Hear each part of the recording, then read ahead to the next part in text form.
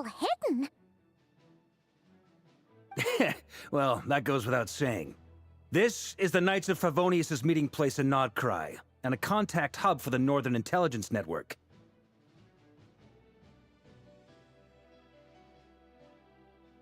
AKA, the black market of intel. No matter what faction you're with, it's the place to buy and sell information. Their headquarters are in Nodcry, but they've got contacts in every nation. As an expeditionary force on foreign soil, working with them has offered us the most effective way of getting our hands on reliable local intel. This is where we meet, so naturally, it's secure. Anyway, where were we? Folks from Nodcry should be pretty familiar with me by now, but I believe this is the first time we've met. Allow me to introduce myself. I am Varka, Knight of Boreas, and Grand Master of the Knights of Favonius. We've heard all about you. This meeting's been a long time coming. You look way younger than Paimon expected, but you definitely have that Grand Master vibe. Well, I'm no spring chicken. Just not showing my age yet. Definitely feeling some of that back pain today, though. Rushed back from Amsfartnir without a wink of sleep, only to get right into another fight with that freshly revived maniac. Another? You mean you fought him before? Yep. He wasn't nearly as strong back then, but he was still a formidable foe. I brought some of the knights along to give him a little surprise, but he saw us coming from a mile off.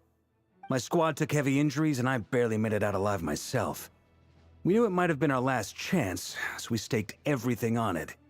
But still, it wasn't enough to stop him. I tried tracking him down afterwards, but he didn't leave a trace. Even in his unhinged mental state, he's as cautious as any trained operative. So, I decided to come find you. And as luck would have it, turned up to find you being ambushed by the Wild Hunt. The rest, you already know. Is that why he's been frantically absorbing Kuvaki these past few days? Because he sees you as a threat?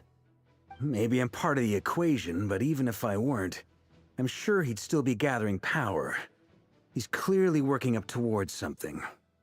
Note to self, Uncle Varka's strength rating officially upgraded. Guess it's my turn to ask questions now. So, what exactly has been happening in Nodcry? Why is the Wild Hunt returned in humanoid form? And why is it after you? That's a long story, but I'll try to make it quick.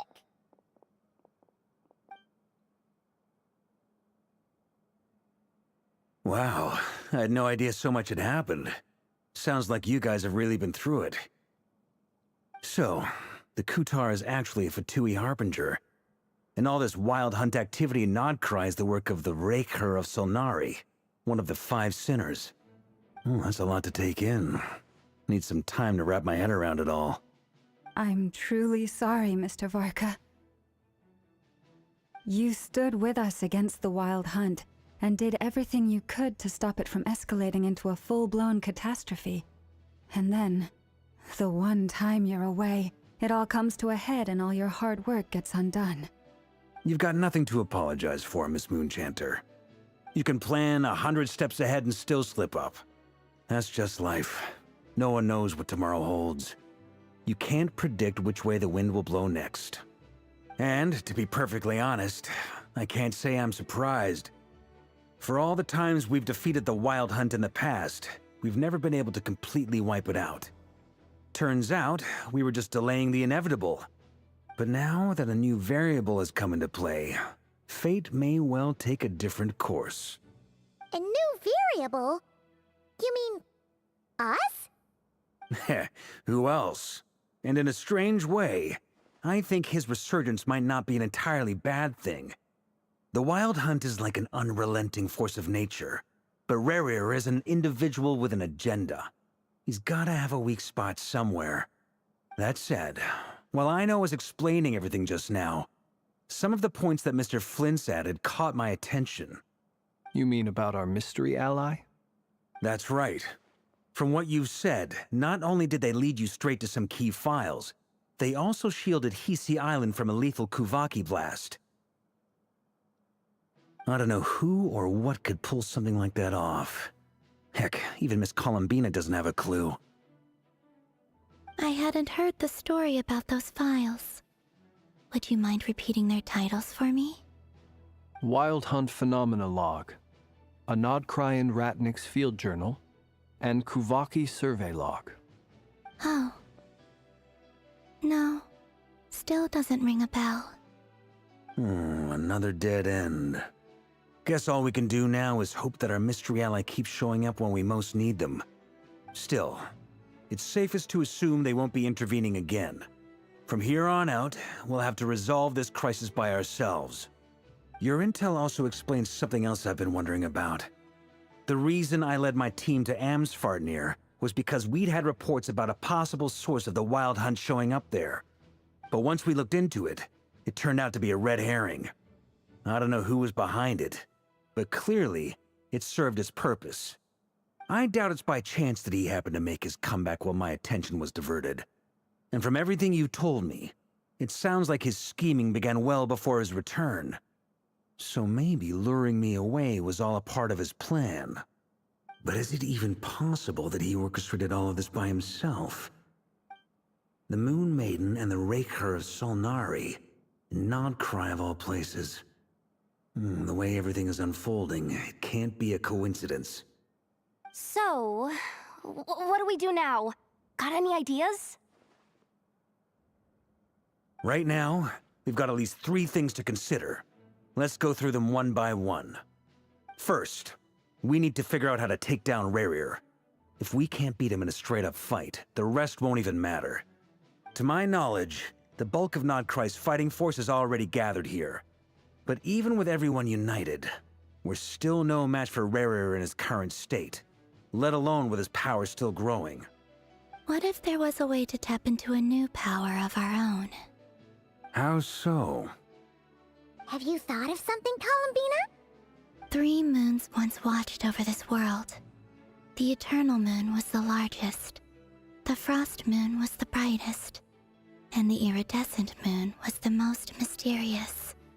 They say that back then, the 3 moon goddesses wielded immense power.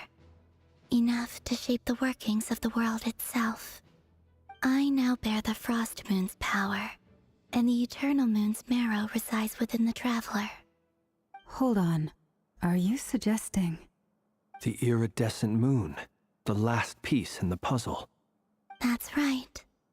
If we can find the Iridescent Moon's marrow, I will be able to regain my strength much more quickly. The 3 moons are said to stir the tides and illuminate all things. Perhaps they hold further secrets beyond our understanding. According to my analysis, the solution is feasible. However, it is subject to one major condition. How do we locate the iridescent moon's marrow? I know a way, but we will need to visit the Fatui's Experimental Design Bureau. The Experimental Design Bureau?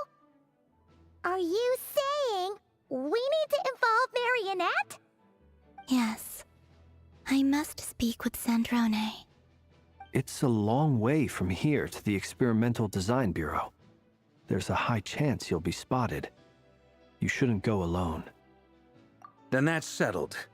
Next up, our second priority. Somehow, we need to figure out Rarir's end goal. As you saw for yourselves, when he was still in his Wild Hunt form, everything he did was for the sake of recovering his body and resurrecting himself.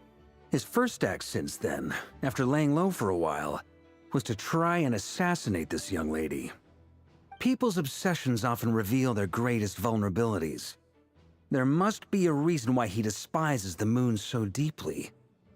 Perhaps it sheds some light on his title, the Raker of Solnari. The Wild Hunt has plagued Nodcry for centuries now. If we want to stop it for good, we have to get to the root cause of what's driving it. It's true. We still know very little about him. If Kuthar hadn't given us that lead, we wouldn't even know his name. But where would we even start? I doubt even the Intel Queen of Nodcry has a clue, and she has info coming out of her ears. Oh?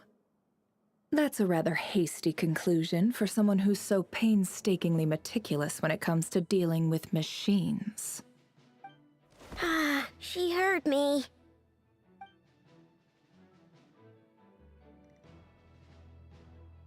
Boss! What are you doing here? I'm now asking myself the same question.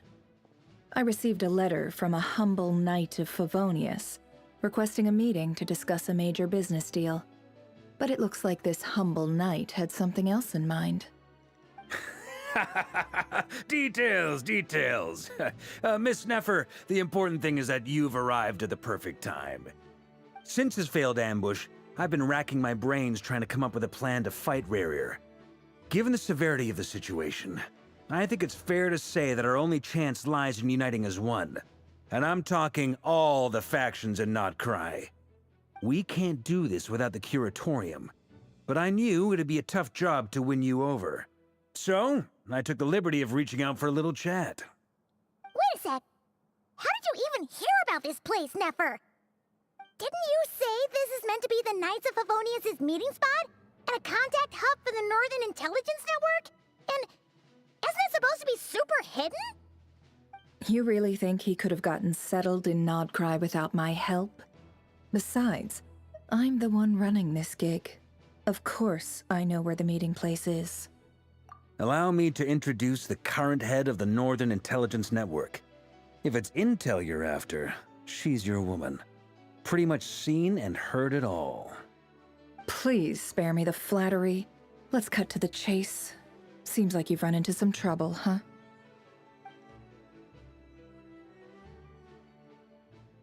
Well, this certainly qualifies as an unforeseen crisis.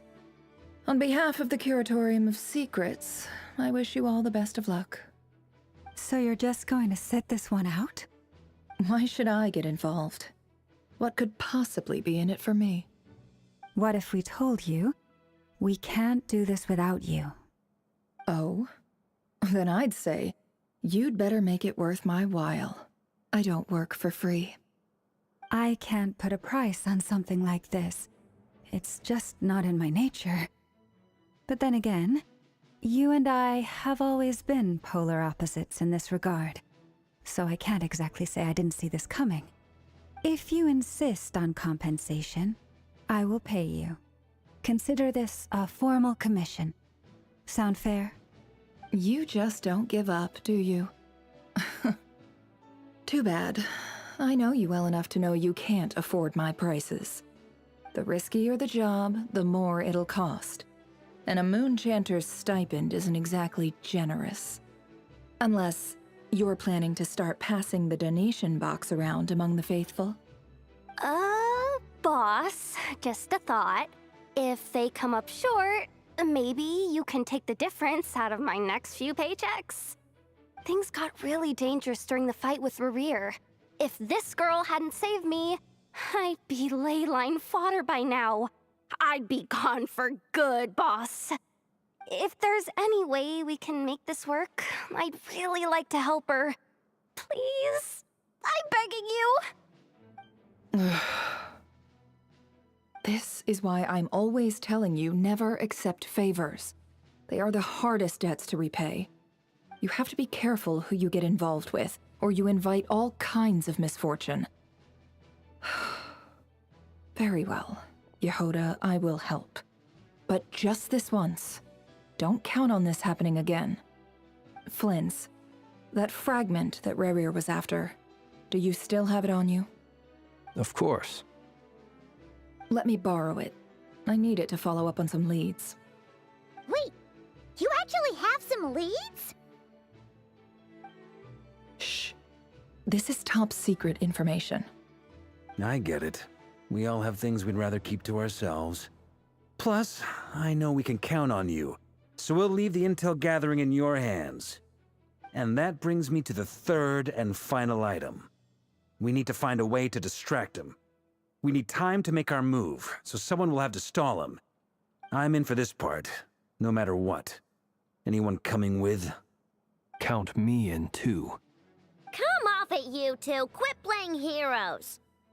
I'm way ahead of you here. Ineffa did a scan of the Moon Goddess's Kuvaki signature, and we're gonna use it to make some decoys over at the Krumkake craft shop. Anyone who's in, follow me. Once they're ready, we'll deploy the decoys across Nogcry. So as long as the rest of you keep moving, he won't catch on to your scent and won't be able to track you down. I like it. Genius idea. No biggie. All right then, we'll split into 3 teams. Once your team has finished their mission, return here and wait for the others. Dismissed!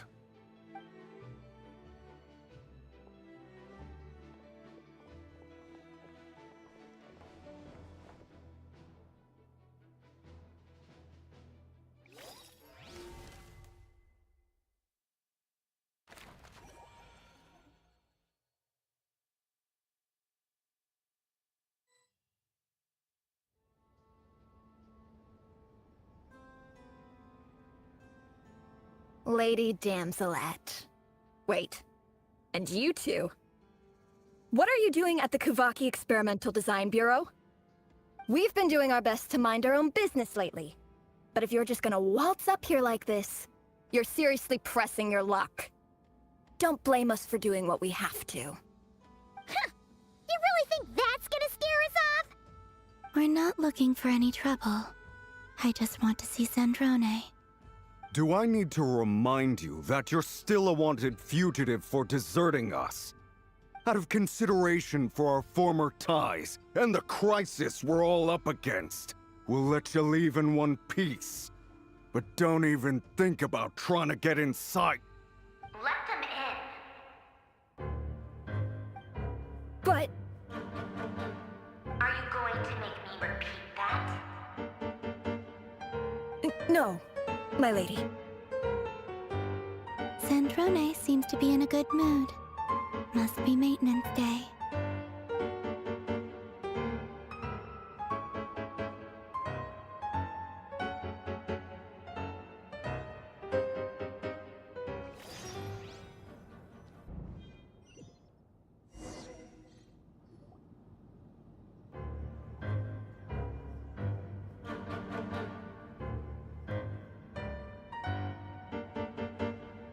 So tell me, to what do I owe the honor this time?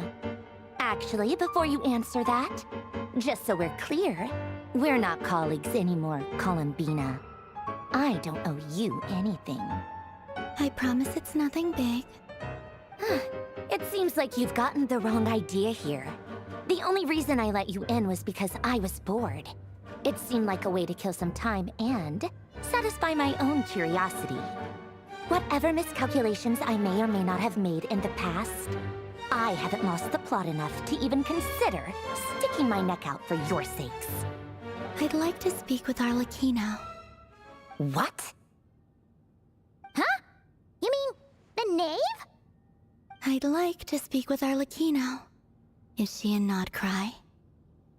No, she's not. Once the work on this facility was completed, she went back with the Rooster and Regrator. The only ones in Nodcry are me and... What is it you need to speak to her about anyway? Rerir is hunting me.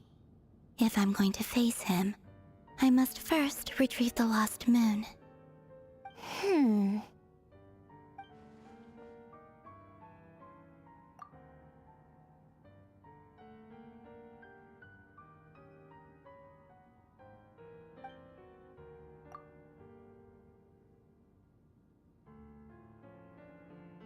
Is that a no, then?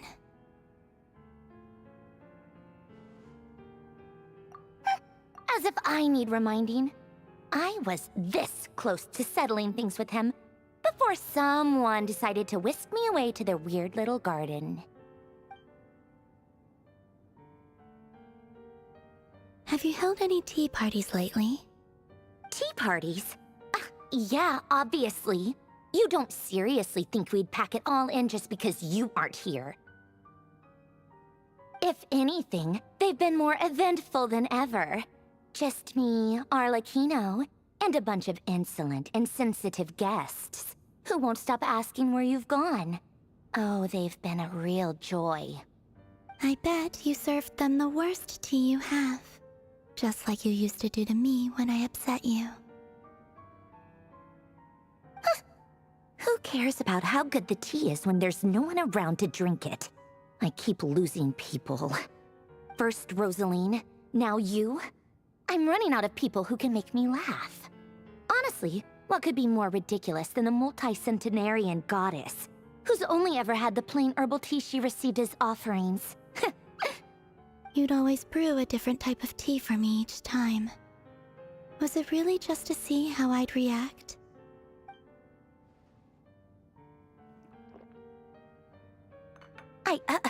Well, duh. Why else? Watching you squirm was practically my only form of entertainment.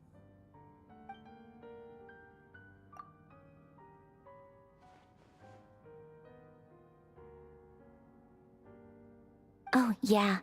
And Capitano sometimes used to bring Tartaglia around, too. But I guess we won't be seeing him again. Well,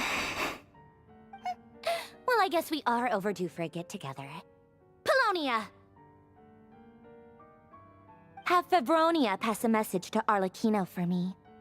It's time for tea. Will suffice. Pass along a message for me, too, if you would. My body cannot contain the marrow of 2 moons, so I'll be leaving one of them in her care. Excuse me? Who said you were on the guest list? If my tea meant that much to you, maybe quitting the Fatui wasn't your brightest move.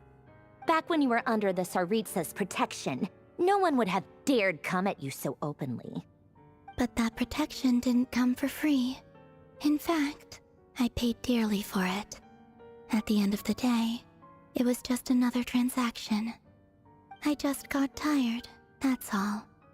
I never wanted any part in their grand ambitions, and I've had enough of being treated like a bottomless supply of power. It brings back memories from the old days, when I was still worshipped as the moon goddess. Centuries on, it may be a different group of people, but I see the same greed in their eyes. I figured you'd leave eventually. You didn't have as much of a reason to stay as I do. The Tsaritsa gave you shelter and protection, but that was it. Nothing more, nothing less. Meanwhile, the Fatui demanded everything from you in return, until it was more than you could bear. I get why you left. And frankly, I have no interest in dragging you back just because the higher-ups told me to. But if you keep hanging around with this riffraff, the next time we cross paths, we might be enemies for real.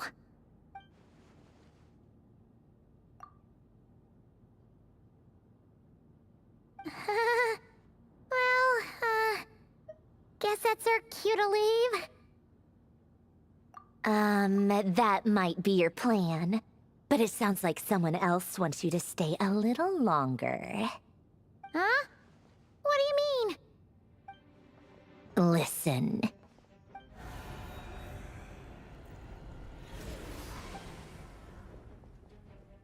My lady, it's the Wild Hunt. A horde of monsters is headed straight for the facility. Ugh, another uninvited guest trying to crash my tea party. Clear the area! I'll handle this. Wait, what? You want us to leave you here by yourself? Huh, you'll be lucky to make it out of this alive. You really think you can afford to worry about me? Go on, get out of here. You may have stopped Paulownia from crushing him last time, but I've made sure that won't happen again. The entire Experimental Design Bureau is rigged for war. Stay and watch if you want, but it'll be at your own risk. You're not flagged as friendlies in the weapons system. Don't tell me what to do! Ugh, look, if you're leaving, make it quick, or you'll just get in my way. There's a secret passage on the 2nd floor. It'll take you right to the plains out back. Stare all you want, Columbina. You're not getting another invitation to my tea party. I know. But thank you anyway, Sandrone. Ugh, this is exactly why you shouldn't hang around with those people. All their melodrama and sentimental nonsense is rubbing off on you.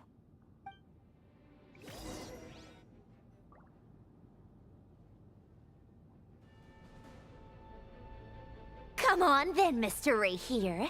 Let's pick up where we left off. It's your Wild Hunt monstrosities versus my beautiful creations. Let's see who comes out on top.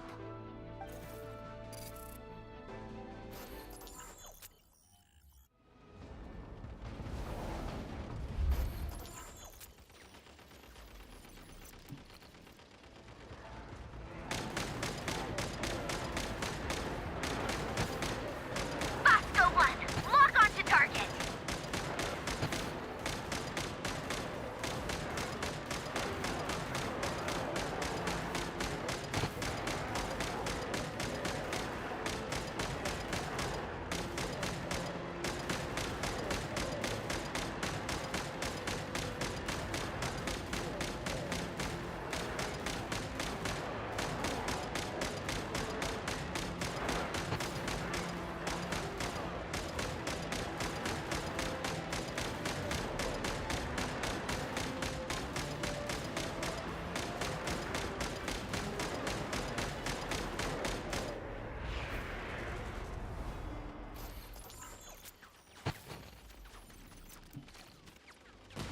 Good work, Bosco 1. Bosco 2, prepare to fire!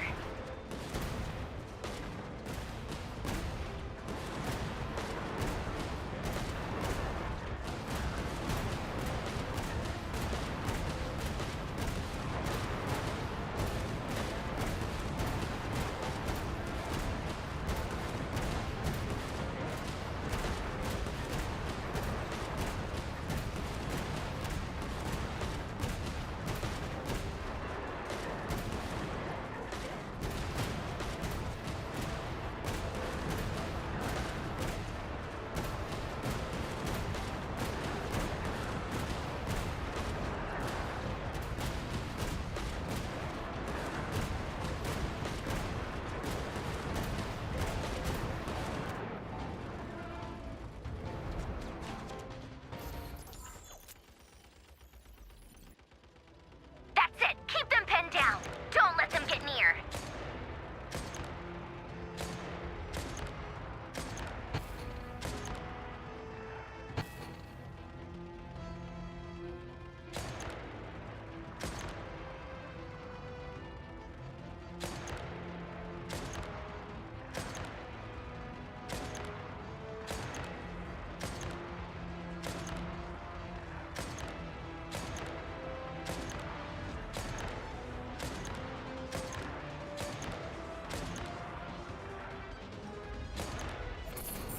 Rotate out. Deploy all backup units.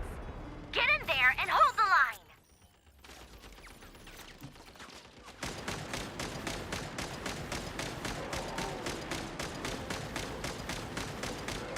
They're more tenacious than I thought.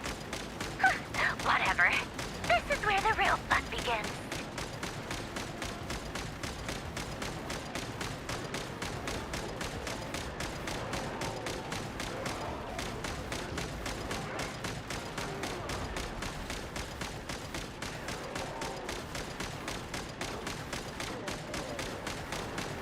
Don't worry. Once this is over, I'll put you all back together again. I promise.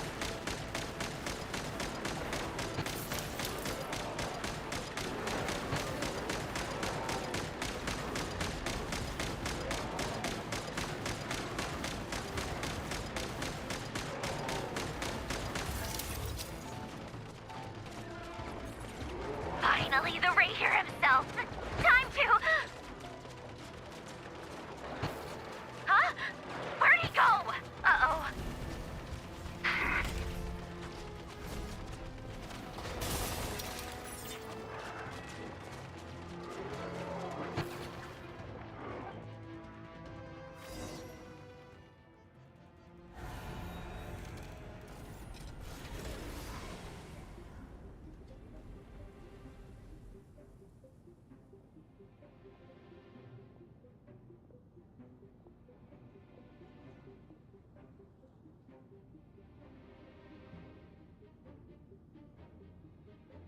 Polonia, get him!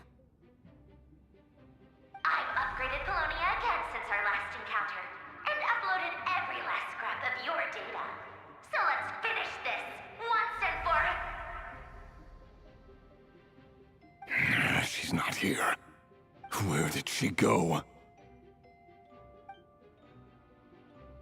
Hey! Over here, you big... Cursed moon. Go. Keep searching. She cannot have gotten far.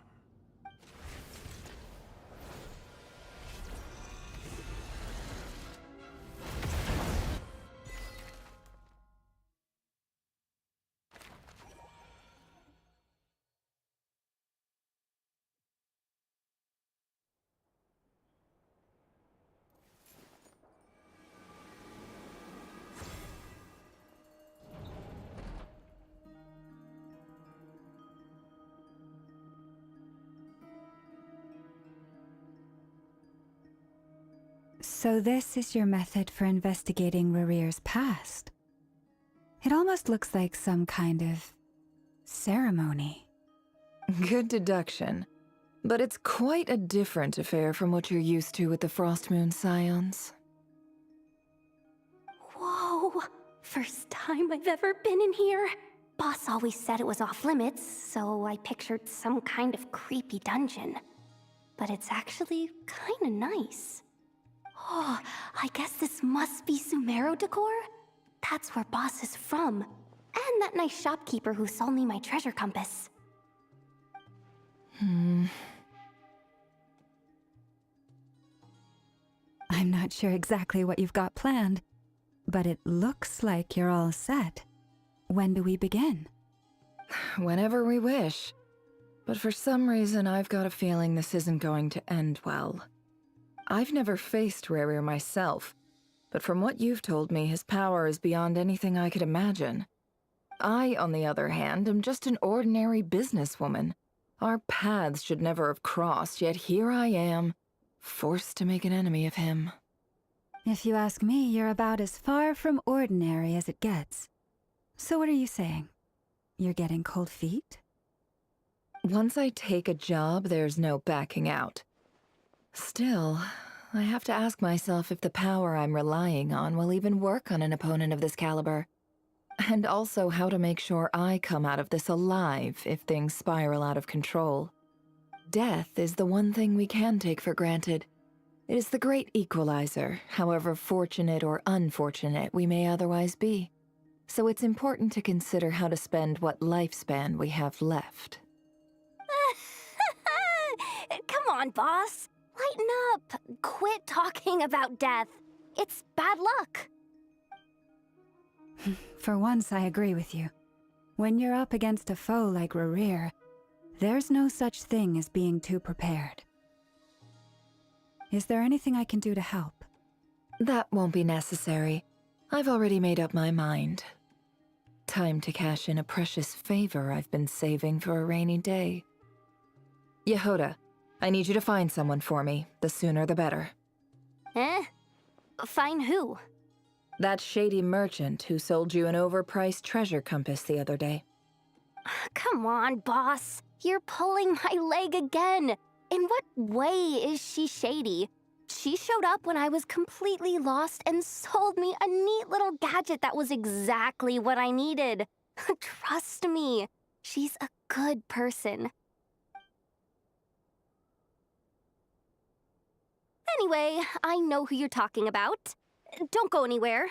I'll be right back.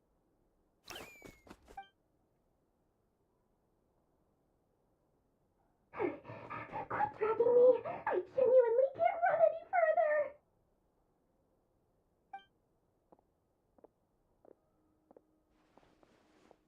Hey, aren't you?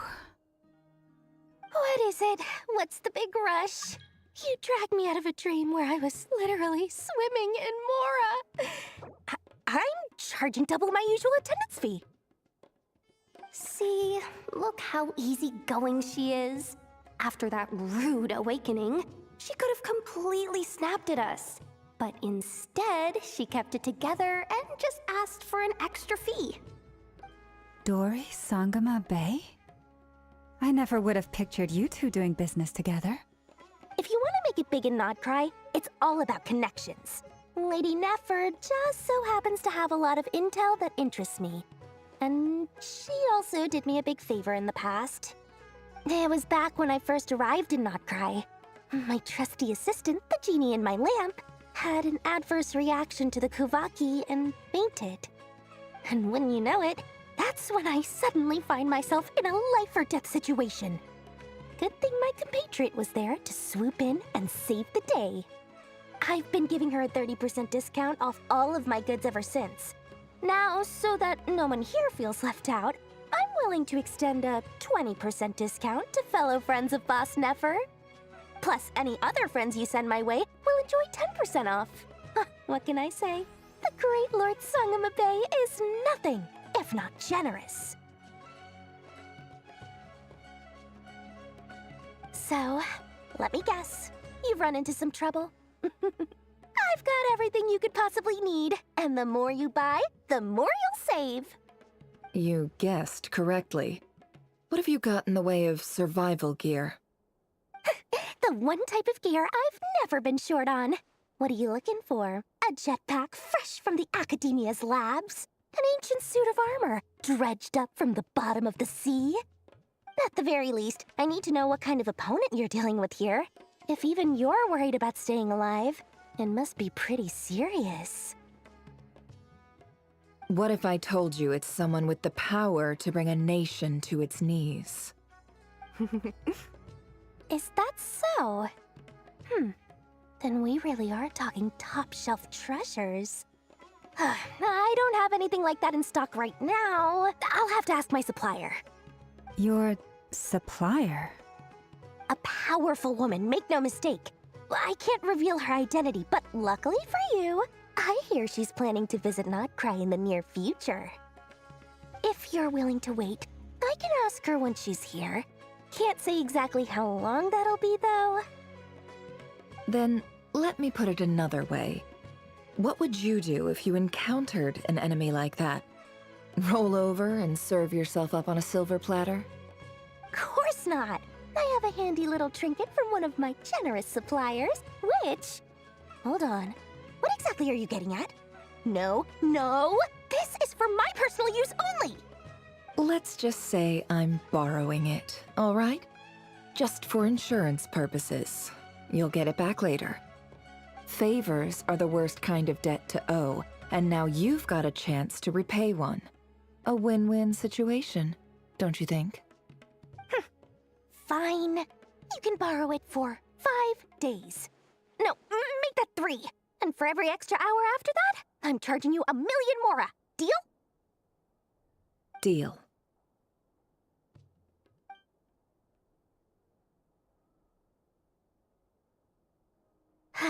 What a way to start the day. Now, was there anything else you wanted? Or can I go back to bed now?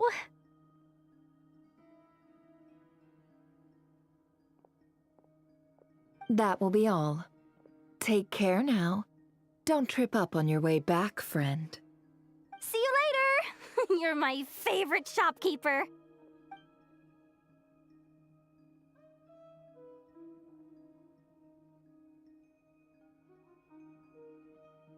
Excellent. Everything is well and truly ready. The ceremony can now begin. After initiating the ceremony, your minds will follow me wherever I go. You will see many strange things in your mind's eye. So remember, don't be frightened, and don't make a sound. Now then, let us peer into the Raker of Solnari's past.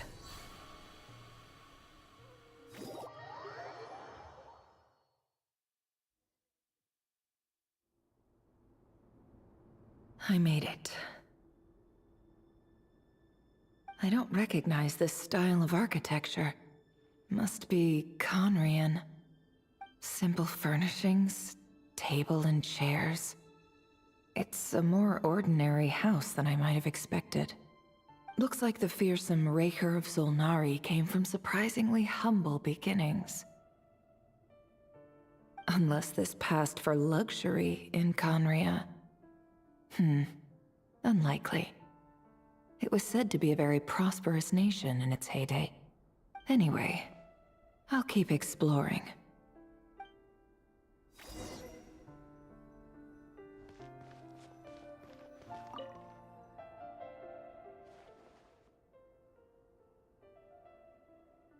Hi, Rivier. Since you're working extra hours tonight, I thought I'd keep myself busy by checking out that new kebab shop. I've heard good things about their menu. I'll test it out, and if it's as good as everyone's saying, let's go back together sometime. P.S. New stash from the Universitas Magistrorum. I brought some goodies home. A few teacups and a pin rack. Hope you like them. They didn't sign their name, but they must have been close. Sounds like they were living together.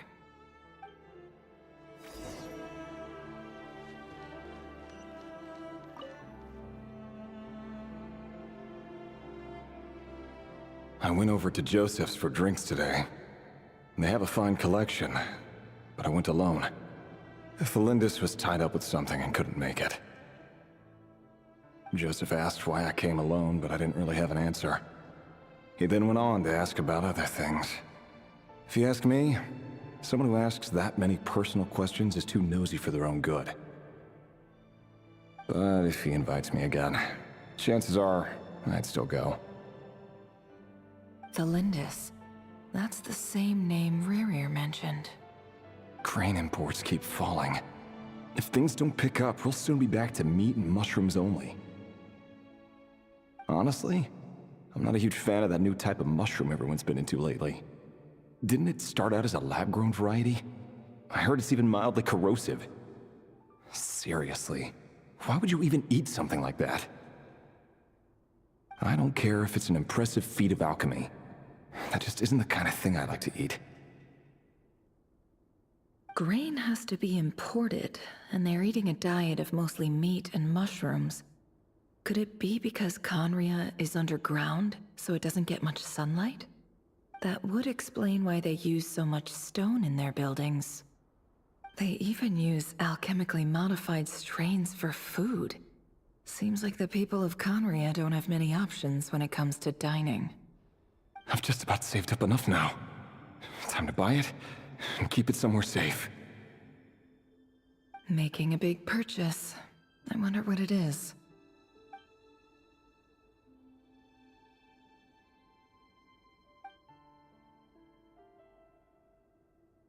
He really is a professional. No wonder he's so good at covering his tracks. Despite what he's become, it seems like he's retained certain habits, at least in this regard.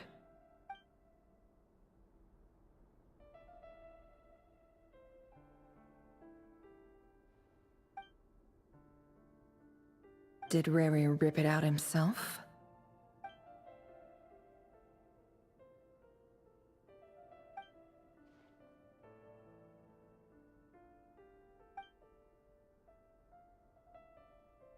Before I met you, I was convinced that my heart was nothing more than a stagnant pool.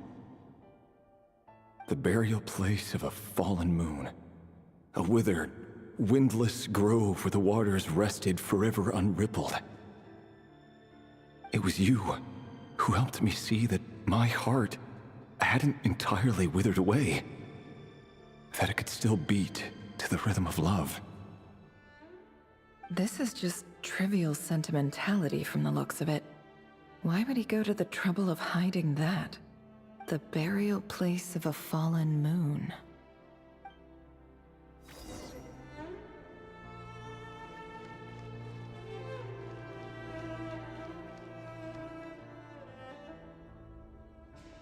Rerir, over here. Dane! Oh, and, Vedalfin here? What a surprise to see you here, sir.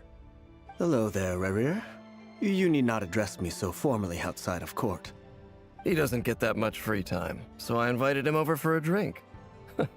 Even the court prophet deserves a break every now and then, right?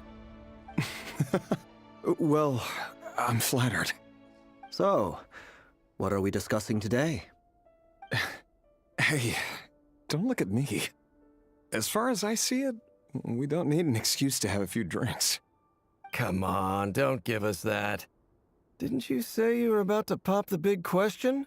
How's that coming along? Who'd have thought the great Twilight Sword was an even greater gossip? I just didn't expect you to be the first one to settle down and get married, that's all. Yeah. If you told me that a few years ago, I wouldn't have believed you either. So, are you planning to come clean about your job then? I'm guessing you still haven't told her. Sure, I'll have to tell her at some point. But I'll need to pick the right time and place. To be honest, I have no idea how she'll take it. Come on, stop being such a pessimist. For all you know, she could be thrilled. I bet she'll be much more impressed by your actual job than the one she thinks you're doing now. A member of the King's Guard. Quite the cover story. Does the king himself even know? Of course he does. Anyway, enough about me. How have you been? Me? Same old, same old. Nothing much to... Huh? What's up, Fed? It's nothing. Vedifulnir, Dainsleif's elder brother. Renowned throughout the court of Conria as the Visionary, and said to possess a wisdom far beyond the reach of any ordinary man. And yet, despite the gulf between us, he seems to have something to say about me. Does he even know me? Does he see me as a friend of his brother, or just another of the Vinster King's blades? Why did he react so strongly? Was it really to do with what we were talking about? Brown, curly hair and brooding blue eyes. So this is what Rerir looked like back in the day. Perfectly normal. No different from anyone else. As frightening as this monster is in the present, there's something even more unsettling about seeing the human he used to be.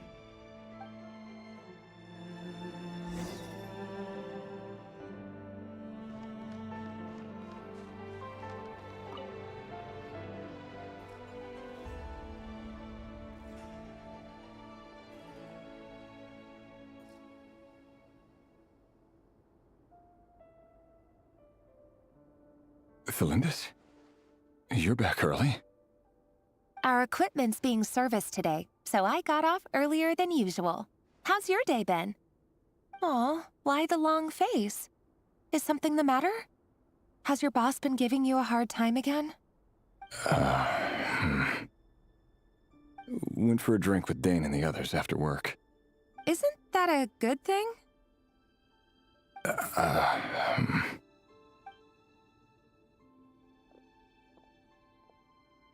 Vedifulnir showed up today, too.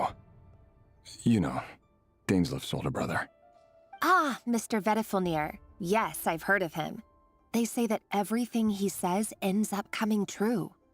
He overheard Dainsleif mention that I'd recently proposed, and seemed to have an issue with it. But when I asked what it was, he kept it to himself. So, you're worried?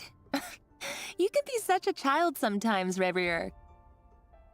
We're nobodies. Why would the Visionary be concerned about us? I'm sure someone in his position has much bigger fish to fry. Maybe you're right. You worry too much, Rerir. We've been together for ages now, and everything's been going so well, has it not? You've even proposed to me.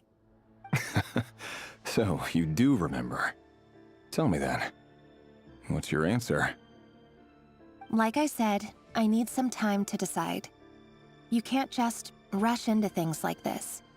We may be nobodies in the grand scheme of things, but if we want things to work out, we've still got to plan ahead. All right. Take your time. Just don't keep me waiting forever. Nobodies. Sounds about right. In the eyes of people like Vedifulnir and Dainsleif, what do we matter? Can someone whose gaze is so fixed on a far-flung future even see the present clearly? Besides, the dynasty's fate rests with the king and his inner circle. Whatever I do, it won't make much difference. Meanwhile, every idea they come up with and every decision they make, it affects everything. These days, the king is lost in his research, and the purge of the Crimson Moon bloodline grows ever more intense. The opposition tried to speak out, but nothing came of it. And I'm under no illusions as to why. Because we eliminated them and got rid of their bodies. A man can have 1,000 reasons to carry a sword, but there are few good excuses to use it. Yet the king has never even considered a gentler approach, and he never will. What becomes of someone who kills on another's behalf? Can he ever find true peace?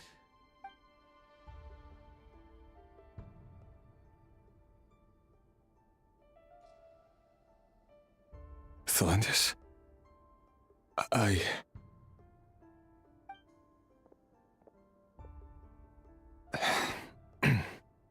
It's nothing. You were right. Fate has never smiled upon nobodies like us. But by the same token, it's unlikely to bear a grudge against us either. There's no reason we can't keep living happily together, cherishing the simple joys of each day as they come. See? You just need to stay positive, Revere. I can feel your warmth, your breath. You're right there, right by my side. Just seeing you makes me happy in a way I can't explain, and that's something that no one could ever take away from me. So smile, my love. Let go of that frown. You're right, Thelendis. I've just been overthinking things. That's better. Getting caught up about things like this will only ruin our evening. Speaking of which, all set for the ball tonight? I need to go get ready. You go ahead. I just have a few things to take care of, then I'll come join you. Even busier than the big shots, huh? Fine, I'll go get started. But don't be late. If you keep me waiting too long, I won't be a happy bunny. Relax. I'll be there. Seriously, though, you drive a hard bargain. You're really gonna leave my proposal hanging and still expect me to take you to the ball? Well, that goes without saying. I already told everyone I'd be coming with a dance partner. Besides, they're two completely different things. Let's take it one thing at a time, all right? All right. White outfit it is. It seems like Rere was deliberately hiding his ties to the intelligence services by giving the impression that he was just an ordinary member of the Venster King's Guard. He clearly doesn't want his would-be fiancée to know about his other life. Then again, that's hardly surprising. People in the intelligence trade rarely do. Who'd have thought we were in the same line of work? Let's dig a little deeper.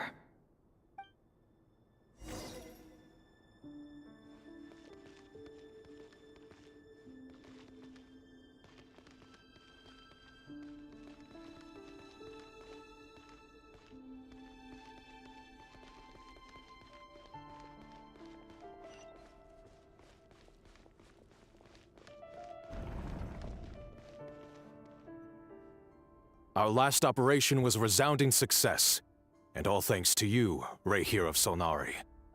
In total, we apprehended 32 dregs of the Crimson Moon, and 67 accomplices.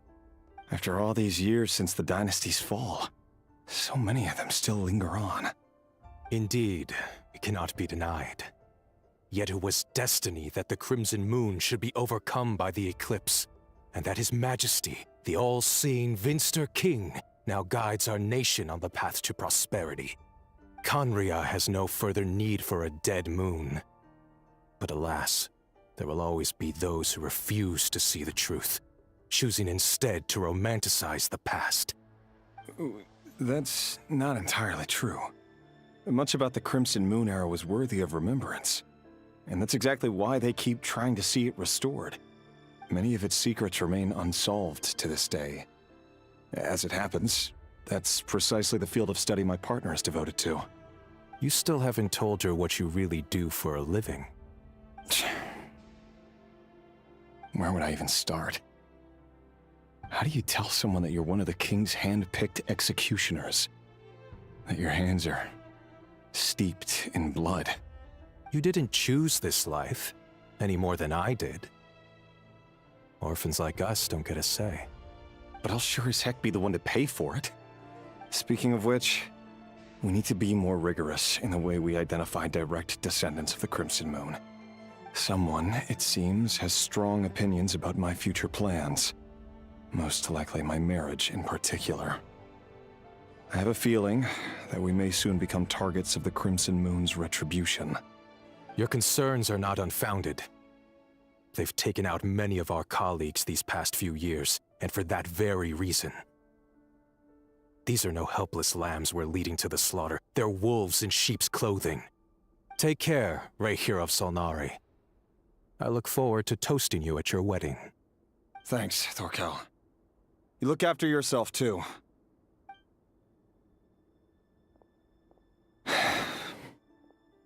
Thelindis, I never wanted to keep this from you. You're the last person I would ever want to lie to. But that's exactly why I can't tell you everything. There are things you shouldn't know. Things you cannot know. The moonlit dynasties are a thing of the past. Yet even now, with the sun shining high in the sky, there are those who would call forth a dead moon's ghost. Could that be why Vedalfnir held back? Or was it because of some court secret he's not at liberty to share? I have to get a clear answer from him. No matter what happens, I will protect Thelindis. Rerir seems to be very concerned by Vedalfnir's reaction.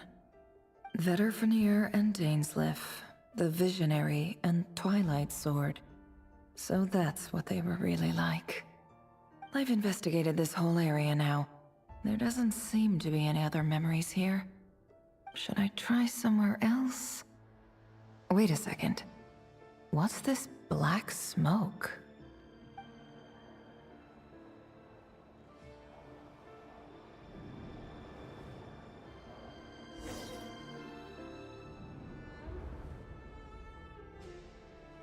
So, he's late after all. Just you wait, Rerir. You're in for it. Big time. Are you waiting for someone, ma'am? Could I tempt you into buying some flowers? Oh, sure. Pick me out a pretty bunch if you would. Thank you. But I'm afraid none of them are as pretty as you. For someone so young, you sure have a way with words, don't you? I'm only telling the truth. Look me in the eyes. You'll see I'm not lying. May we have a word in private? Who are you? And what do you want? It doesn't matter who I am. Too many of our kind have fallen lately, so I decided to take the risk of reaching out. Not long ago, the Rehir of Solnari led an assault on one of our strongholds. We suffered many casualties, and many who came to our aid lost their lives as well. Sorry, I don't know why you're telling me this. And I don't want to get involved. Wait. Hear me out. This time we finally got a clear look at his face and learned his true identity. His name is Rerir, and he claims to be one of the King's guards. What did you say? A cruel irony, isn't it? The man you're set to marry leads a double life as a brutal executioner. But surely, you must have caught a whiff of the blood on his hands. Why are you telling me all of this now? Simple. It's because... How strange. Rerir was nowhere to be seen in that memory. It clearly belonged to Thelindis. Rerir couldn't possibly know what happened if he wasn't even there. Why would her memories appear in his fragment? The ceremony won't last much longer. I think it's time to call it a day.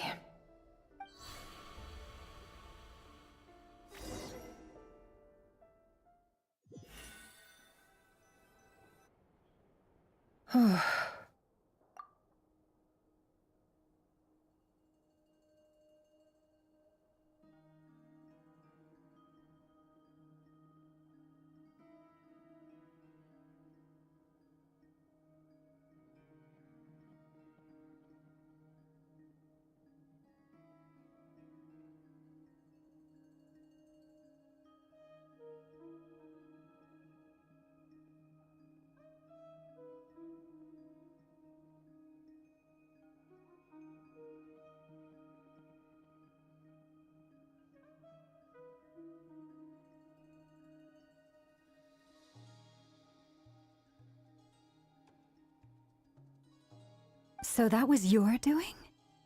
Did you just pull us inside Rurir's fragment to spy directly on his memories? Any more questions, and I'll have to start charging. I had no idea you could do that, boss! Seriously, that was amazing! We're not worthy. We're not worthy! I gotta admit, though, I'm itching to see what happens next. Feels like we barely scratched the surface. I'm just as curious as you are. But the ceremony only allows for limited time inside. That's all we can see for now. Luckily, we managed to learn quite a lot. So far, so good. I just hope the others are doing okay too. Especially the group with the Traveler. Their mission is a risky one. Let's hope it's all going smoothly. If you're worried about them, go see how they're doing. If I know boss, she's gonna need some time to write up all the details and make sure it's all coherent. I'll stay behind to lend a hand, but feel free to head back and meet up with the others.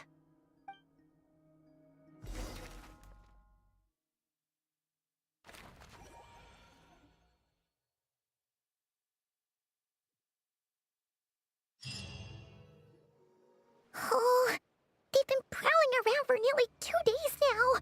These things just won't quit. Oh, they might not have seen us yet, but with them constantly sweeping the area, our way out is completely blocked. Oh, that's never gonna work.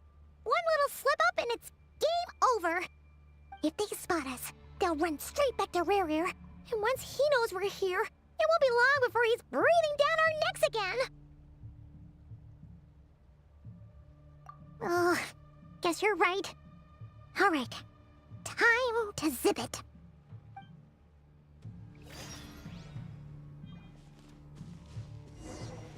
Quick, hide! We almost got spotted! Phew, that was a close call.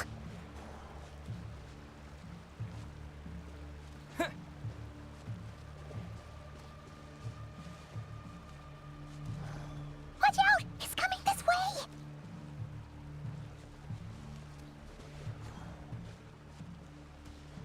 Keep going. We're nearly there. This is the final hurdle.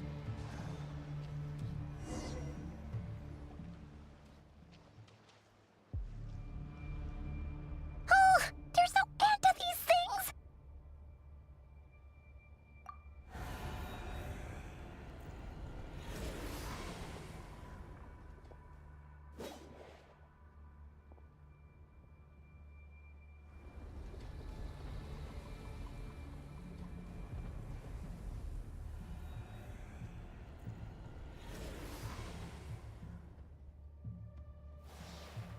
Fire. Fire? Wait, what's that smell? Oh no, there's a fire!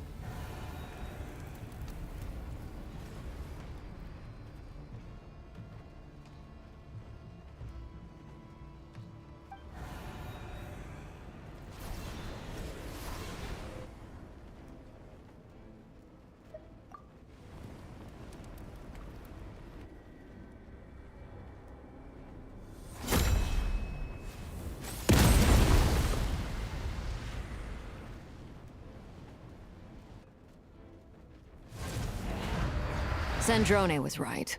You look weak, Columbina. The old you would never have let such lowly creatures bar your way. Word has it that you did something for the Tsaritsa, and that's why you've lost most of your power. Freedom comes at a heavy price, doesn't it? It's Arlecchino! You came! Hello again, Columbina.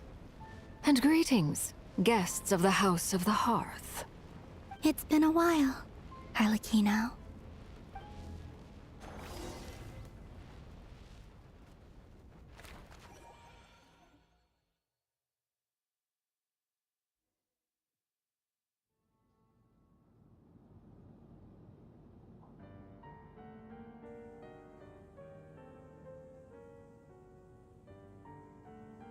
Stupid right here of stupid Solnari.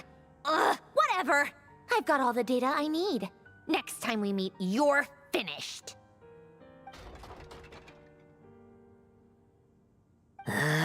He sure doesn't pull his punches. Excuse me, do you need a hand? You can do me a favor by staying out of my way. Can't you see I'm busy? Wait a minute. I recognize that voice. Hello, Miss Sandrone. Father sent us over to help. Huh. How considerate of her. Hey, Fremine, get over here and help me fix this. Lenny, you do your thing. Just keep your sister away from my machines. Nearly every machine that Catgirl touches ends up going haywire. Go put her on cleaning duty or something.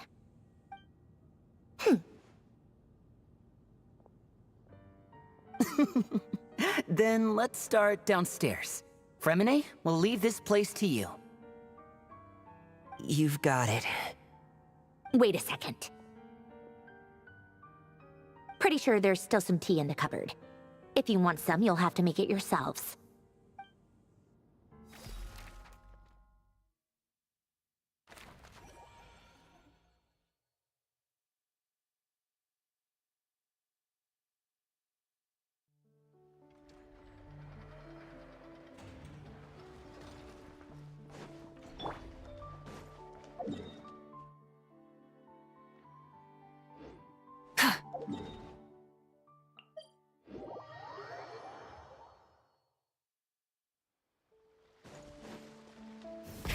Rev the engines!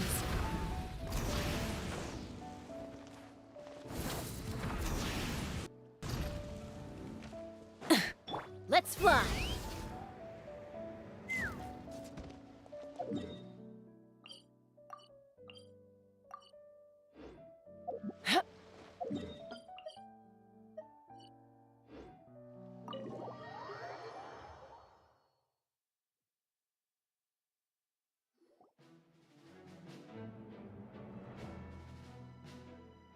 It's a relief to see you all made it back in one piece.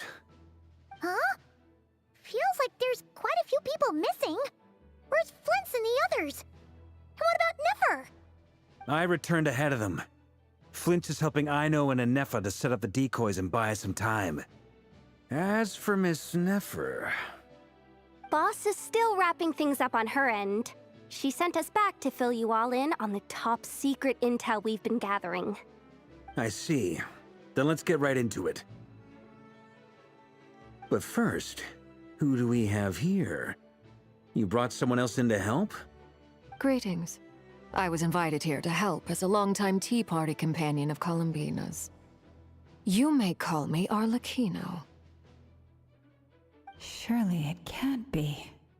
Those eyes. Oh, where have I seen them before? Wait, of course. In those memories we just saw. The only Arlecchino I know is the fourth of the Fatui Harbingers.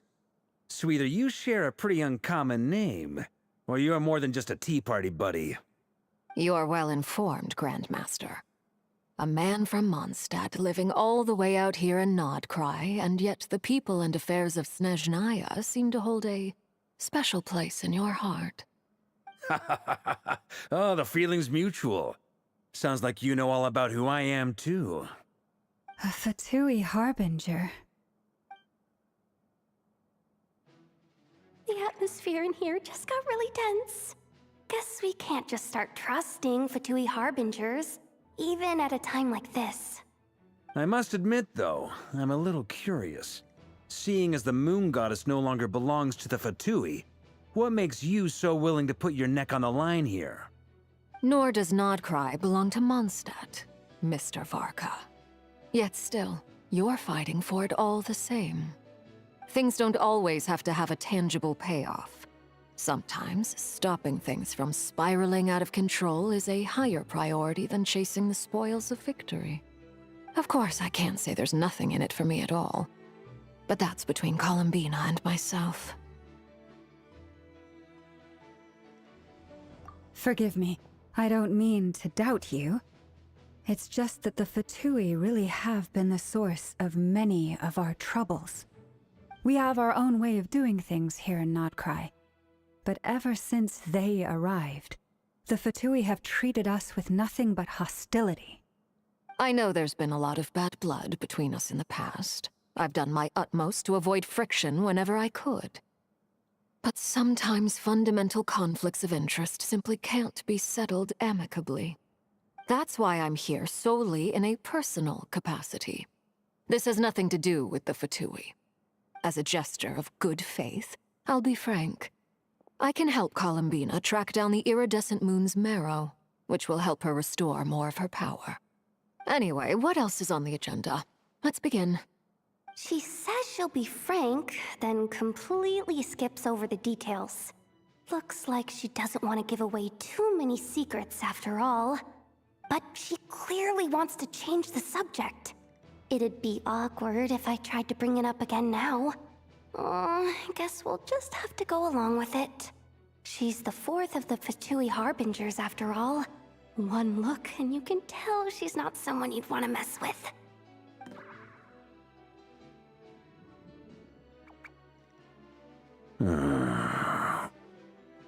Well, since Miss Arlecchino sounds confident in her ability to handle that, we'll proceed to the next topic. Yehoda, time to share that top-secret intel. All right, listen up, everyone. First, we now know that Rerir was originally a Conrian secret agent whose primary mission was to hunt down and assassinate the so-called Dregs of the Crimson Moon. The Dregs of the Crimson Moon? Mm-hmm. In the memories, there was a lot of talk about the Crimson Moon and Eclipse, and a whole bunch of other stuff from the time of Conria. To my knowledge, those were the names of two different Conrian dynasties. Long, long ago, it is said that the people of Conria worshipped the Crimson Moon, drawing a mysterious power from its reflection. But one day, a coup saw the Crimson Moon eclipsed, hence the name of the new dynasty that replaced it, and how it became the new emblem of Conria. Still, long after the Crimson Moon dynasty had fallen, the last ruler of the Eclipse dynasty, the Vinster King, still coveted the secrets it left behind. So, he sent the Rehir of Solnari to secretly hunt down the Crimson Moon's few remaining followers. In those days, Rerir showed no signs of madness. In fact, he was as normal as any other person. Oh, and he had a fiancé, or at least a would-be fiancé, called Tholindis. What's the matter?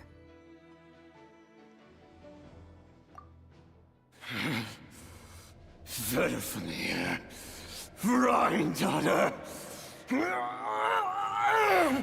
Flinders, Flinders. Interesting. Anything else? What about this would-be fiancé of his? Do we know anything about her? Well, she was a researcher at the Universitas Magistrorum, but it felt like she was hiding some kind of secret. Oh, and one more thing. For some reason, Rerir's fragment also contains some of Tholindis' memories, though only a very small portion. Well, no shortage of potential leads, I'll give you that. In any case, it sounds like we can conclude that while Tholindis was still around, Rerir appeared to be lucid and quite normal. Tholindis, it seems, must have been the one thing in this world that he couldn't let go of. Tell me, though, were these pure-blood Conrians we're talking about here? Why do you need to know that? Hold on. If she was a pure-blood Conrian... Oh yeah! Just like how it was with the captain! If we could somehow find her, do you think there's any chance Rerir might regain some of his sanity? It's possible, but it would take a miracle. We can't pin all our hopes on that. That merchant who Nefer knows Dori Sangama Bay. Maybe we could hire her to look into it. All right then. Let's keep working in our separate teams. Traveler, Paimon, Kutar, and Miss Arlecchino will go look for the iridescent moon's marrow. As for the others... On the way over here, I noticed that the Wild Hunt monsters had grown even more frenzied in their search for Kutar. At this rate, the people living here will be in grave danger too. So I'm thinking of gathering together some of our followers to go wipe them out. I'll head back to the curatorium and meet up with the boss. Feels good knowing we've all got something to be getting on with. Given that the Wild Hunt has been a lot more active lately, the Lightkeepers have likely begun their own operations too. If that is the case, someone will need to pass the news on to Flint's. I'll hold the fort for now, then discuss our next move with Flint's, Aino, and Anefa when they get back. All right then. Well, the clock's ticking. If that's everything, we'll be on our way. We'd better get moving too. We'll try to buy you as much time as we can. Relax. Just do your thing. Now, I decided to call in some backup since things are getting so hairy. Our reinforcements should be here any minute now. Stay safe, everyone. Dismissed.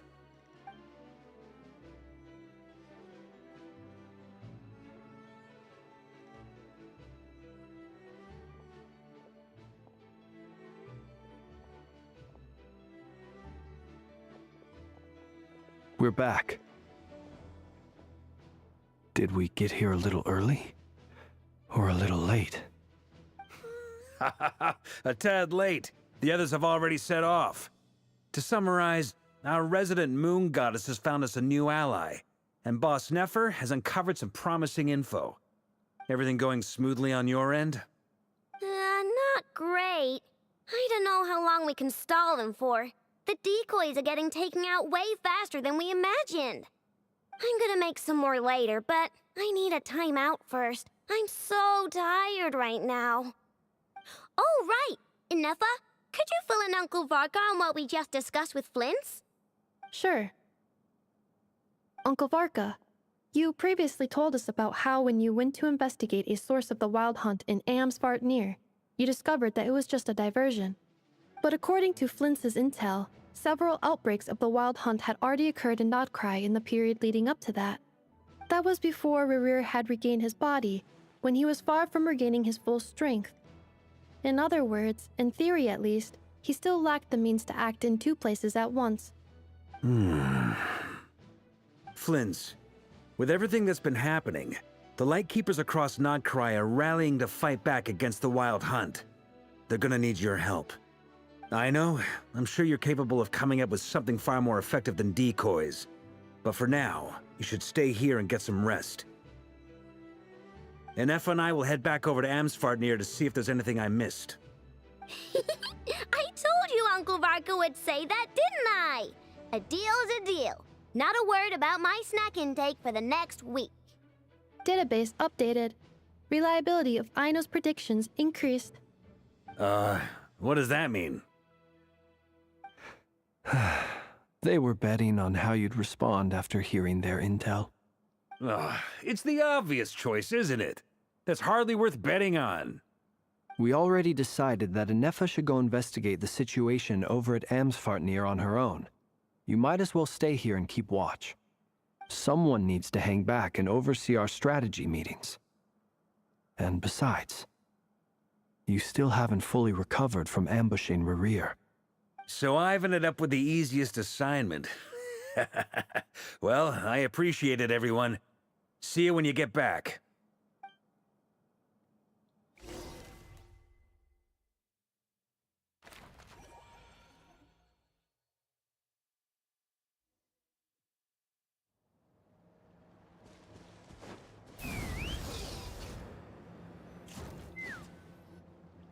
Here, this will serve as a good spot to cross over. Arlecchino, hold up a second. Since you brought us all this way, would you mind telling us what you've got planned? We still haven't got the slightest idea what's going on here. And if even Columbina doesn't know where the iridescent moon's marrow is, how do you? Simple. Because I am an inheritor of the royal bloodline of the Crimson Moon, and one of the last surviving embers of the Two Worlds' flames. Huh? Are you serious? As in, you're a descendant of that Crimson Moon dynasty we were just talking about? The one from ancient Conria? Your surprise is understandable. I was also taken aback when I first learned of it. But the more I thought about it, the more I realized the signs had been there all along. When I was young, I discovered I could wield a very special kind of fire. It coursed like blood through my veins and smoldered away inside my nerves. What's more, whenever I experienced strong bursts of emotion or drew too deeply on this power, it was like some kind of presence within the fire would begin to gnaw away at me, consuming me from the inside out. Exactly. That is why my hands are like this, too.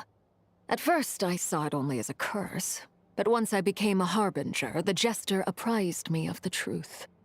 Together with my own investigations, over the past few years, there are several things that I have gradually come to understand.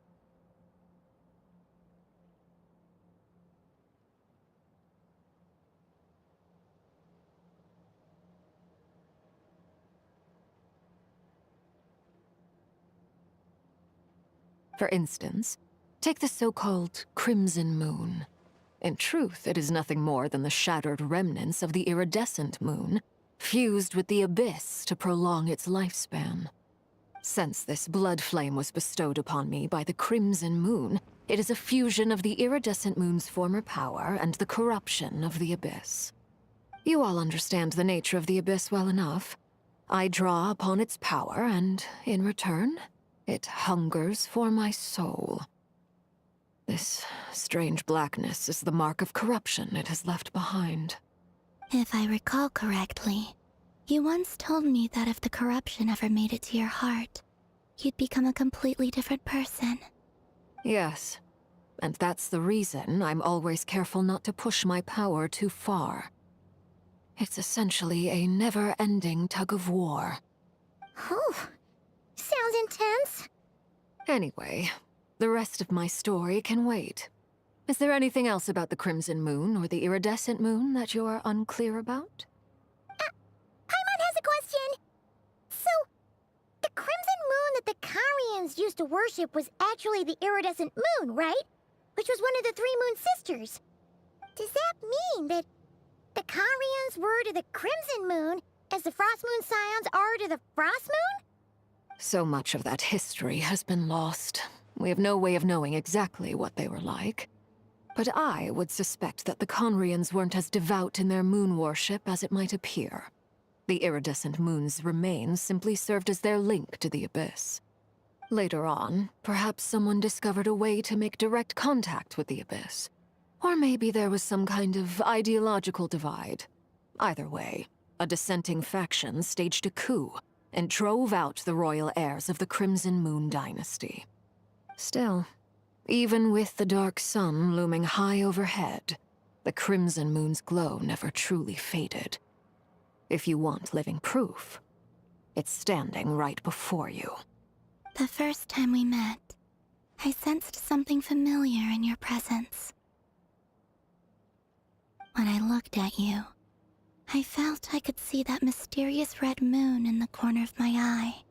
In your flames, I saw its broken image, surrounded by a strange black aura.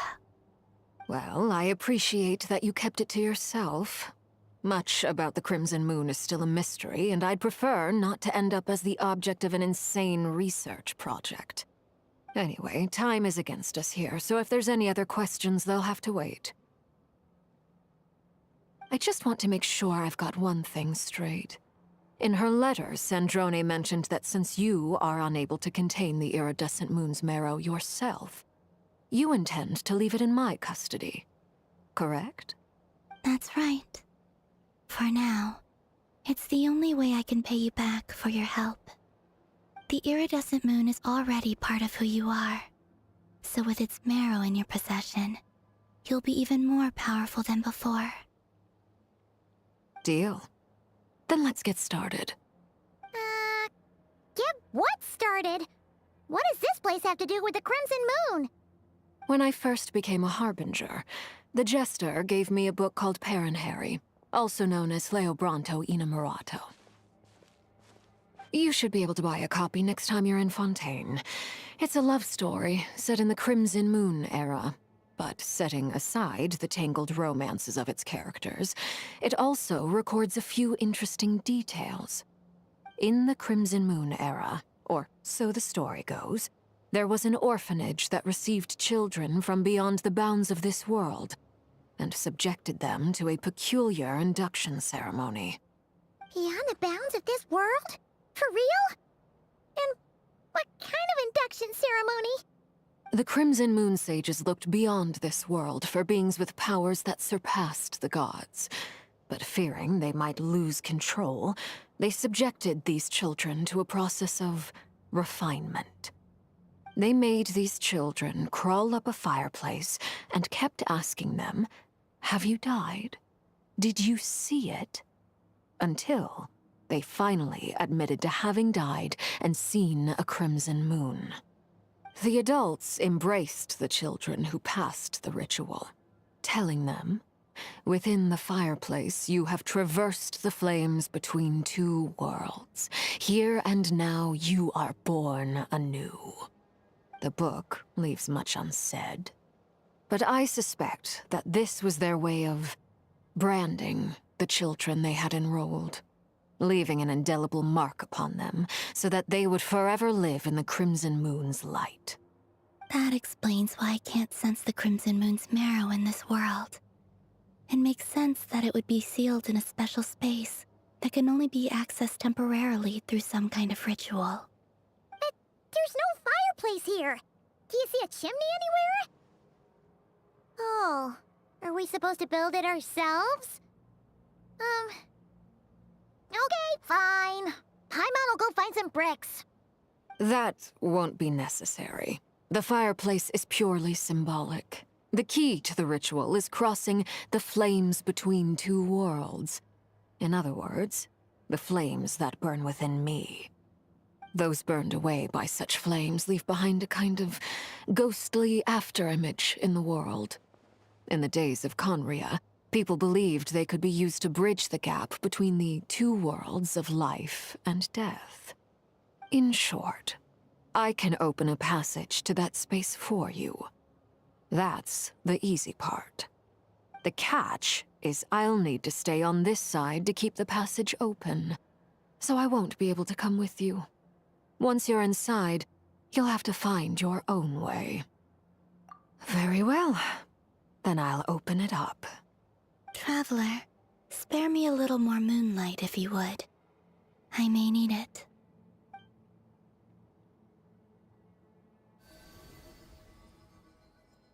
Thank you. I feel like I've recovered some of my strength now. It should be enough to move us across short distances and confront whatever dangers might await.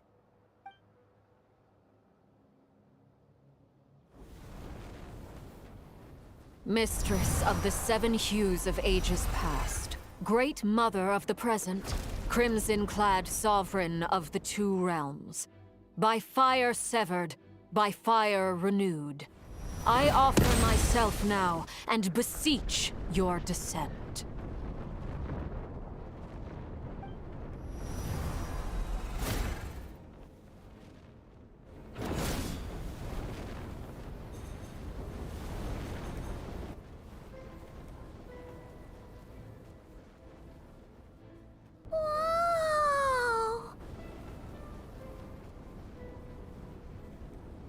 One word of advice. As you're crossing over, no matter what voices you hear, do not answer. Got it. I sense a sinister gloom inside, but also the familiar light of the moon. I feel that I am about to meet an old friend who has changed beyond all recognition. All right, let's go.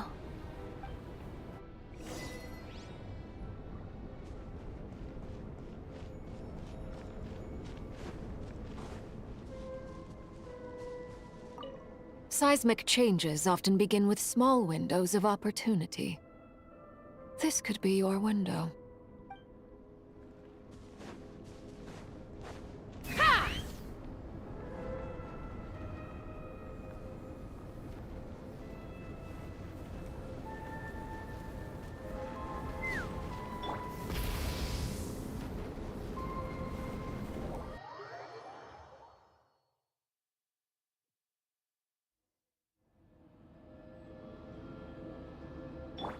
Take me up!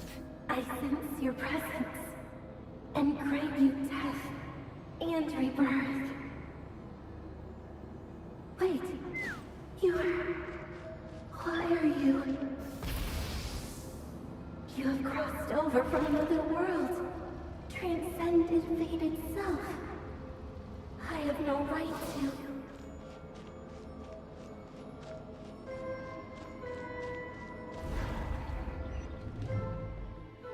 Hey! Look up at the sky! A red moon! This must be the spot, right? Is that the abyss? It's practically filled the entire place! What now?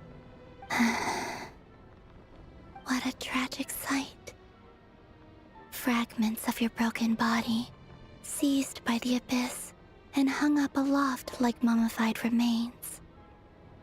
Iridescent moon, was this truly what you wished for? Careful! There's something spooky about this place. Feels like something is lurking in the fog. Haimon's right behind you. Whatever you do, don't run off without her.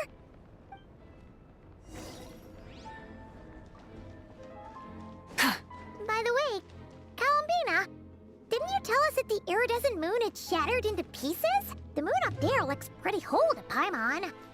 How is that possible?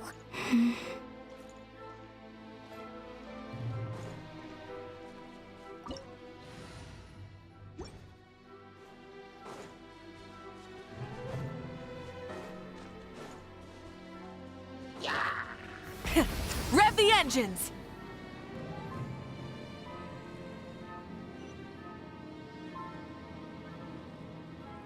Just like I thought. It was only a facade.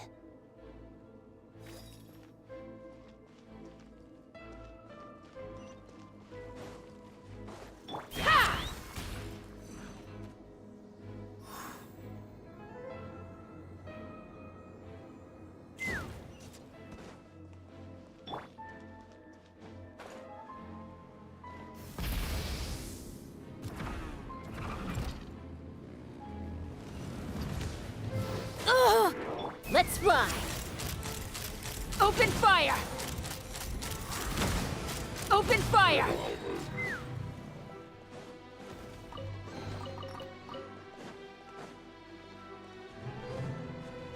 Ha!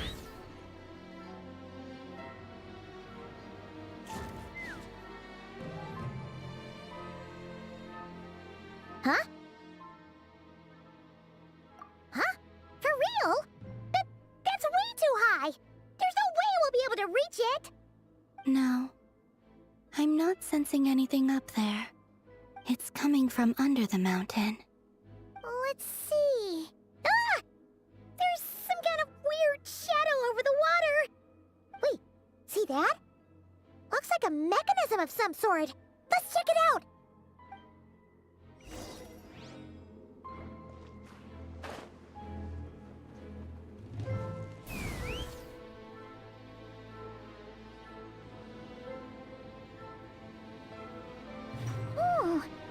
Looks like a device from the time of Kyria. Maybe people once came here to study the Crimson Moon's domain, and they left this behind. Oh, if we can activate it, we might find some clues.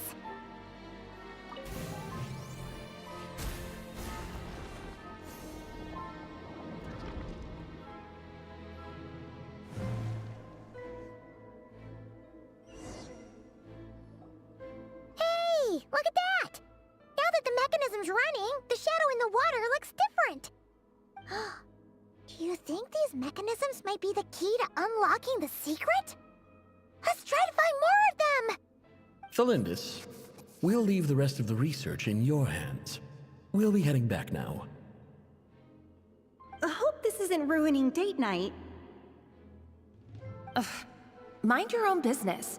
Just leave me some snacks on the table. Galindis? Is that Rere's girlfriend? How come we're hearing her voice here? Oh yeah. So, do you think she was studying this strange space all along? The Abyss has made this space extremely unstable. Maybe that's why some of the things she said and did were preserved here. Like echoes. Or after images. Whenever I see this view, it takes me back to a poem from my childhood. Waning moon, oh lifeless damsel, weeping on the mountain crest. Mourning still in wistful tone, her fragile soul now laid to rest. For me, of all people, to be here investigating the mysteries of the Crimson Moon space, is it a coincidence or something more?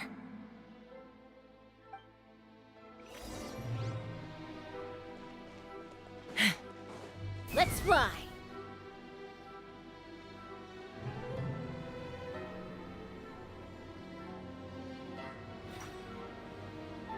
Oh, looks like the Abyss has messed up this mechanism. We need to find a way to get it working again. Let's see if there are any other devices nearby.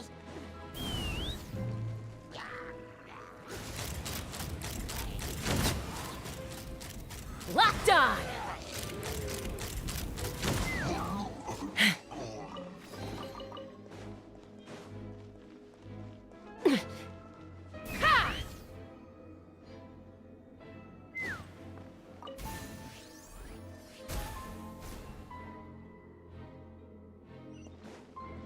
Let's fly!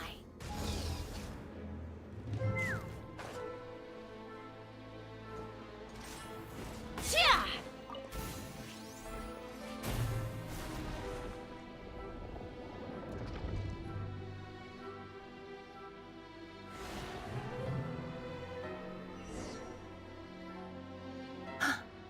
I see.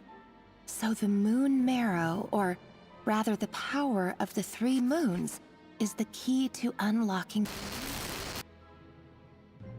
If it really does exist, then maybe this madness can finally be put to an end.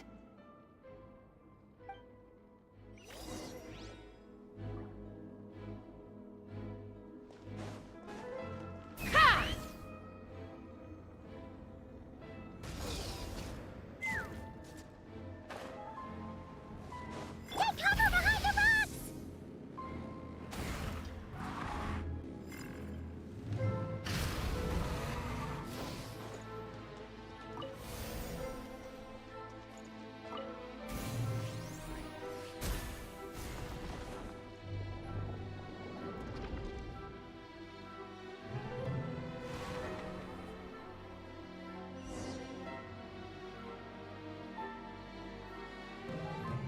With the Abyss inhibitors in place, I should be able to access the chamber with the moon marrow. Oh, Rerir, with every step you take, you're drifting further from what you truly desire. But you're not the root of the problem. Ever since that outsider set foot in Conria, the Vinster King has sunken deeper into madness. If only I could get my hands on that outsider.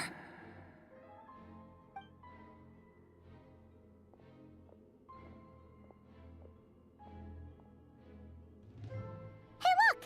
The moon's reflection is back to normal! Galindis' voice mentioned a chamber with the moon marrow. Do you think maybe it's hidden in the moon's reflection? It must be. For within it, I sense the fragile aura of a dying soul. Then there's no time to lose! Let's go!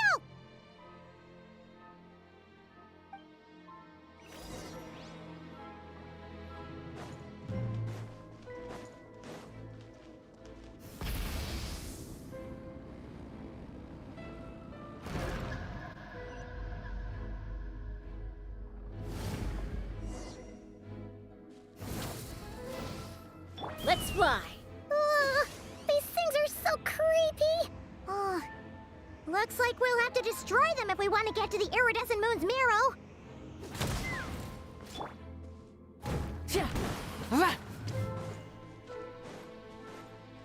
Take me up! Open fire!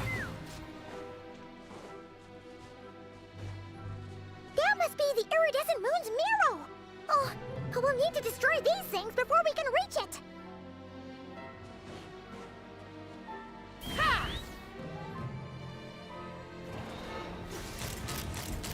Open fire!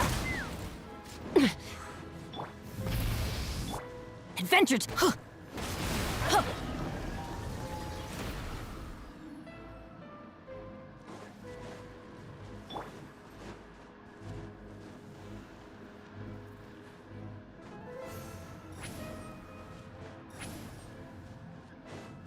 Fulfill our pact! Take Hang in there! We're so close!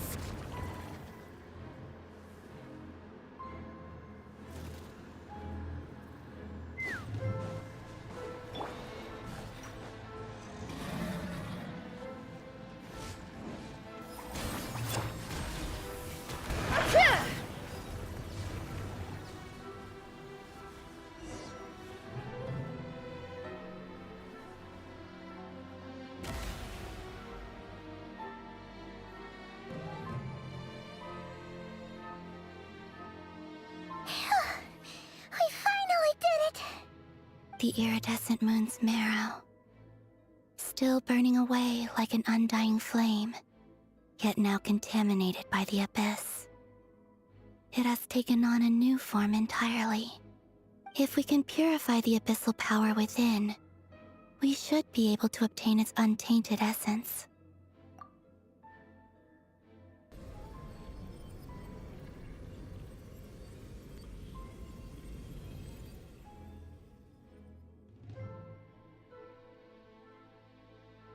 It's so cold.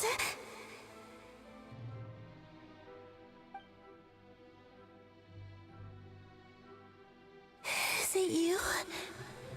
Are you here? Huh? Are you talking to us? At long last, I can see you once more. Our fates have crossed, and I am finally free. I'm sorry, I lied to you. Even knowing what was to come, I still couldn't let go of the fear in my heart as death drew near. The moment the moon shattered, my body began to split apart piece by piece. Like I was being cut into pieces by 1,000 blunt blades. My thoughts scattered as the cold crept in. But I could not bear to fade away like that. Tell me, what was it that brought you to us all that time ago? If only I had possessed your courage, then I might have been spared this torment more painful than death. You look so puzzled. That's how I felt too when I first saw you. But trust me when I say that everything happens for a reason. Farewell, Hypo.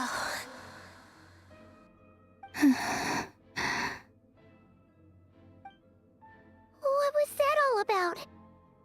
Was that the goddess of the iridescent moon? It sounded like she was speaking to a long-lost friend. But none of us have ever met her before, right? Perhaps. She took me for the goddess of the frost moon she once knew. For a fading soul like hers, our auras must be too similar to tell apart. But anyway, we've got the iridescent moon's marrow now. That should help you regain your strength, right? Alright, time to leave this place and meet back up with Arlecchino. Let's go!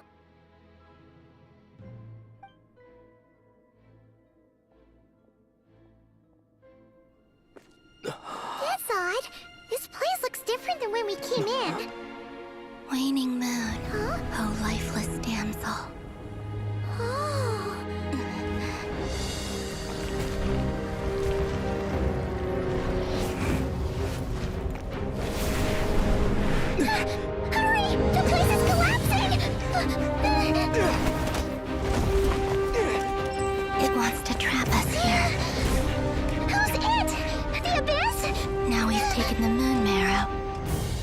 left here is a dark will. It will show us no mercy.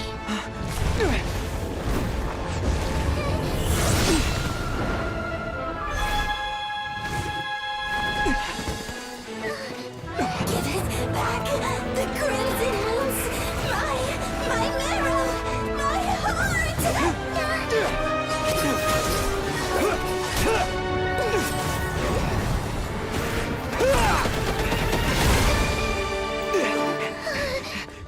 Finally! Huh? Oh no! The exit's blocked! They're back! Now what do we do? This is where you fall. Witness my rise. Hey, What are you waiting for?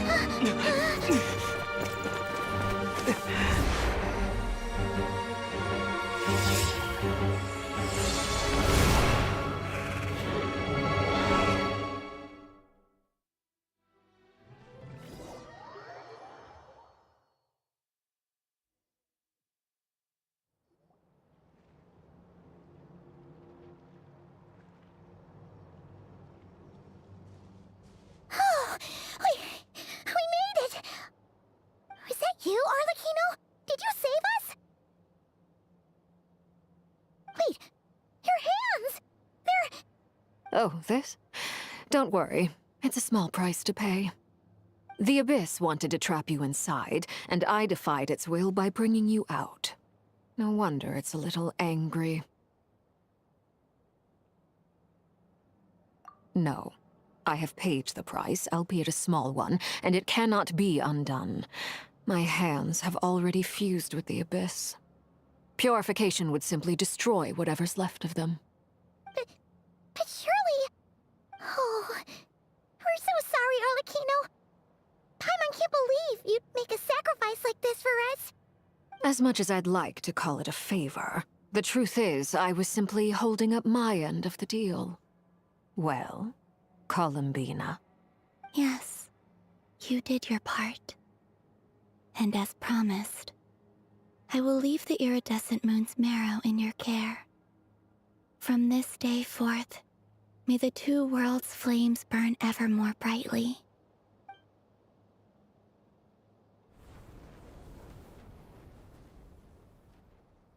I'll take that as a blessing. Now, Columbina, give me your hand. Accept this moonlight I offer in return.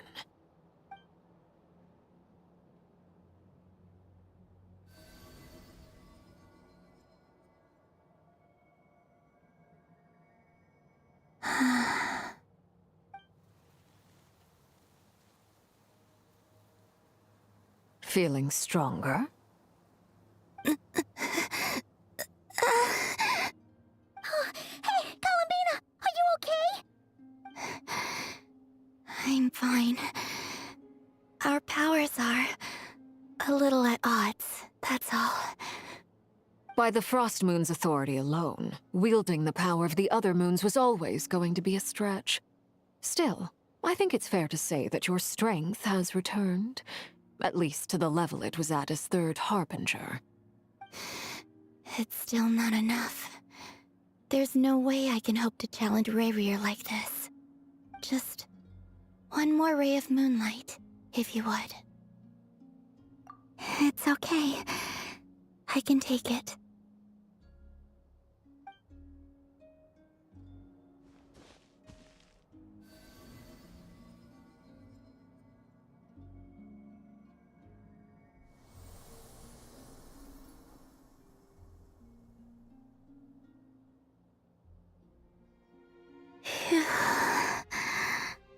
How about now? Fighting fit? At the very least, I won't have to stay hidden like before. I want to see him gone from Not Cry. The Ray here of Solnari and his wild hunt must be sent back where they belong. Well, it's good to have something to aim for. You certainly seem more alive now than you did earlier. When I first met you, you didn't strike me as a ray of moonlight. More like a wisp of fog drifting in from who knows where, ready to scatter at the first sign of a breeze. But now, you're full of vitality. Just like the Frost Moon, once the brightest of them all. May you keep shining, Columbina. This is who you are. Thank you. Look after yourself too, Arlecchino. I know you have plans of your own, and that's why you're always seeking to grow stronger. But whatever you're after, don't let the Abyss take a hold of you. I do not wish to see you go down the same path as Revier. I appreciate the concern, Columbina. Although perhaps it's time you took a new name. A new name? Kutar, the Moon Maiden, Columbina. They're nothing more than code names. They describe who she is and the roles she's played, but they're not her real name. We often use code names in the House of the Hearth, too. But it's knowing your real name that keeps you grounded. Up till now, you've been living a wandering life, so you've probably never really cared. All I'll say is this. Once you've defeated Revier, give it some thought. All right, that's it from me. I'll get you back safely first, then go meet up with Sandrone. You're the best! I appreciate the gesture. It speaks to your good character. Anyway, let's get going. There are more urgent things to do right now than trade compliments.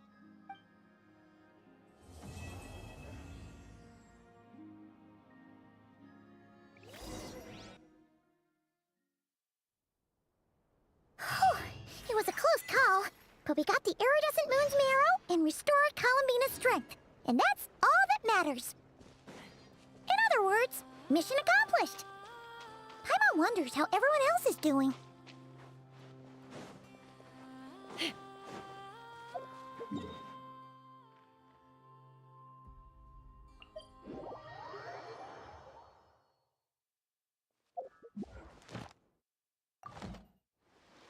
Let's fly!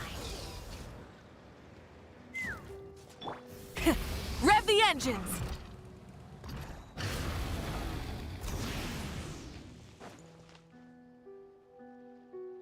Oh, do you think the others are making good progress? Hope it's all going smoothly. Oh, hey look! They made it back as well! Flintz! Llama! How did it all go? All is well, thank you.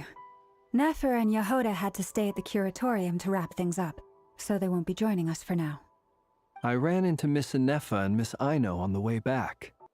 Their work is still in progress, so I suspect they won't be back for a while either. You seem rather cheerful today, Mr. Flintz. I certainly am. I achieved what I set out to do and came away with more than I bargained for. Fighting alone can get quite tedious, but I had the good fortune to run into a pair of brave young warriors. We meet again. How have you been? Albedo! What are you doing here? That would be a natural assumption to make. It's also the correct one. These two courageously lent me a hand while I was fighting the Wild Hunt. When they told me they were Servarka's colleagues, it all made sense. And given how people of outstanding talent tend to cross paths, it's no wonder you're already acquainted. So, who's your travel buddy, Albedo? Why don't you come and introduce yourself?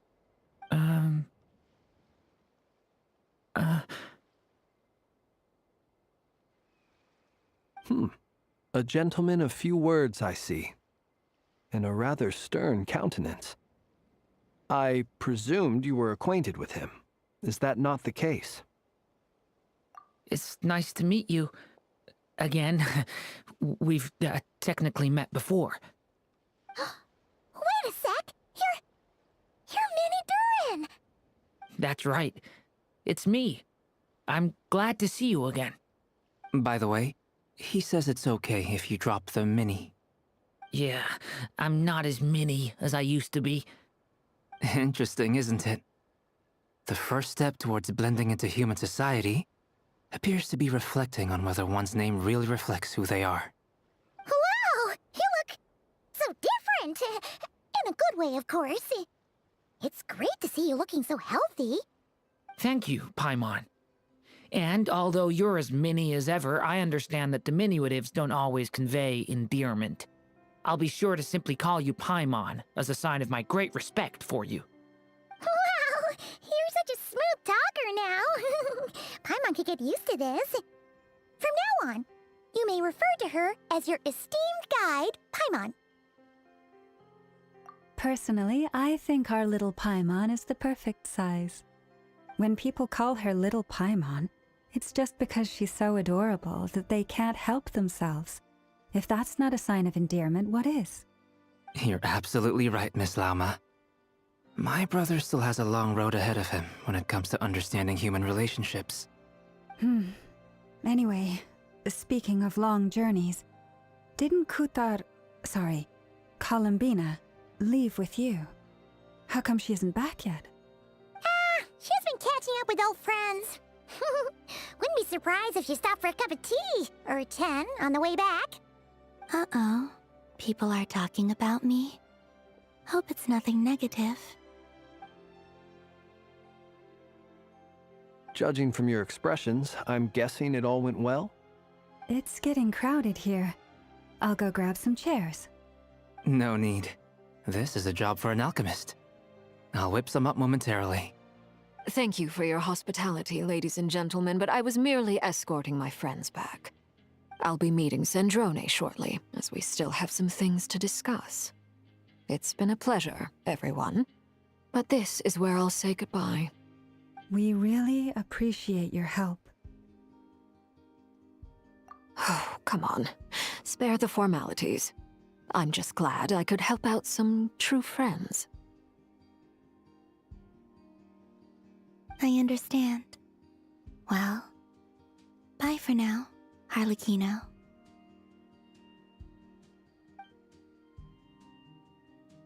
Oh, this place is hopping. It's probably a good thing one of us left. Otherwise, we might not fit all these people in. Are you saying we're about to run out of chairs? As a matter of fact, I am. Come on in and see for yourself.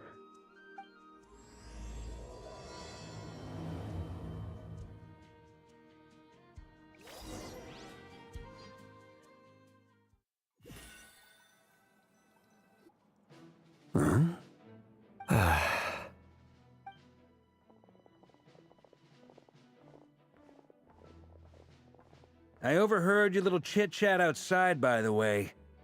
With Miss Columbina's colleague gone, we should be back to the original crew plus the other colleagues I brought in. Though, it looks like we have another new face. Someone else managed to rope in a colleague too? Frankly, you and Paimon are the only people I know here. This here is Deansliff, colleague of Tibet's greatest guide, Paimon, and greatest adventurer, the Traveler. Well, not exactly colleagues, more sort of friends. When someone else jumps in to do the announcing, you know you're speaking to someone important. Let's hear what he has to say. Note to self, once Paimon knows your name, the rest of the world will soon follow. When he comes looking for us, it's usually something important. Paimon's guessing you've heard about the Wild Hunt, then. From the looks of it, you're about to hold a meeting. If I were to say that the Wild Hunt is our mutual enemy, would that earn me a seat at the table? As the saying goes, the enemy of my enemy is my friend. Mr. Dainsliff, there's a seat with your name on it. Though, I can't promise the same for everyone else. Hey, Albedo, think you can rustle up a couple more chairs? After all this time apart, Grandmaster Varka's first order is to rustle up a couple more chairs. I've missed this. Is he being sarcastic? Hey, he's your brother. Why are you asking us? I've still got a lot to learn about the nuances of human conversation. Trying to decipher Albedo's way of speaking has been like jumping in at the deep end. Oh, good point. Paimon gets you now. Don't sweat it. There are people who go their whole lives without getting the hang of it. You're ahead of the game already.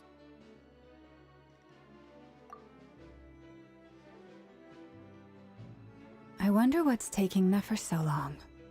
Perhaps you should go and check in with her. If anyone can hurry her along, it's you.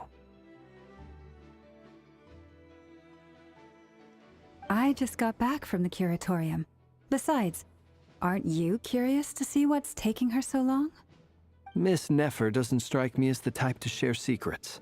And since gathering intel is her specialty, I'm guessing she'd prefer to keep her methods confidential. Under such circumstances, would it not be tactless for me to impose? Oh, but it's fine for me to impose. What can I say? You have an unrivaled ability to garner people's affection, Miss Moonchanter. Besides, you have far more in common with her than I do. All right, then. Impressive. She barely fought back at all. I admire your powers of persuasion, my friend. As I'm sure Miss Lauma will realize soon enough, the trick in life is to always pitch in with other people's responsibilities so that you can be selective with your own. Another trick is to simply hide in the background. Spoken like a true sage. Anyway, looks like we've got some time to kill before the meeting. Let's take a little breather, folks. And feel free to chat amongst yourselves. We'll get down to business once the other two arrive.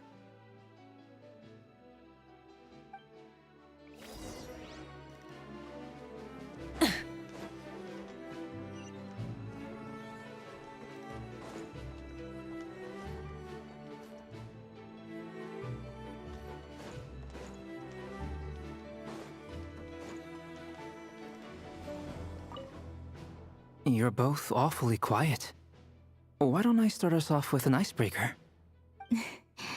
Much obliged. Have either of you ever had your portrait painted? If not, I'd be glad to help. That sounds like a lovely idea. You know how to paint, then? I dabble occasionally. He's an excellent painter.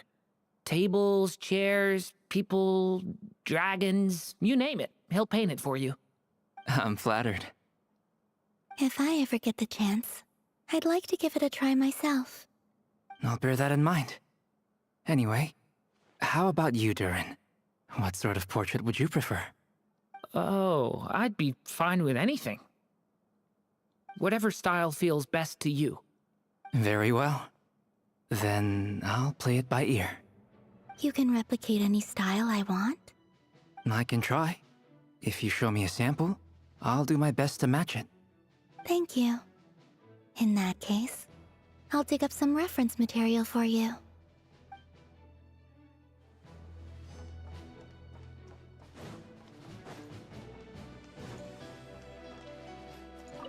Truth be told, I can't remember the last time I was in a meeting with so many people.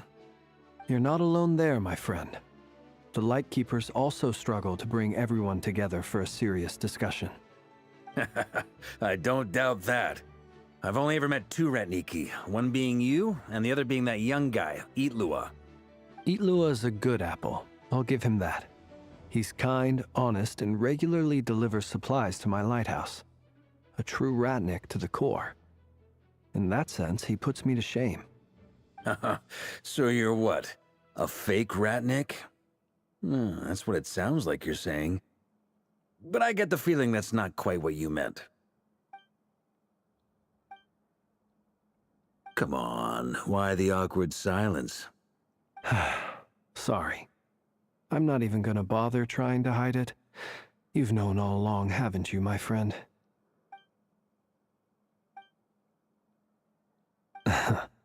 Now that was an awkward silence. Let's just keep this between ourselves. Probably best if Itlua doesn't know, huh? That goes without saying. Gotta be careful what you share with youngsters, after all. Anyone else in the know? Let me guess. The Traveler and Paimon? It's dangerous being too sharp for one's own good, you know. Then, in the name of the Animo Archon Barbados himself, I swear, your secret's safe with me. When we went for drinks, you said that you and Barbados were practically best buds.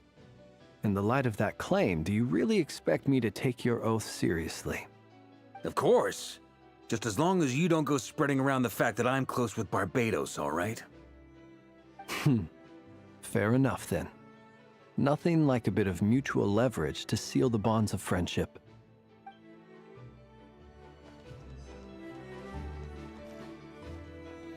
Is there something you'd like to say to me? Yeah! For starters, why'd you just show up here without even giving us a heads up? If you think back to our previous interactions, you may recall that that's hardly out of character for me. You do have a point there. Oh yeah! You'll need to find somewhere to stay the night too, right? Want to tag along with us? You never know. We might get a group discount. Sure, let's do that. Great! Paimon will handle it! And in return, we can get Dainslift to be our very own personal bodyguard. If that's what you had in mind, you should have said so sooner. I'd be happy to help. Oh, okay then. Paimon was only kidding, but good to know. Anyway, since we're all here together, we might as well watch each other's backs. That's just what friends do, right? Indeed. Thank you.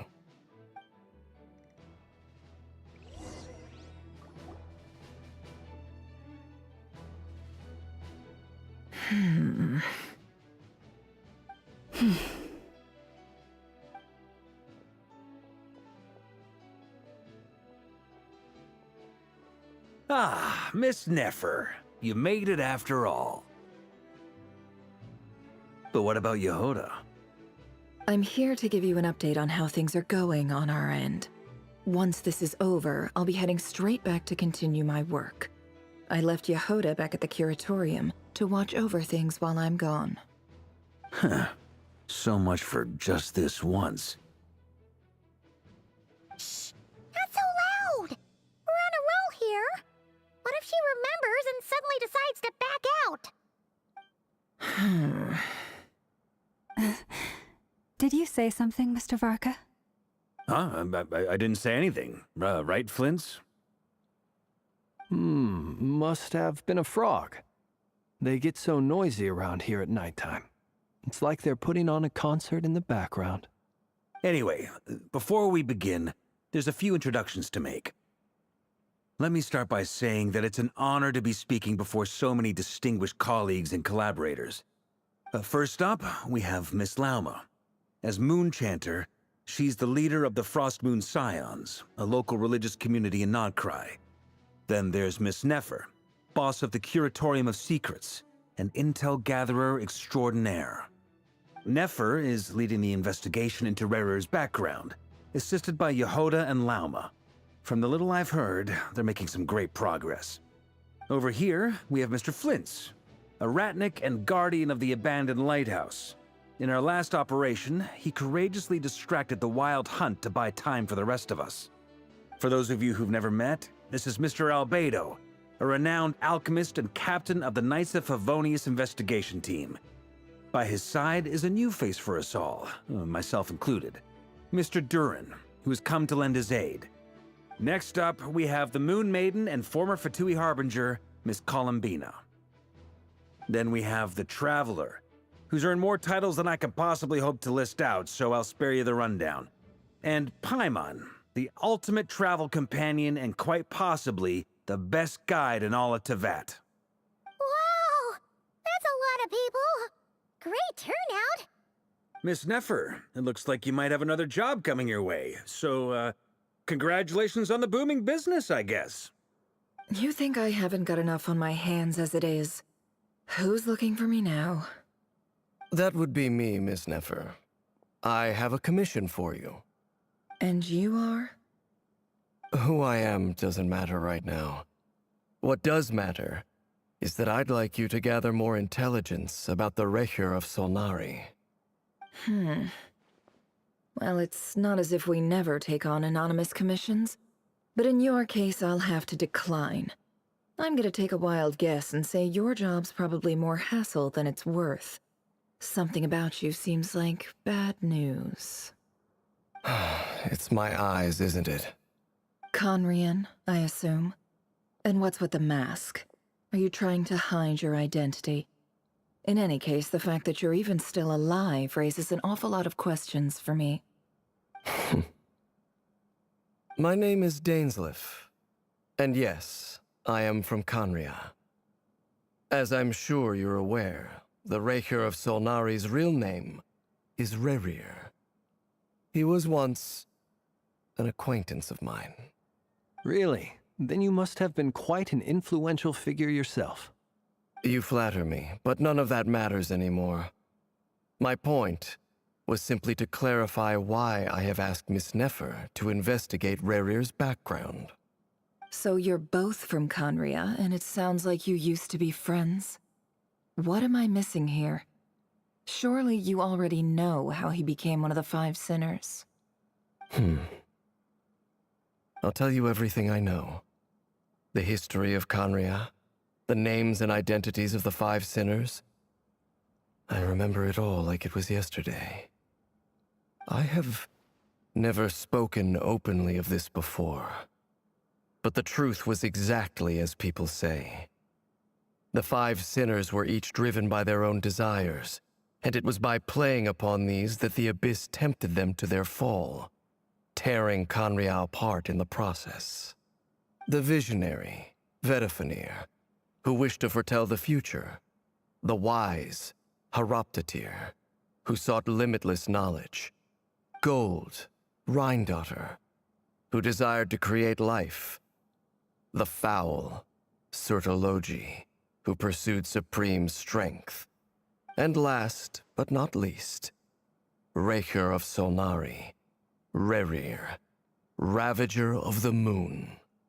Of the five, Rerir is the only one who remains a mystery to me. He never harbored grand ambitions. So what changed in the space of a single night? How did he come to fall like the others? In other words, you're saying that his change came as a shock to you, and you have no idea what actually happened? That's right. You mentioned how the Abyss tempted them, which led to their fall. But what did that look like in practice? And what other context can you give me about the events of that time? The more detail you can give me, the better. Strangely, now that it comes to it, I hardly know where to begin. The fateful night took place during the era of the Eclipse Dynasty. One day, my elder brother, the visionary, Vedifenir, was summoned to the palace by the Vinster King, only for the king to gouge out his eyes and cast him into the dungeons. When I came to hear of this, my fury knew no bounds.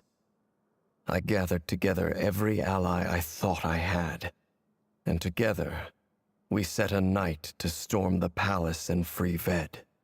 Centuries on, the memories of that night still haunt me, like a never-ending nightmare. We broke through the palace gates, just like we had planned, each striking towards our separate targets. But then, I was betrayed. Even Vedifenir, the very person I had come to rescue, abandoned me and partook of the Abyss's power.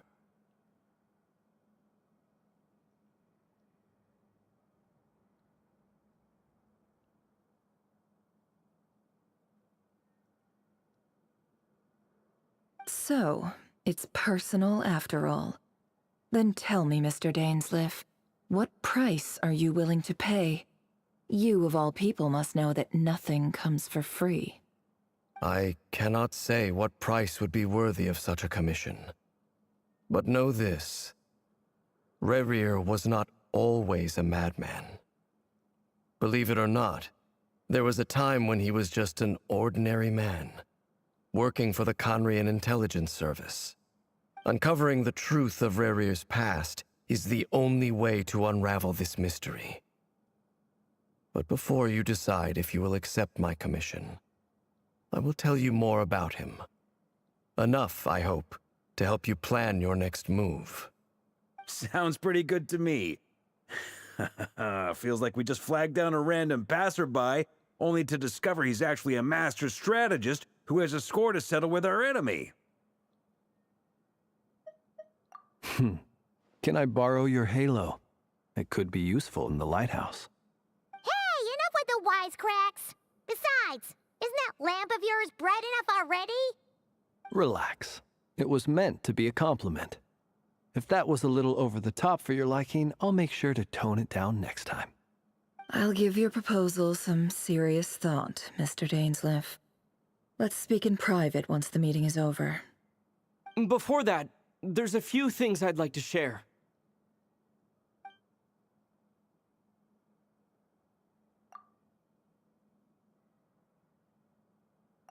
Now that we've united the hearts of the three moons, your power should be greatly enhanced. But it seems like that hasn't happened yet? I believe it will take a little longer. You've done so much for me, so I want to be completely honest with you all. Even though I'm doing a lot better now, the truth is, my recovery will likely be an ongoing process. From the moment I was born, my power has been slowly ebbing away. And that is because Tevat has never accepted me. Even with the moons united as one, it seems my rejection cannot be undone. So far, I have yet to find a solution. It may turn out to be a problem that will plague me until the day I finally leave this place behind. Even so, I will do everything in my power to help you drive out the Ray here of Solnari. As Arlecchino put it, this is not about chasing the spoils of victory. It's just a gesture of heartfelt gratitude. Kutar. Defeating the Ray here of Solnari will be no easy task. While my strength slowly recovers, we'll also need to gather more intel. Naturally. We should take all the help we can get if we hope to defeat him. We've considered several viable plans now, but our choice hinges on the answers to a few key questions. Is it even possible to kill Rerir? What experiences shaped the person or monster he became? And what's he really after? Given Albedo's expertise in alchemy, I think we should leave him to try and answer the first of these questions. Understood. As for the other two, I'm afraid we'll have to count on you again, Miss Nefer. Believe me when I say it's not my wish to burden you. But right now, relying on your skills is our only option. So you're placing all your hopes on me, huh? We can't thank you enough for agreeing to help us. Honestly, I can hardly believe how lucky we are. You sure have a talent for changing your tune, Miss Moonchanter. Timid like Yehoda one moment, then flinches insincere flattery the next. Ladies, please. I must object to your portrayal of me. That's all. Feel free to keep bickering. Just pretend I'm not here. I almost don't want to leave this room. I'm curious to see how this plays out. I have faith in you, Miss Nefer. Something tells me you'll stand by us until the very end. Oh? And what makes you so sure of that? What if I suddenly decide that my compensation is insufficient? This isn't about the money. I can sense that you've got a deep-seated distaste for Rerir. And knowing you, that alone is motive enough. Look at them getting along so well. Like two peas in a pod. And I'm the one they accuse of insincere flattery. There is no justice. Miss Lauma, you have to understand something. Unlike you, I don't actually enjoy having everyone's hopes on my shoulders. Is that right? Well, maybe the fact that I'm willing to put my hopes in other people says more about me than you. But the fact is, I also trust you. And that's because I know that you're someone we can count on. Anyway, we've got our plan, so let's get moving. Mr. Dainsleif, let's talk. And Traveler, once we're finished, if you've nothing else planned, I'd like you to come with me. This whole experience is teaching me a lot. For instance, I now know that when other issues come up in the future, I'll have far more luck getting Lauma to convince Miss Nefer than trying to do it myself. Hate to say it, friend, but that's one of the funniest things I've heard in a while. Why? You think I've got it wrong? Quite the opposite. But what makes it so hilarious is how long it's taken you to realize.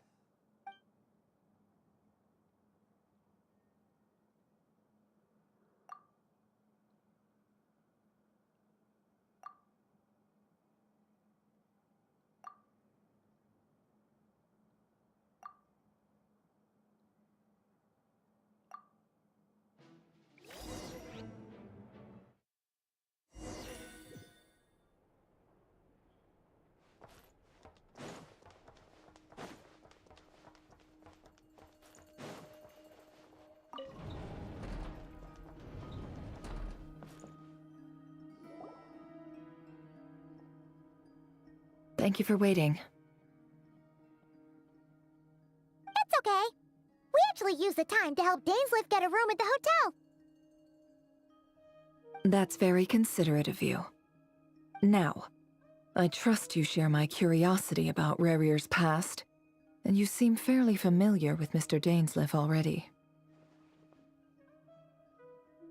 We spoke at some length after the meeting. He was the one who suggested I should invite you to join this operation. He feels confident that these secrets will be safe with you. Dane has a lot of faith in us, that's for sure. Likewise. I appreciate that you got right on board without interrogating me about why I invited you. It shows that you trust me to explain everything in due course. That's because we know what you're capable of. We appreciate you too, Nefer. You might have been forced to help in the beginning, but this time, it was your choice. That's one way to put it. Another is this, that once a decision's been made, it's set in stone. After that, my only goal is to see it through. Alright, so here's how it is. I'm going to access Rarier's thoughts again using my confidential method.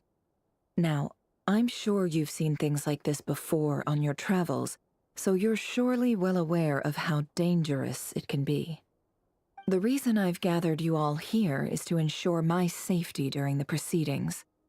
I plan for us to enter the fragment of his consciousness together, and once inside, I will focus on searching for information. Think of this as a diving expedition into someone's brain. If I'm the diver, you are my safety equipment, tasked with keeping me alive while I'm under the surface. Once the ceremony begins, we will all be spying on privileged information. But in the interests of safety, you must remain absolutely silent at all times. We will discuss our observations after the ceremony has concluded.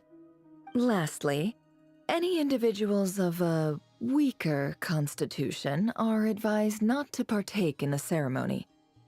In any case, Paimon has her own job to do, which requires staying in the room, but not joining the ceremony.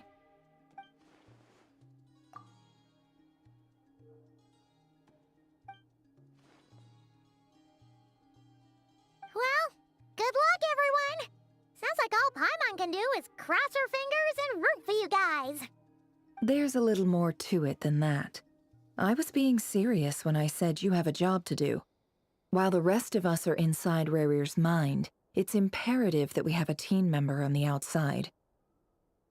In the event that something goes wrong, you will be our first responder. I don't anticipate any issues, but the extra level of safety will be greatly appreciated. I second that.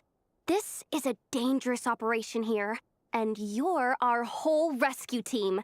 That's pretty much the most important job in the crew. So, Paimon's like the lifeguard? Yeah, that makes sense. All right, got it. Good. Please, take a seat. We'll get started momentarily.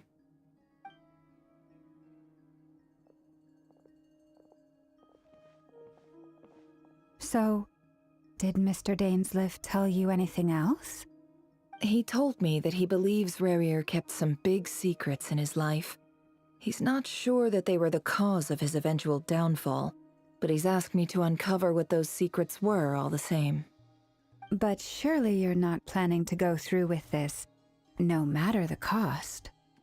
If you think that, you'd be overestimating me. I'm a businesswoman, not a mercenary. But I do have my own professional reasons for taking this job. You think I'd turn down the opportunity to get a first-hand glimpse into Conrian history? No chance. Well, as long as you don't let morbid curiosity get in the way of safety concerns, we're good. We'll do whatever we can to help you. You're such a killjoy.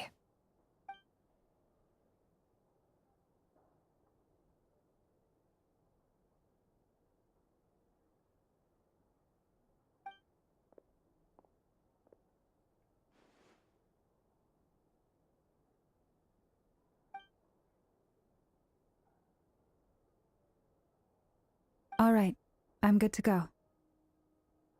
All set over here, too. Promise, Paimon, you'll be extra careful. All right. Let your whole body relax. We're about to begin. Close your eyes.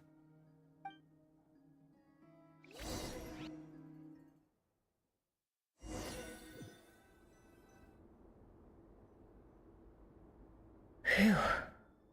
Could this be his office? Pretty standard setup. Bookshelves, paperwork, files. According to Dainsliff, Rarier used to be an intelligence operative. Chances are there's plenty of top-secret intel stashed away in this room. Is this where you keep your secrets, Rarier? Can't say I'm not looking forward to this.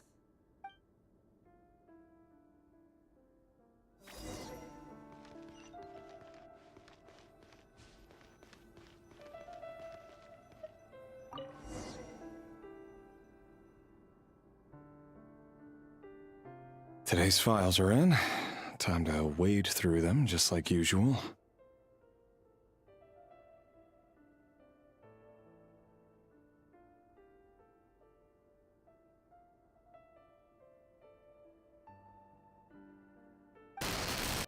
Male, 51.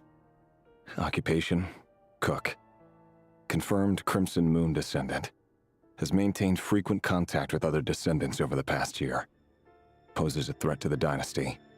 Neutralized.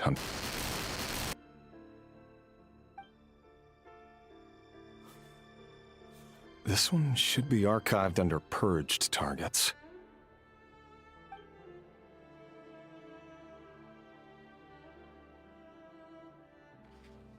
Female, 23.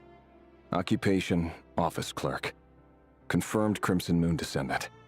Has maintained frequent contact with other descendants over the past year. Poses a threat to the dynasty.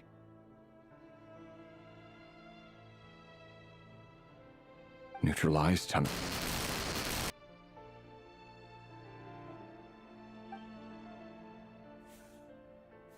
Another one for purged targets.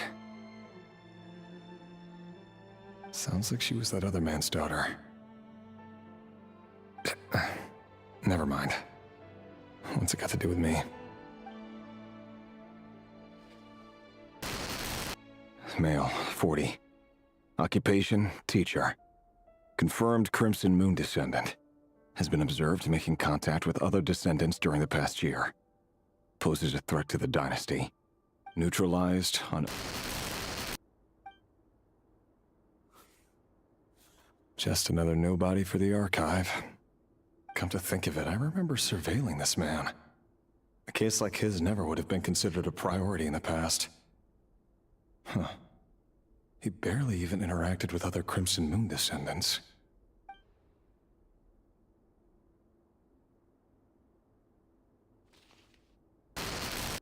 Female, 16. Occupation, none. Orphan and confirmed Crimson Moon descendant. Has been observed making contact with other descendants during the past year. Poses a threat to the dynasty. Neutralized on... Filed. I have no recollection of this girl. None whatsoever. She doesn't seem to be anyone important, but then again, how many of them really are?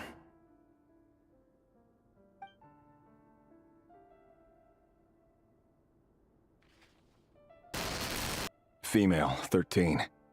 Occupation, none. Orphan and confirmed Crimson Moon descendant.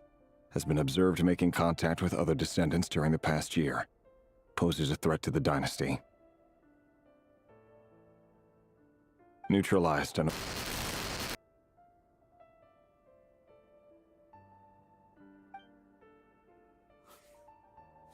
Filed.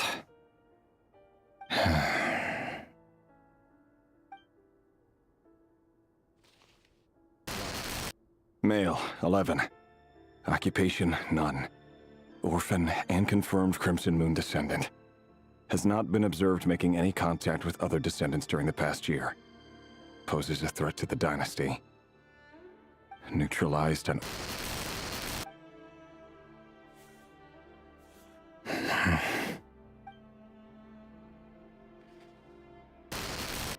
Male. 6. Occupation, none. Orphan and confirmed Crimson Moon descendant. Poses a threat to the dynasty.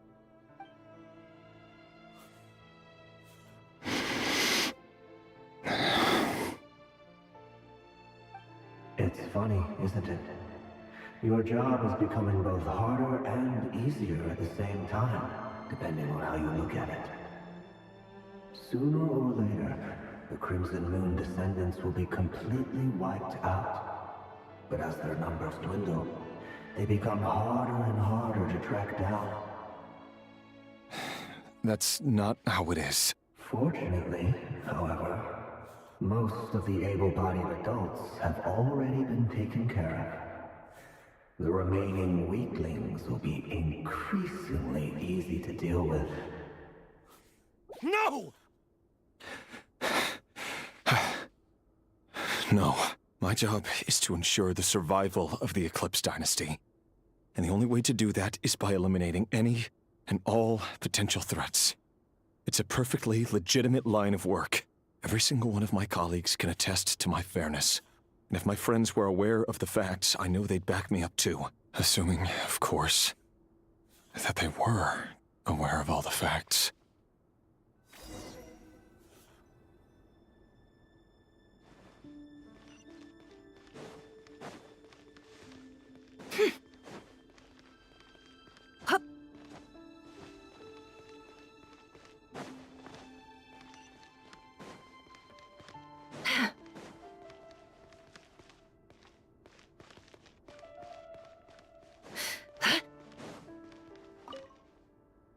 A box containing a ring inlaid with a precious gem. Must be for his girlfriend.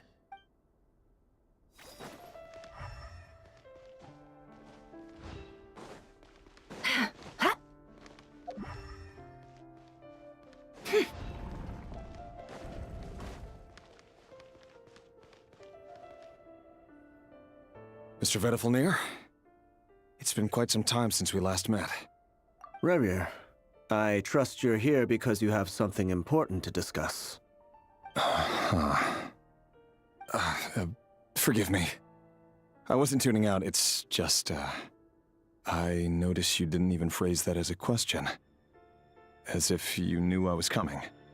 Tell me, does someone in your position ever feel the need to ask questions at all? It is indeed within my power to foresee certain things. Things like your arrival. I was just thinking. It won't be long before I'll be inviting both you and Dane to my wedding. That isn't a lie, but nor is it a fact as such. It's a wish, isn't it? No fooling a prophet, is there? Ever since that day we met for drinks, I knew it was only a matter of time before you came looking for me. Does it feel good? Knowing how the future will unfold. I'm afraid the notions of good and bad fail to capture the complexity of what such a power entails. Once you've seen what will come to pass, it can be all too easy to succumb to fear and melancholy. Unless, of course, you learn to abandon these feelings.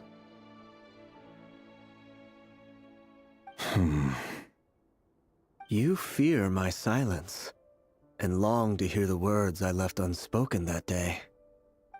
That's right. You must have noticed my reluctance to broach the subject, and the reason is simple. Because the truth could never have lived up to your hopes. For both our sakes, such words are better left unsaid. The burden of prophecy was never meant for your shoulders. So who exactly do you deem worthy to hear your prophecies? None but our exalted king? Or rather, our king as he once was. You're closer to his majesty than I am. You must know better than anyone how much he's changed. You say that as though it is to my benefit. Yet precisely because of that, I dare not speak rashly. A king can turn out to be the most virtuous of rulers, or a tyrant more terrible than the most vicious of dragons. You are so wise and far-sighted, yet still you would have me live in fear of the unknown? You make a fair point. Especially given my silence alone was all it took to send you spiraling downwards. Very well then. Let me offer you some advice. And I say this not as a prophet or a visionary, but simply as the brother of your friend. For many reasons, there is very little chance of your marriage ending in happiness. If happiness is what you seek, you should find another fiancé.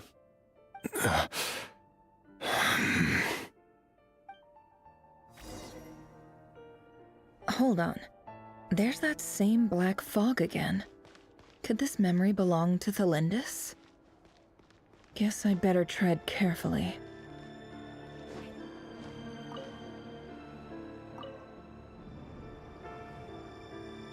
Wait. Hear me out. This time we finally got a clear look at his face and learned his true identity. His name is Rayrir, and he claims to be one of the king's guards. What did you say? A cruel irony, isn't it? The man you're set to marry leads a double life as a brutal executioner. Why are you telling me all of this now? Simple. It's because I want you to kill him. You are the only person he would never suspect. No, absolutely not. I would never dream of doing such a despicable thing.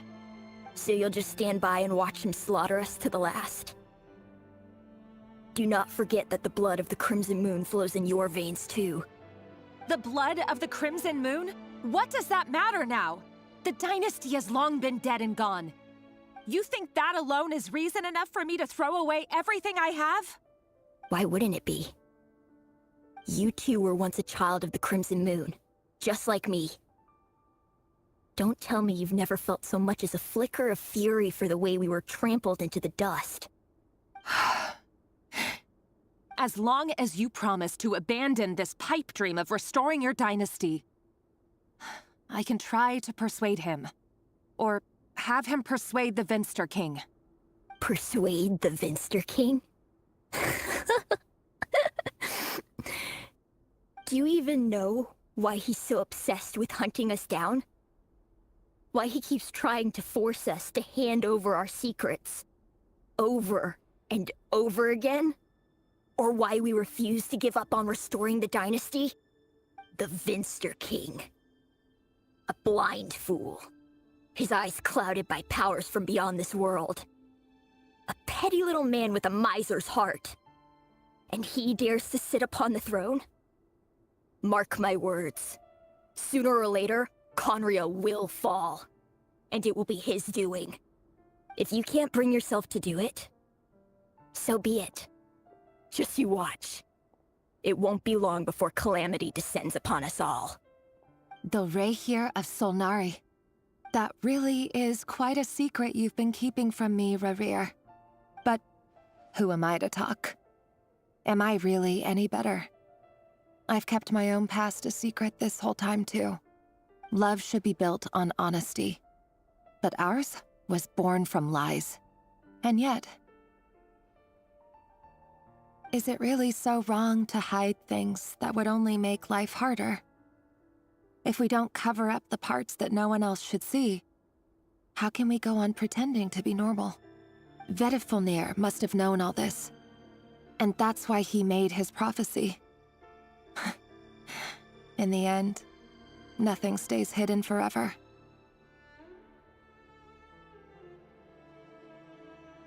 But I won't just sit by and watch this disaster unfold. I'll do everything in my power to protect what I cannot afford to lose, no matter who I have to face.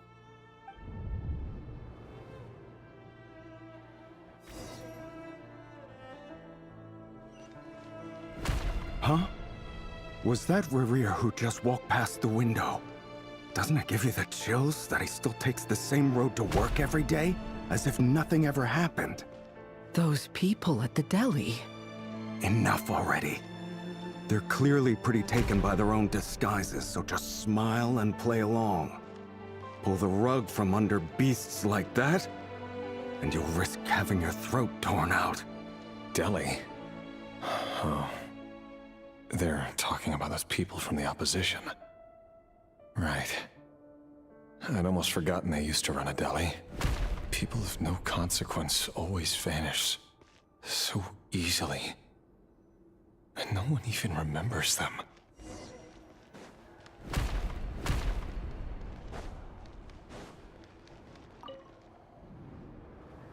But surely you can see he's not the man he pretends to be. So many have died already, and they say that the king's madness grows with each passing day. We're not going to survive this, are we? But why does it have to be this way? Do we really deserve to die just because of the blood that runs through our veins? Felindis, are you even listening? Sorry, Freether. My mind was off wandering. I heard you, though. You're talking about what Rerir said. He's just following the king's orders. He's a secret agent, and it's his job to hunt down rebels and dissidents. By the time you first met him, he'd already taken lives. Maybe he was using you from the very beginning. No. Rerir has no idea I have anything to do with the Crimson Moon. My family are only distant relatives of the main lineage, and besides, my eyes are perfectly ordinary. Truth be told, apart from my teacher, pretty much no one knows I have any connection to any of it. It's been a long time since my family severed ties. But as Orlog said, who could possibly talk sense into that raving lunatic of a king? No one. I'll work something out. Trust me, I'm with you all. But for now, you need to keep yourselves hidden. Don't let anyone find you, anyone at all. Don't forget that Rerir is an Eclipse operative. You need to be extra careful when he's around.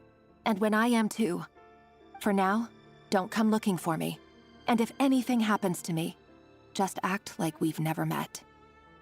If even you can't escape this, what hope do the rest of us have? But after all this time together, surely he wouldn't lay a hand on you.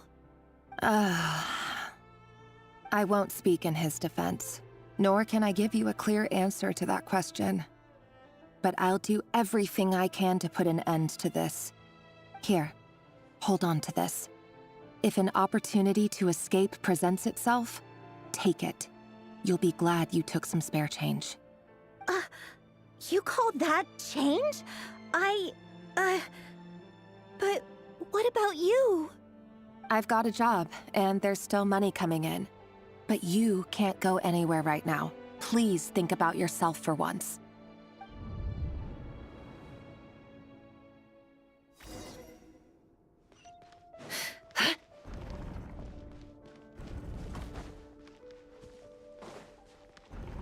Can't hide the truth. Another day, another round of assassination training.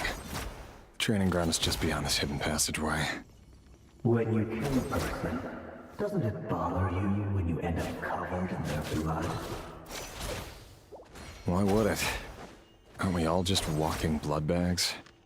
But not everyone is accustomed to hunting down others like prey. You've been a hunter for so long now, you seem to have forgotten that most people don't just go around killing one another. Leave me alone. It all adds up.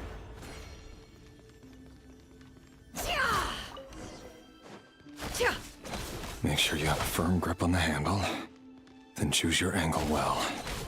Keep your movements light and brisk, and the prey won't sense a thing. I doubt that. I'll bet no one's ever died a quiet death at your hands. I work clean. No traces.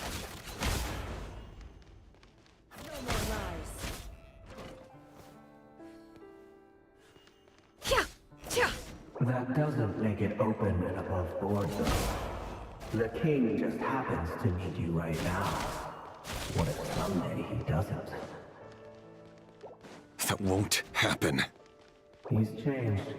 Ever since he fell under the spell of that power. In the beginning, he only had you take out a handful of the guilty. But now... The ones I've dealt with have always been guilty. And I've carried out my work flawlessly.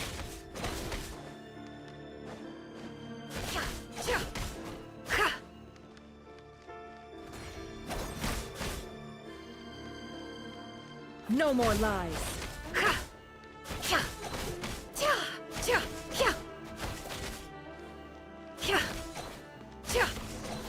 You know why Felindis didn't accept your proposal, don't you?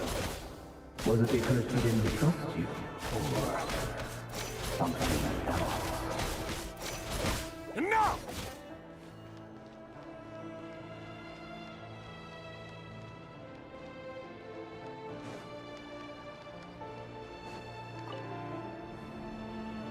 Felindis, do you still remember Orlog? Orlog. The boy who was pretending to sell flowers. You spoke for quite a while, didn't you? Yes, we did. What about him? He was arrested 2 days ago. Chances are he's already dead. He... I just don't get it!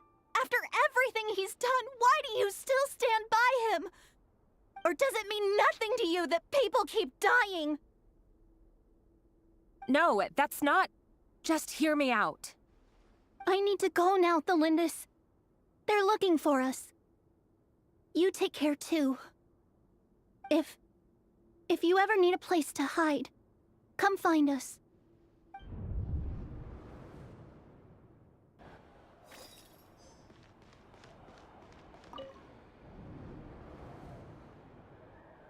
Author Thelindis. Over the course of this week, the research object was subjected to interference for a total of 47 hours for experimental purposes. The results are as follows. All subjects of observation that were sent inside have now... The situation within is proving more problematic than anticipated. No progress whatsoever. What now? Won't you give me even a glimmer of hope? Things are getting worse by the day. I have to find a way or we'll all be in danger.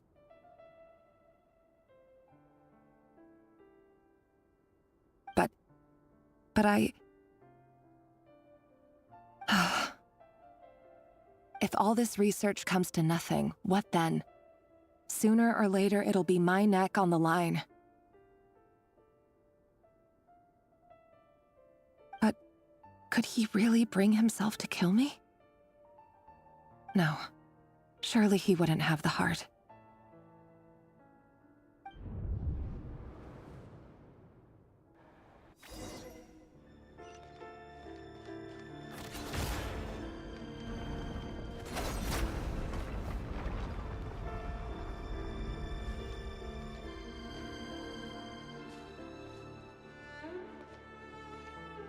Why won't you just let us go? We don't even know each other. All we want is to live ordinary, peaceful lives. You want to live?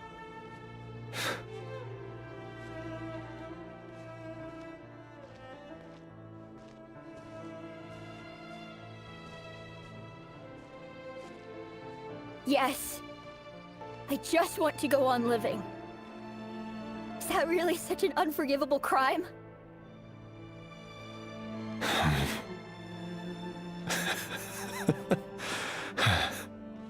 You want to go on living. I want to keep living too. To keep living forever. That's why I have no choice but to continue on the path I'm on. If only some savior would suddenly swoop down and change the way the world is. Too bad that's not going to happen.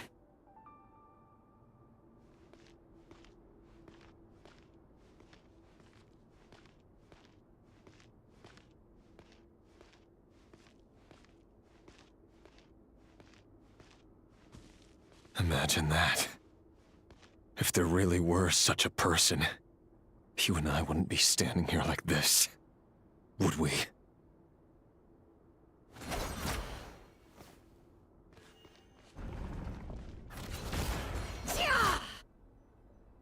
Today's files are in. Time to wade through them just like usual. No, I don't get tired of it. It's my job. And not only am I lucky to have it, I'm good at it too.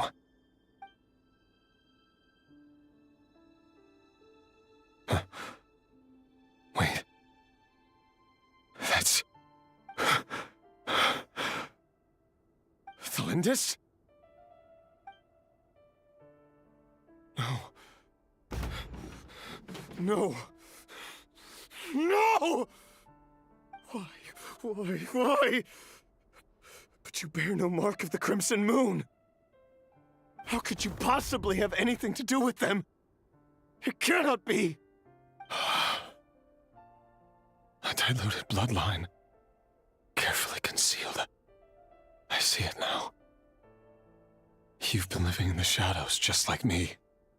What a fool I've been. Numbing myself with talk of justice. Even imagining my friends would back me up. But in the end, Irminsul. Finster King! How far are you going to take this? From the direct bloodline to secondary offshoots? And then what?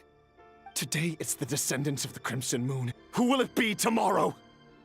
Will you not rest until everyone down here is dead? No. This cannot go on. This is where it ends.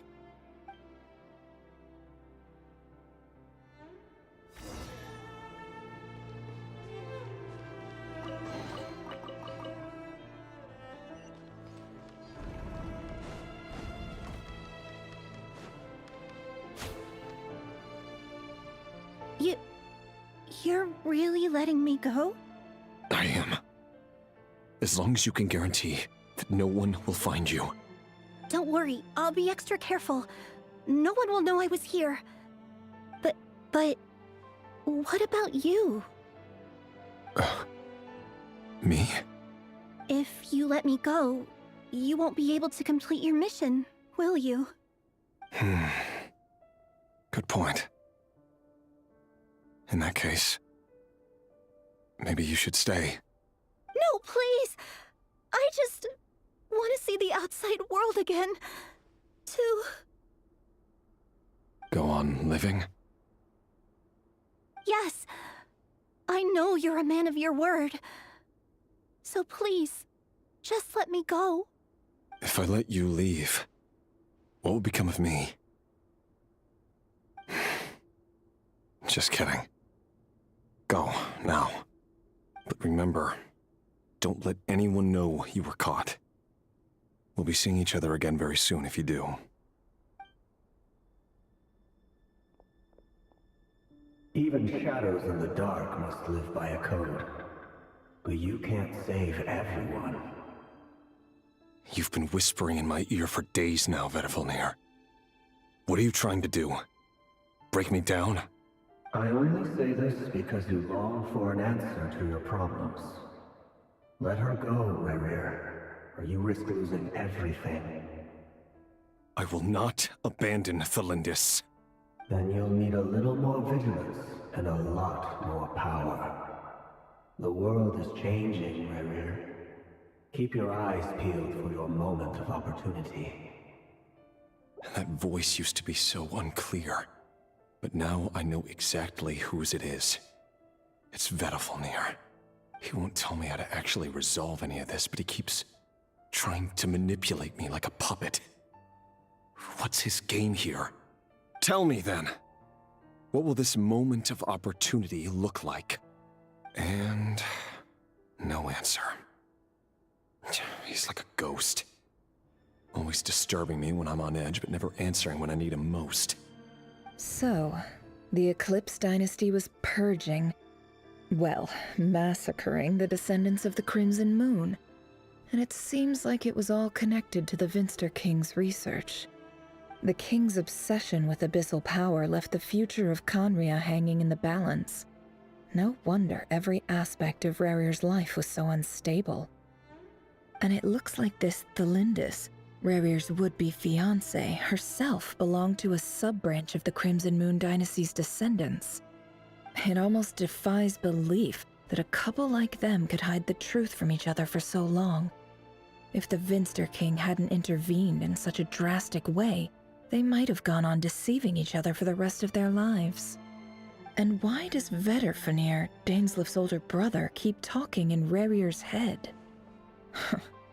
This guy kept more secrets than I ever imagined. The human mind is like a vast desert of shifting sands. When you follow the flow of someone's memories, you only ever see the parts they're willing to let surface. Time for something a bit more creative. We've been inside Rerir's mind this whole time, building up a picture of his psyche. There's already enough clues on the board to start reading between the lines and mapping out the rest. Now, we can finally begin to put the pieces together. Sure, it'll only be a reconstruction, part simulation, part reasoning, but it's usually pretty accurate. Once we've built up a cognitive profile, we just need to cross-check the logic behind his actions. And then we'll be able to take a sneak peek at whatever it is that Rerir has really been hiding.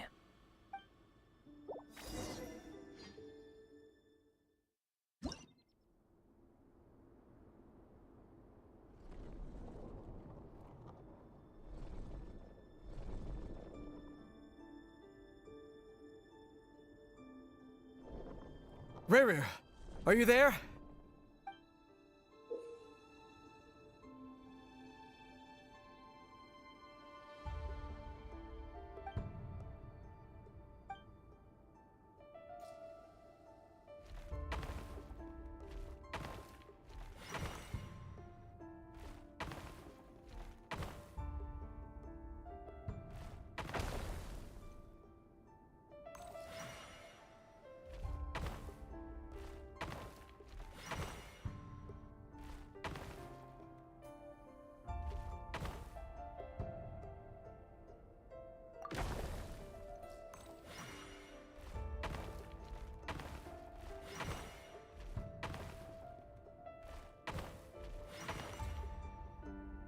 Hey, Rerir!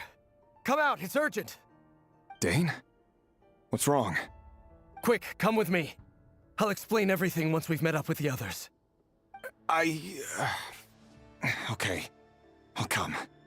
But the Lindis is still over at the Universitas. I'll need to leave her a note. All right then, but make it quick. I've never seen Dane so worked up before.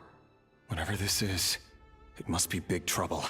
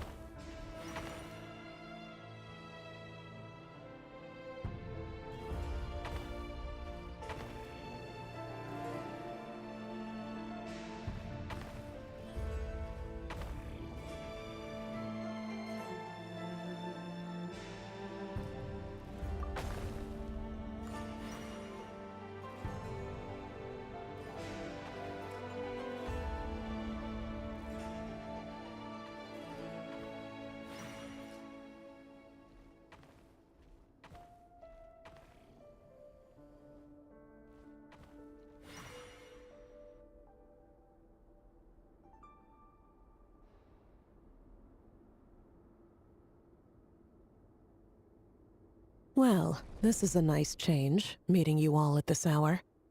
When men and women of ambition can speak face to face in broad daylight, I say that's a big step forward for our dear Conria. Don't be ridiculous. We do not fear the day. Why would we seek refuge in the night? You might ask your blade that same question. I'm told it prefers the cover of darkness.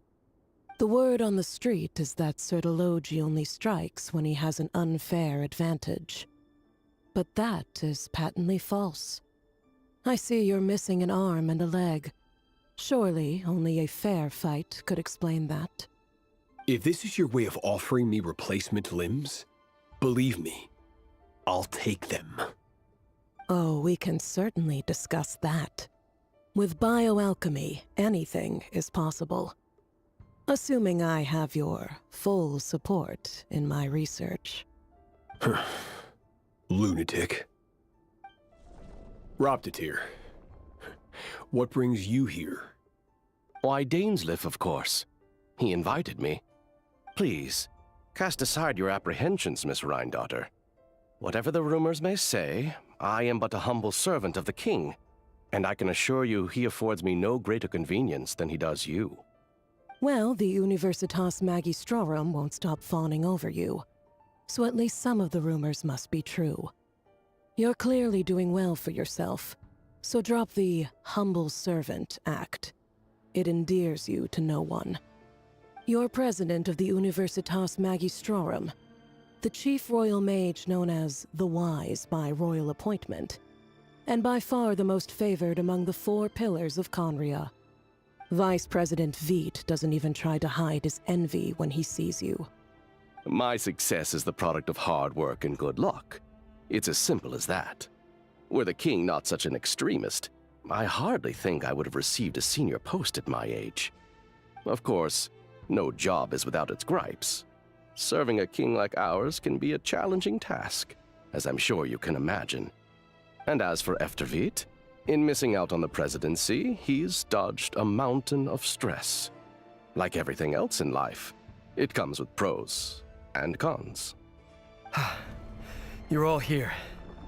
I apologize for the short notice, but it was an emergency.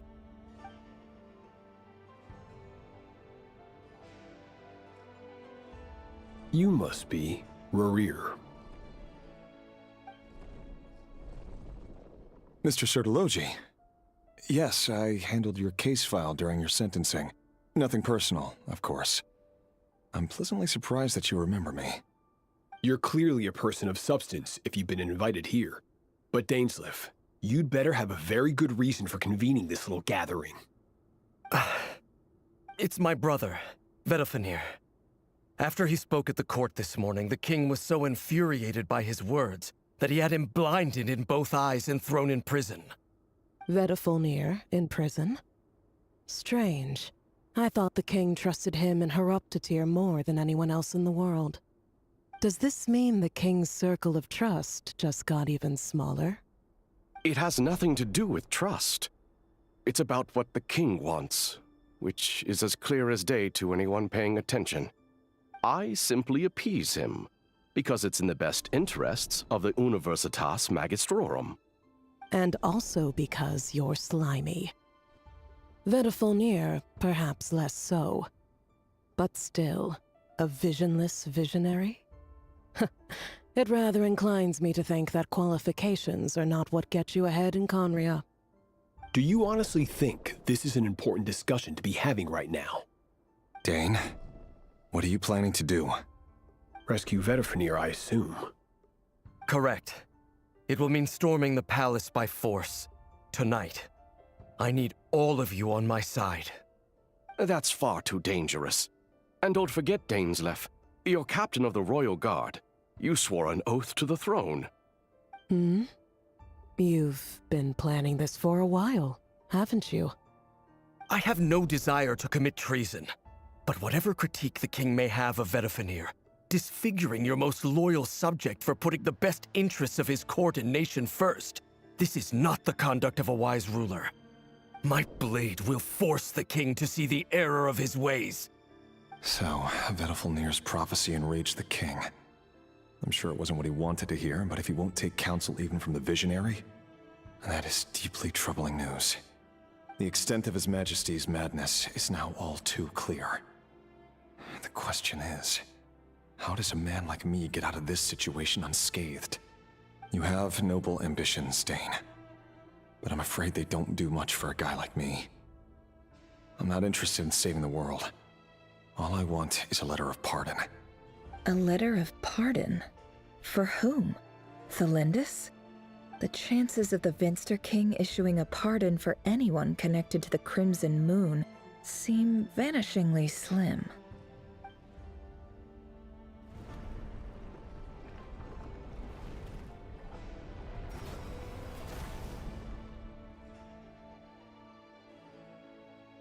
This black fog over the board must have some connection to Thelindis. But why is it taking this form? Does it have something to do with Rerir's past? Another mystery I'll need to unravel.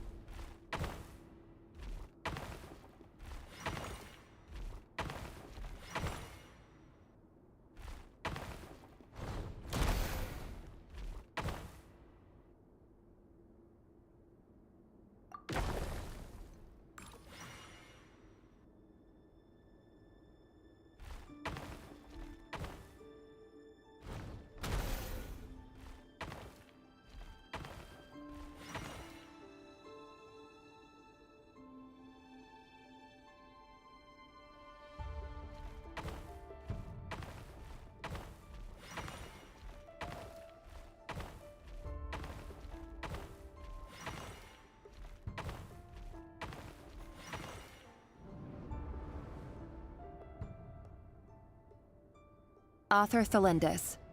Over the course of this week, the research object was subjected to interference for a total of 60 hours for experimental purposes.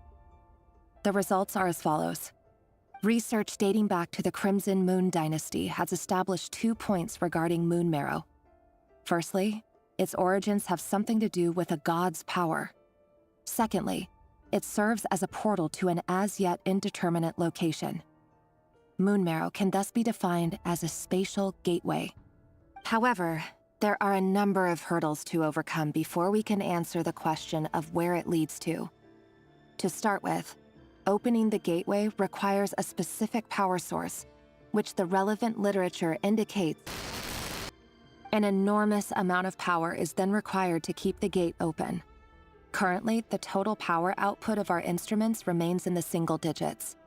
To make matters worse, I am now the only staff member remaining in the Moon Marrow lab. The Universitas Magistrorum recently decided to move most of its personnel into abyssal energy research, which has stymied all Crimson Moon-related projects. This is not a wise move. I have always maintained that placing all our hopes in a single source of power is risky, especially one as poorly understood as this. As well as making ourselves overly reliant on a single resource, we are neglecting other promising technologies. I apologize if this comes across as disrespectful. But as a Moon Marrow researcher, I desperately want to see the world beyond the gateway. If we really made it there one day, what would we find? And how would we go about taming the unknown? My imagination is endlessly fueled by questions such as these.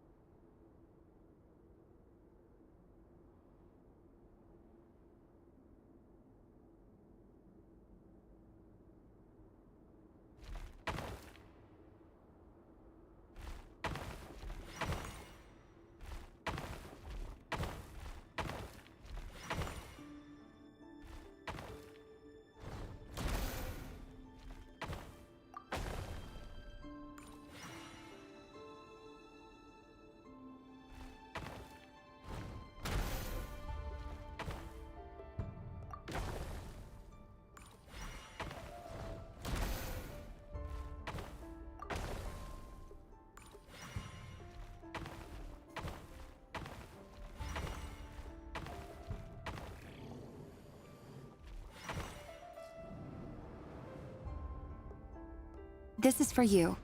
I heard you're gonna leave the city with your parents. Thelindis, did you hear about what happened?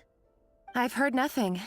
Rerir got back very late last Friday, and he was acting a little unusual, but he slept pretty well, so I'm guessing whatever he did was a good deed. You never saw him, and I don't know what he did. And this conversation never happened. What if he finds out that you pried into his secrets? You never saw him, and I don't know what he did. And this conversation never happened. You understand? Don't be silly. I don't know what secrets he does or doesn't have. All I know is he's just a normal guy who happens to run some errands for the king. Are you scared of him? I don't know. The Rerir I know doesn't match the person you all describe. Logically, I should be scared of him. And yet, I don't want to lose him. But enough about that. You should get going, and be careful with the package I gave you. Keep it secret. Keep it safe. What's in it? A piece of the moon. All you need to know is that as long as you keep it safe, then in the future, everyone will be able to see a red moon. A red moon? You mean our moon? That's right. Our moon. Promise me you'll look after it. I promise, Thelindis.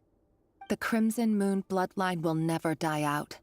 Its light, the color of blood, will become like a fire that flows in our veins, no matter how long it takes.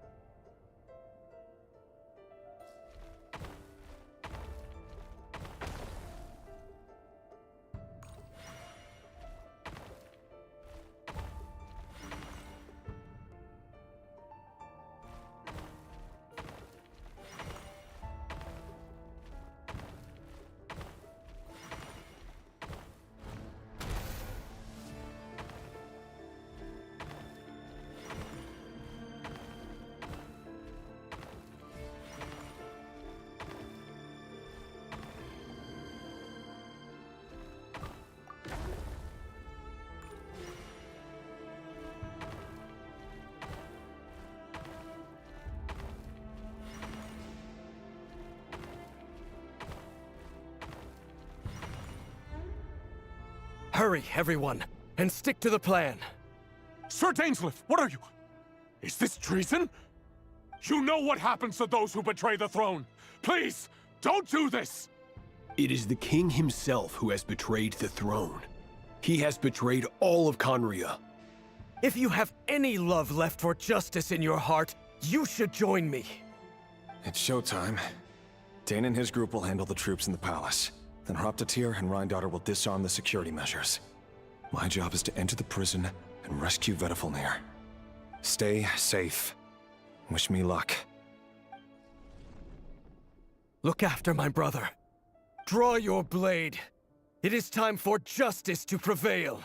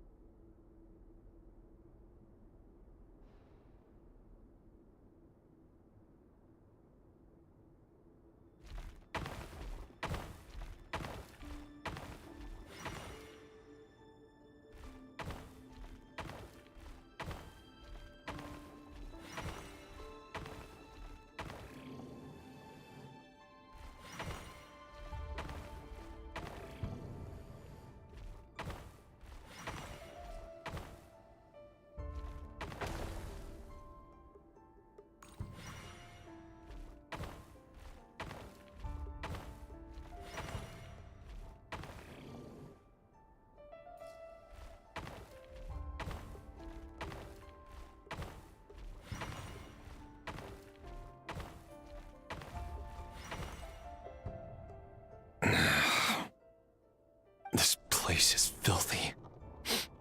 And the smell is abominable. Clearly, the king doesn't allow his prisoners a single shred of dignity. This is dire. Found you. Hello, Mr. Vedafilnir. Ah, it's you. Surprised? Oh, wait. I guess surprise isn't an emotion that prophets feel very often. I certainly felt some surprise in the moment when I was blinded. Surprise at the king's sheer ignorance. Surprise at just how unfairly this world responds to words of earnest remonstration. I'm curious. What did you prophesize this time? It wasn't a prophecy. It was a word of warning. Someone had to say it. The king has forsaken all reason in pursuit of his obsessions. I simply told him that if he continues on this path, Conria will surely fall. But he didn't listen. Worse still, he stabbed you in both eyes and locked you away. Dane asked for my help. The court is in complete chaos now, but I'm sure you predicted that. Everything is transpiring as I foresaw, yet I am powerless to change it. Fate is an immutable force. I can but lament as the inevitable unfolds. I do wonder whether giving a man the power to see the future does nothing more for him than slowly crush his spirit. Forgive my curtness, Vedafilnir, but the king did not suddenly turn on you today. His suspicions have been brewing for a long time. You can't have wisdom beyond the reach of your fellow man without attracting his fear and suspicion. There are things the king does not want to see. So, he doesn't want you having visions of them either. He blinded you because he thought this would make the visions stop. He wasn't entirely wrong. I did indeed lose my power to see the future. Right up until... Until what? Just now. I believe I saw something new. Well, tonight could go a lot of different ways. 5 of us banded together to storm the palace, also we could rescue you. This will go down as the most tumultuous day in Conrian history. I sense hatred in you, but also hope. A desperate hope that with the tyrant deposed, that will be the end of the story. But this is not the end. It is the beginning of a new chapter, in a whole new story. There are many men of honor and courage in this world, Rerir. But you are not one of them. You're not here for justice, are you? You're here for yourself. Is that a dagger? Interesting. Why not the polearm? It was always your weapon of choice. With your abilities, I don't doubt that you were able to recover some of your sight. But I also doubt that you want to make an enemy of me right now. Of course not. We're on the same side, aren't we? We could be. But I need you to be honest with me, Vedafilnir. At this point, you're my only hope for the future. You mean your future? With your beloved, Felindis? Yes. And I know there are bigger things at stake here. A dynasty, a nation, maybe the entire world. But forgive me, I care first and foremost about myself. I can't abandon the one I love to save myself. I just can't do it. But you see a broader picture of the future than I. You see the solutions to the biggest problems of our age. So tell me, what is my solution? What's the answer? In matters of fate, answers are either right or wrong. What will be and what will not.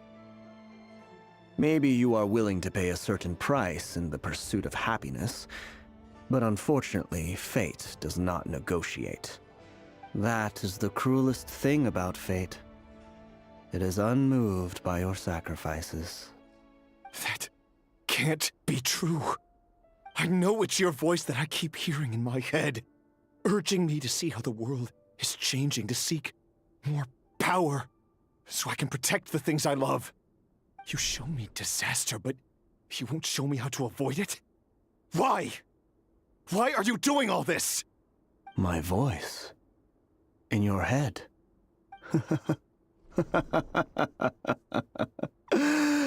So, you hear it too? The voice that steals your mind, gains your trust, and drives you crazy. It turns out that we are not so different, you and I. Vedifalnir just broke into the strangest smile I've ever seen in my life, as if he'd discovered some monumental secret. But then he suddenly switched to looking extremely weary. Very well then. My advice to you is as follows. You must persevere. Whatever trials and tribulations you may face, be steadfast in the belief that they are your path to the future. For as long as you live, your story with Thelindis shall not come to an end. That is the only chance you have of fighting back against fate. It is up to you whether you believe my words. Regardless, that is all I will say on the matter. I have no right to intervene any further. I will hold you to your word. Thank you for setting me free. In return, I will tell you one more thing that you cannot afford to ignore. Just then, a strange wave of energy rippled through the city. We had no idea what it could mean. If I were you, I would head to the Universitas Magistrorum. The Universitas? Oh no! I'm sure we'll be seeing each other again very soon, Rerir. Whatever Vedifalnir said, I didn't catch it.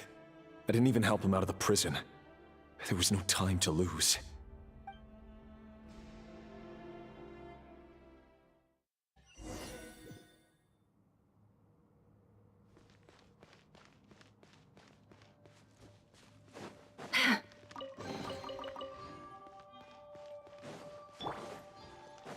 Full throttle! Monsters? Is this Rhindaughter's doing? Or the Universitas Magistrorum? Out of my way!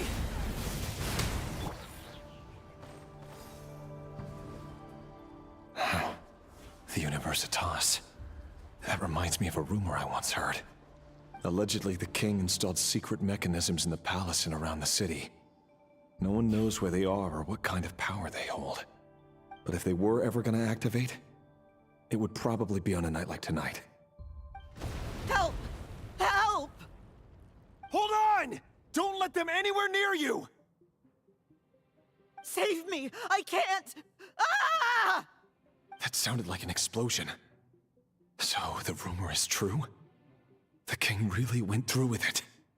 What other means does the king have at his disposal? They must run on power from the Abyss. And given it's a major center of Abyss research, anyone over at the Universitas will be in grave danger. I have to hurry!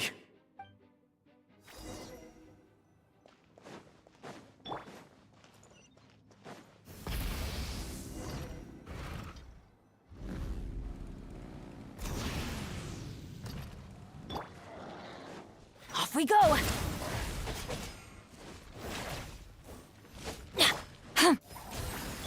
Burn it down! Ha!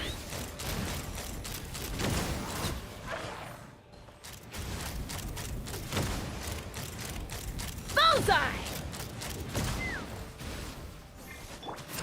Ha! Cha! Pra!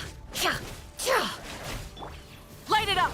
I'm going in! Huh? You two! Time to end them! Light of the blazing sun! Let's fly!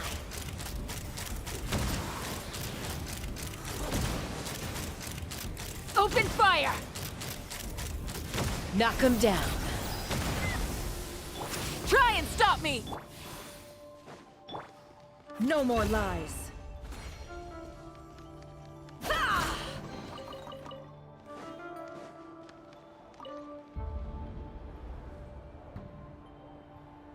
Monsters! At the Universitas Magistrorum? Why now? Oh no! They're coming! It's no use. The table won't hold out much longer.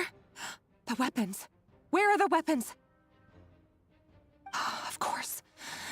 All the lab equipment was upgraded after the inspection last week, but the new weapons haven't been allocated yet. I'm done for. Is anyone there? I need help! Ah! Stay back! Please stay back! Please!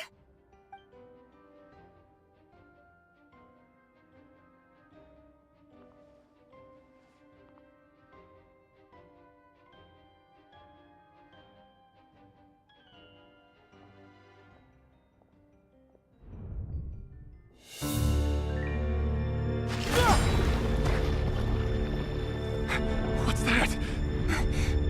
Rear. So the rumors about your work are true. What? No! Listen, something happened at the palace tonight. We have to leave! You don't need to lie to me anymore. What do you mean? I know why you're worried, and I will respect the decision you've made. But it's okay, because I found a solution. I know how to end all this. You can have it back. The normal life you so desire. But until then, I'm afraid our wedding will have to wait. Cylindus?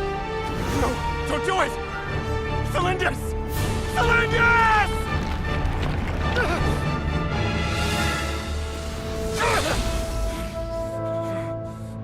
I told you, Rerir. Let her go. You will find someone better. No! No, I won't do it! I have to save her! By what means exactly? A lowly pawn. You lack the power and the strength of will. Do you know a way? Tell me! Come to the palace. Join us.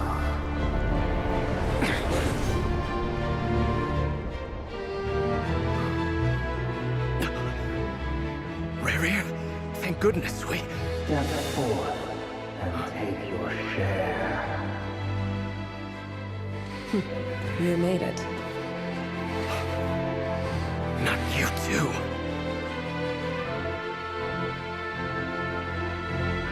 Hatred or grief, despair or desire. We all have our own.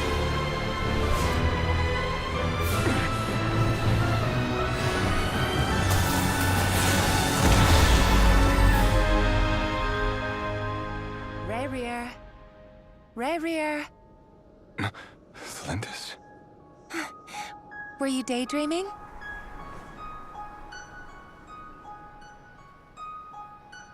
You still remember, Rerir? That question you asked me a couple of weeks ago? Oh.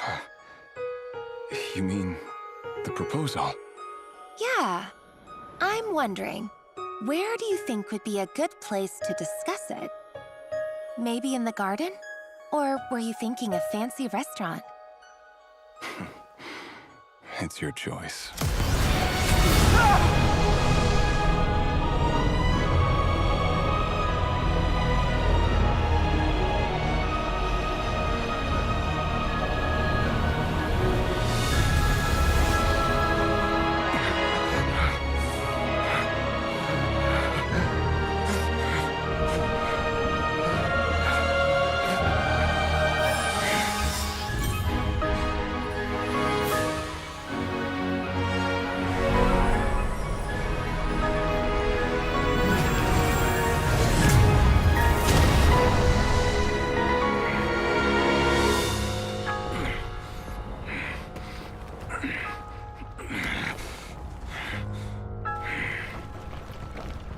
I will find you.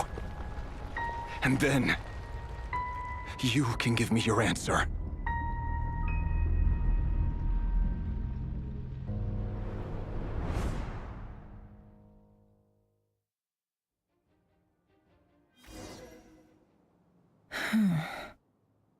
So that's how the Raker of Solnari was born.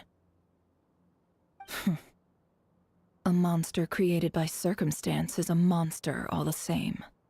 Viewing other people's thoughts for too long can get uncomfortable. Right now, I'm feeling a strong sense of loathing.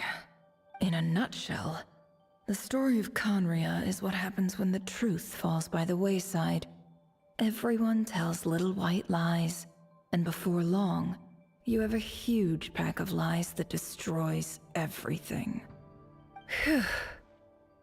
Time to get back. His past is filled with sorrow, but the tale of any fallen civilization is one of endless tragedy. Cruel as it may be, that was Conria's fate.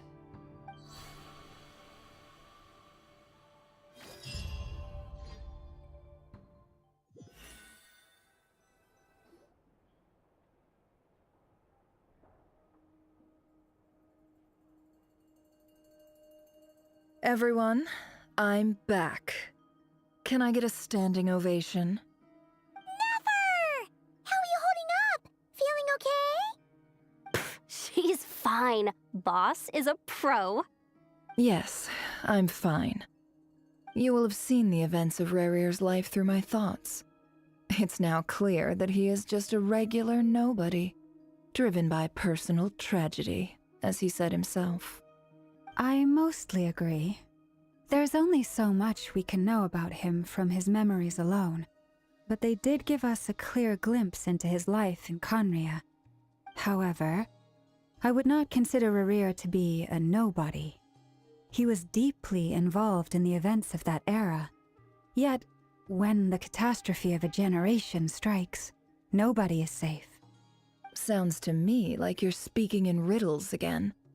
Is this you urging me not to abandon the people of Nodcry in their hour of need? That's not what I meant. Although I do hope you choose to remain a part of the plan. Without you, the mission ahead will be all but impossible. Then try to remember that I respond better to the carrot than the stick. And I don't appreciate being bossed around. Now, as for you, Missy, you were excellent. You stuck to the rules of the ceremony and kept your mouth shut the entire time. Bravo. Cool. So, can you fill me in on the deets now? Most of what I saw went right over my head. Patience. You'll hear the whole story, don't you worry. But let's meet up with the others first. It will save me narrating it twice. Yehoda? Yes, boss. Let me get that door for ya. That's more like it. For a moment there, I was worried you'd forgotten about the first clause of your employment contract. Forgive my curiosity, but what does the first clause say? It says I gotta do the annoying stuff that boss is too lazy to do for herself. Like opening the door, pouring the tea, yada yada. Is that right? If something is in the contract, it's because she willingly agreed to it. Rest assured that the Curatorium abides by the very strictest of labor policies. You don't seriously think I'm cruel enough to treat her like my slave? In any case, I've hardly shied away from my share of the work today. Hope I don't catch Flintz and Varka lounging about in their chairs, enjoying a leisurely cup of tea. There's nothing I dislike more than other people enjoying themselves while I'm hard at work.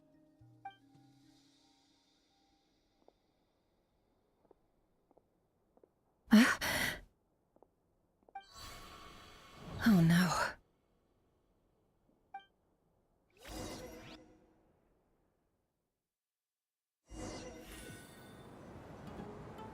Sorry to disturb you, but we seem to have run into some trouble.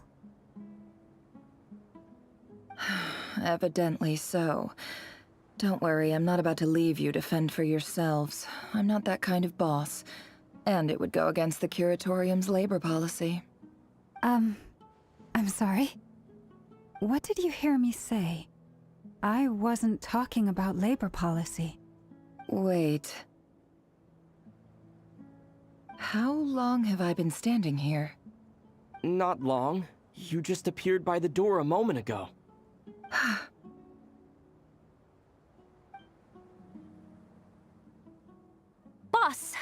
what's wrong?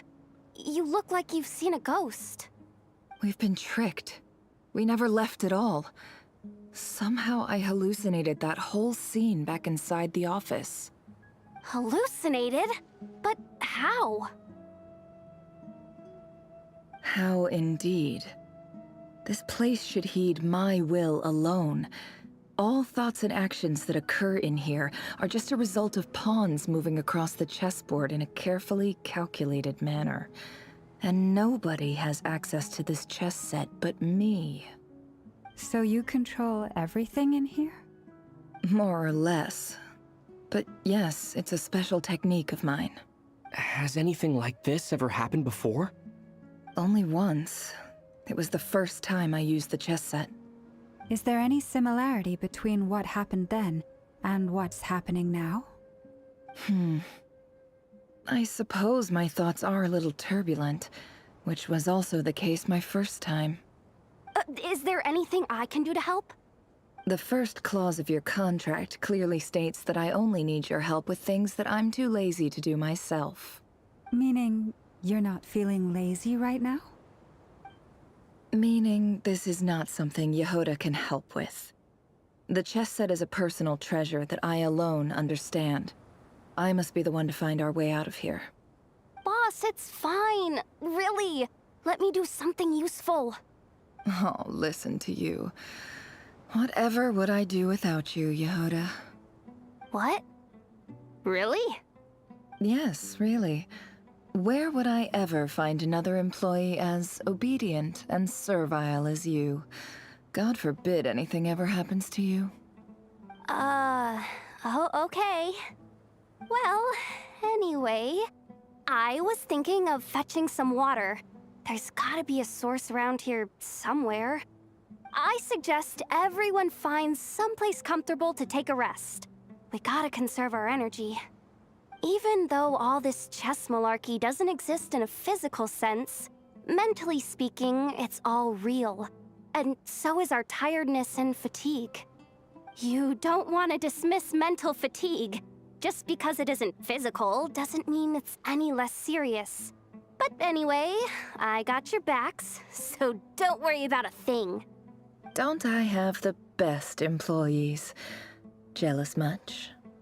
If we can find a suitable time, I'd love to borrow Yehoda for a day to help out at the Frost Moon Scions. Would you be amenable to that, Boss Nefer?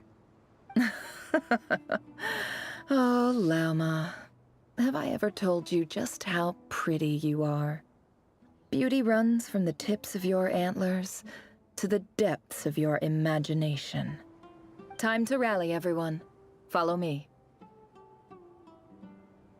As we continue our journey, the same rules will apply. That means stay focused and no talking no matter what we encounter. And don't disturb the chess pieces. You have my word that I will get us all out of here.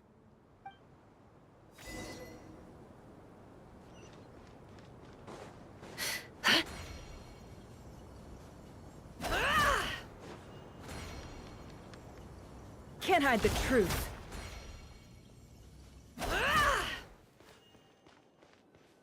This place looks familiar. That's not a good sign. There's someone up ahead. Time for a little chat. I wasn't expecting visitors at this hour. Wait, is that? Oh, it's him. There you are! Sinue's been looking for you all day. I think he has some news for you. Oh yeah? What were you doing just now, Uncle Retinue? Hiding away some more loose change? I know I saw some Mora. What do you mean, loose change? Oh, come on, I'm too old for this. Just pretend you saw nothing.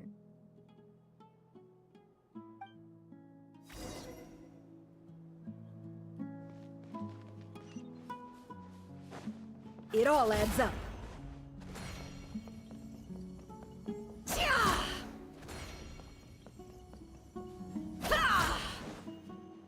Hey, kid. Mind telling me what Sinuhe's been up to recently? I'm trying to get in his good books and I need a way in. Get in his good books? Why? What do you want with my dad, Uncle Apepi? I've written a new song. I was hoping to showcase it at the next festival, but I'll need his approval. A new song, huh? I'd love to stay and listen, but unfortunately, Uncle Retinue says my dad's looking for me. Well, there's plenty of time and I'm not going anywhere.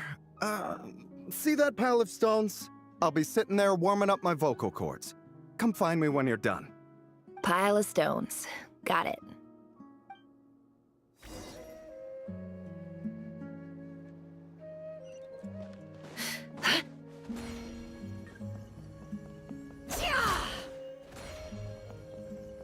Can't hide the truth. It all adds up. Hi, Dad. Uncle Retinue said you were looking for me.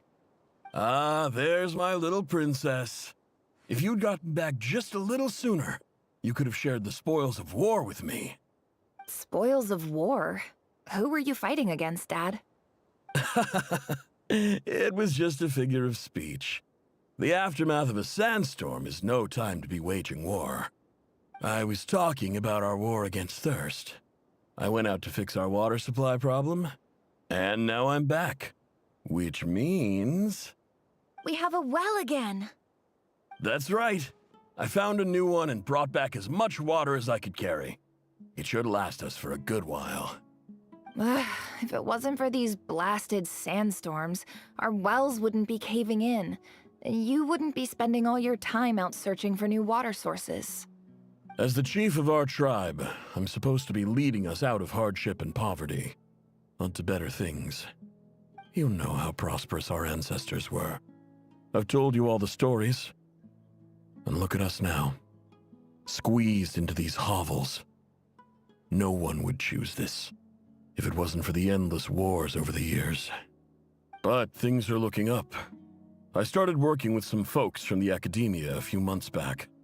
They gave me some contacts in return for my assistance in the desert. So you're the academia's helper now? Special ambassador, they call it. Think of it as a partnership. It's nothing bad, okay? We've been isolated here in the desert for too long. Seeking opportunities elsewhere is the best thing for us, and the fastest way to progress. So, do you get anything good out of being a special ambassador? Of course. My luck's improving all the time. One day, I swear I'm gonna lead us out of this place. We'll find somewhere new. Somewhere better.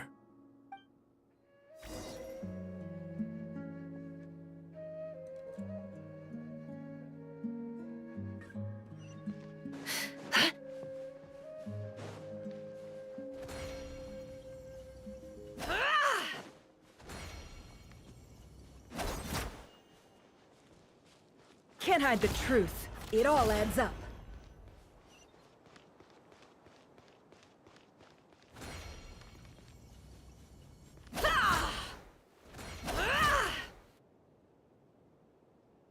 That's our well, and you know it. You stole from us. Well, you've gone from chief to thief, and now you have to face the consequences. Did you really think you could take our water without permission and get away with it? You're either brave, stupid, or both. And that Special Ambassador Act? Yeah, nice try! We spoke to the academia. They said it was all news to them. You're a liar and a cheat!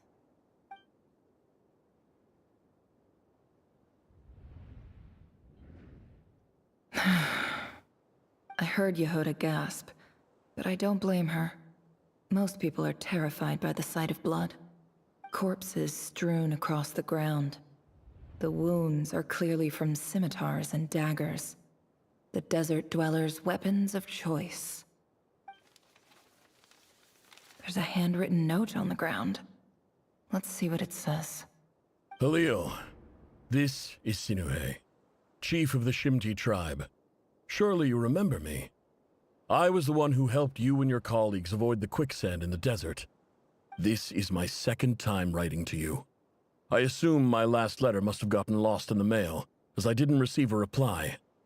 I hope this one makes it to you safely. I'm writing to you because I need some help. That sandstorm the other day completely blocked up our well, forcing me to look for another water source in Iab and Unut territory. It was a matter of survival. Praise the gods. The well of the Iab tribe was intact. It was my last resort. I drew what water I could and left, but not without being spotted. I fear they will retaliate. You told me to write to you if I ever needed help. You said you'd be my ally in the academia. I urgently need you to formally recognize my title of Special Ambassador and send some of your people to assist me for a few days. It's the only way I can convince them that this was the academia's decision and prevent them from retaliating. This is an emergency. Please send help as soon as possible. Looks like this letter never got sent. The writer died a grisly death, and the letter was trampled into the ground. It's badly defaced. Some parts are barely legible. What a ridiculous lie the surviving Shimti tell. Their whole village was butchered over a sip of water.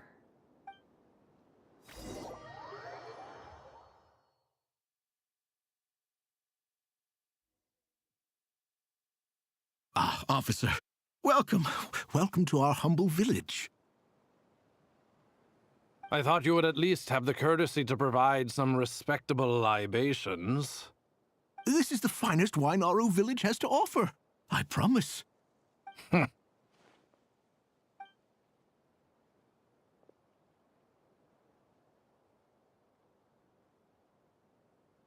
The Academia has agreed to reserve a single space for a candidate from your village.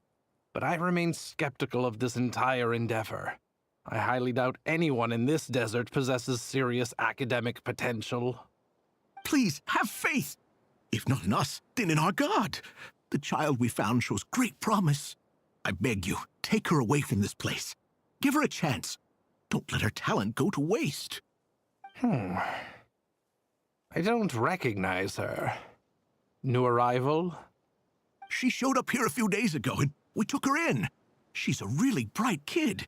Please help. I'm begging you. So, where are you from? Nowhere special. Just a sand dune. What about the rest of your family? How many of you are there? Just the one. It's only you? Correct. So, no brothers, no sisters, no mother or father? Any who have slept on a bed of sand, I call my brothers and my sisters. Apart from that, I have no family. All right. Get over here. Sign your name on the form.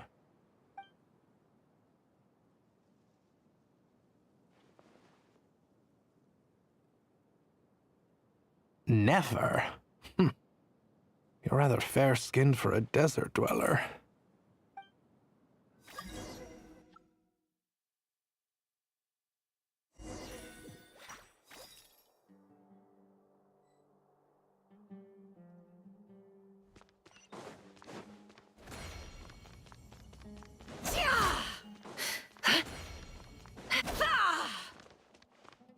Can't hide the truth. Nefer, this term's assignments have been issued already. Please read through the materials thoroughly, conduct your own additional research, and then write an essay on the topic. Yes, Professor, I'm aware. I just had a couple more questions I wanted to get your perspective on.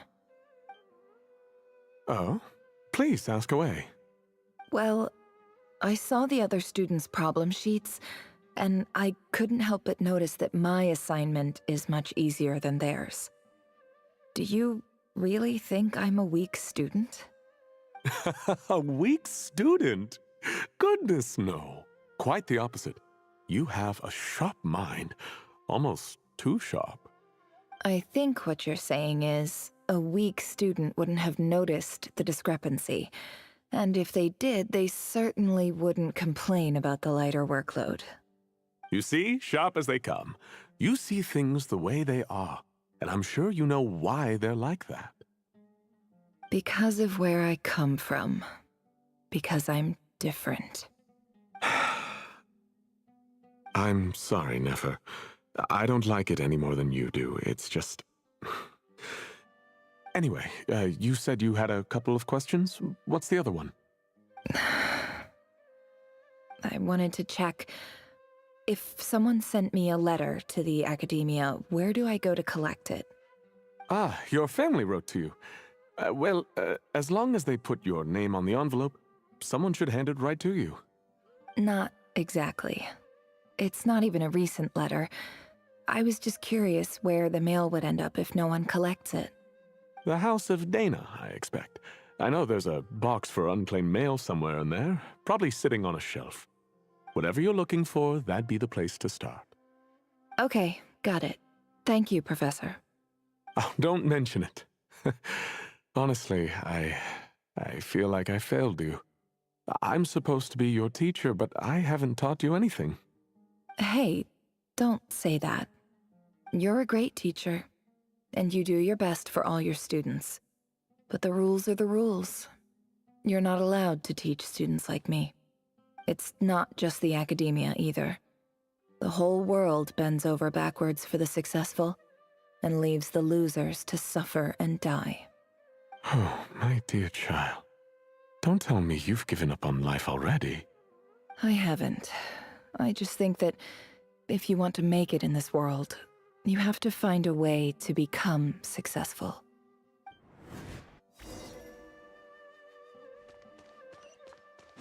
No more lies.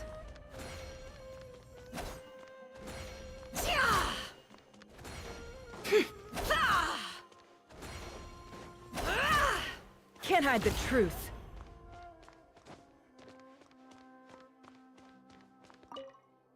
This must be it. A big cardboard box full of unclaimed mail. And probably some letters that ended up here by mistake, too. Let's take a look.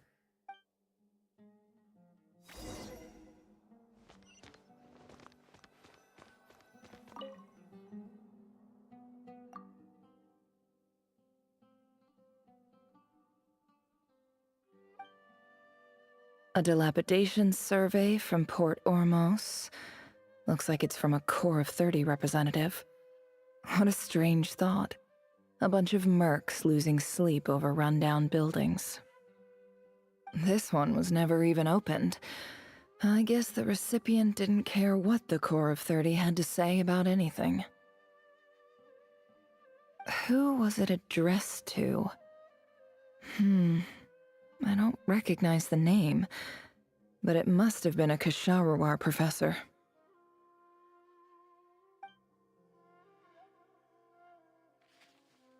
This one is addressed to the Immorta Sage. The title is Changes Observed in Satyavada Life Symptoms. Why do all these letters read like full-blown dissertations?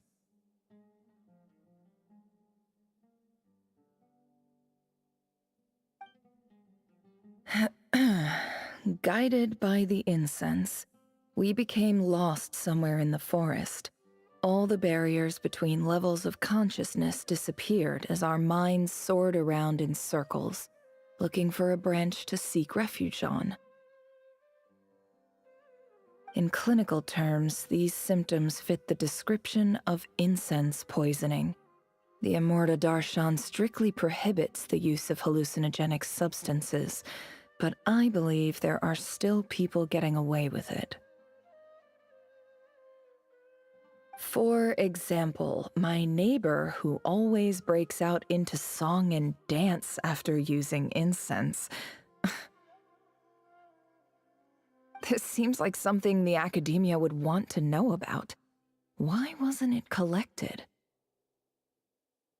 Wait, what's this written on the back? It's so small.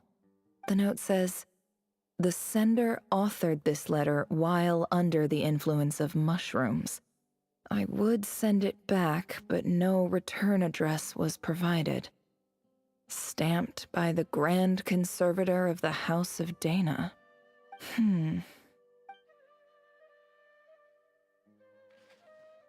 This next one is addressed to Grand Sage Azar? A few words of protest regarding recent changes in Sumeru's educational policy. In recent years, the academia has taken on a small number of students from the desert region, as per the policy to this effect. However, it appears to me that these students have not, in fact, been provided with educational opportunities that are, in any meaningful sense, equal to those enjoyed by their peers.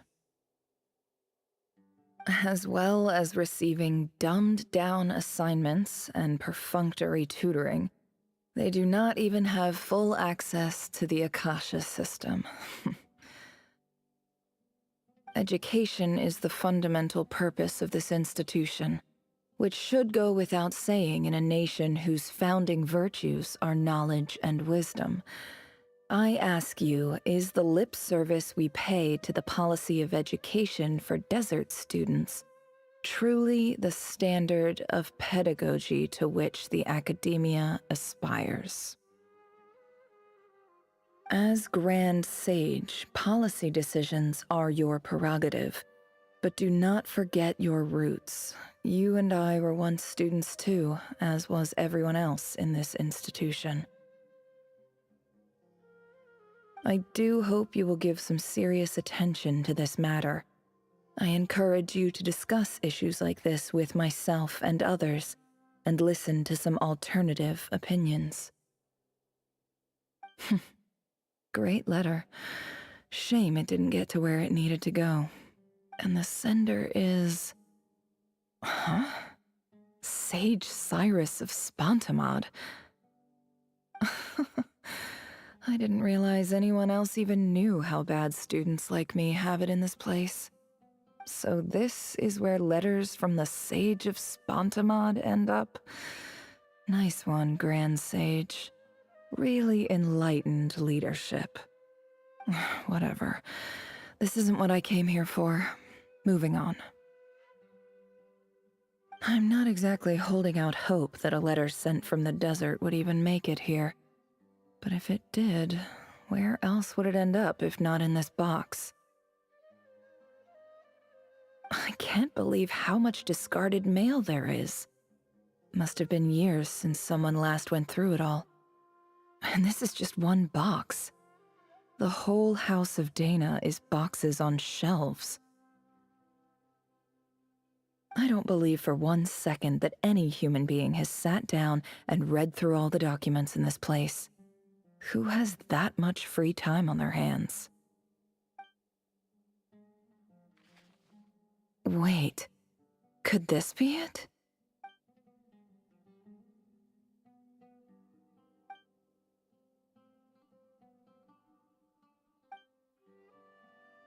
Greetings, Halil. My name is Sinuhe, chief of the Shimti tribe. I was the one who came to you and your colleague's aid when you ran into trouble in the Great Red Sand. I don't know how well you remember it now, but I brought you to safety and gave you some water and other supplies. You seemed very pleased and told me your name. In my tribe, learning a person's true name is serious business, and I therefore see you all as friends. You were kind enough to leave your contact details, so we could stay in touch.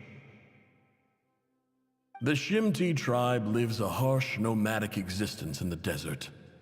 You were sympathetic towards my plight, promising to make me a special ambassador of the academia and help us find a way to make a better living.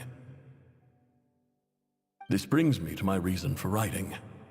Our tribe has fallen on particularly hard times, and I would like to ask for your assistance. There was a terrible sandstorm a few days ago, which blocked up the well in our land. To ensure my people's survival, I had no choice but to venture into Iyab and Unut territory in search of an alternate water source. The Iyab and Unut are descended from the Thamudians, while we trace our ancestry to Tulatala. We worship the Lord of Flowers and have had relatively good relations with our fellow tribes, up until now. I found a well belonging to the Eob tribe. They declined to help us, but I really had no other option. So I took some water to keep me and my tribe alive. My actions are certain to incur their wrath. When we met, you assured me that you would be my ally in the academia. I would like to take you up on that offer, because I really need your help. I wonder if you could send an academia representative to meet with me. That aside, the last time you were here, you mentioned that the academia had started accepting students from the desert, and I told you a little about my daughter, Nefer. We have next to no resources here in the desert, and my power and influence are limited. Would you consider enrolling my daughter at the academia? She is a smart girl. I know she won't disappoint you. From the outset, the academia never took you seriously. Those things they promised were just empty words. I doubt they even remember the name Sinuhe. And you were so emphatic that your luck had finally changed for the better. You swore you'd lead us to a better place one day. You spoke with such conviction, like you were the most powerful chief in the whole desert. You liar. You lied about everything. You promised the world and delivered on none of it. And who fell for it? Just me, by the looks of it. Despite your best efforts. Which makes you a pathetic liar. You weren't even any good at it. I think I'll take over from here. Let me show you how it's done.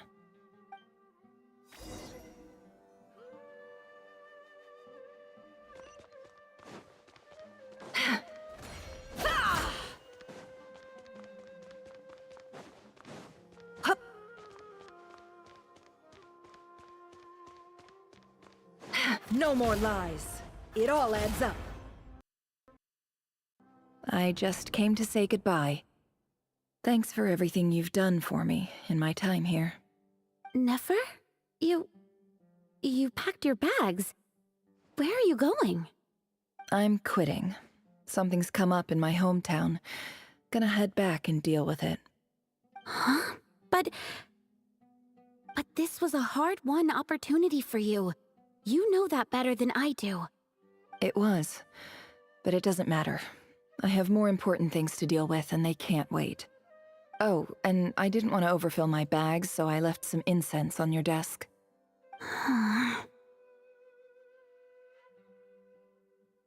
What's wrong? I thought you liked incense.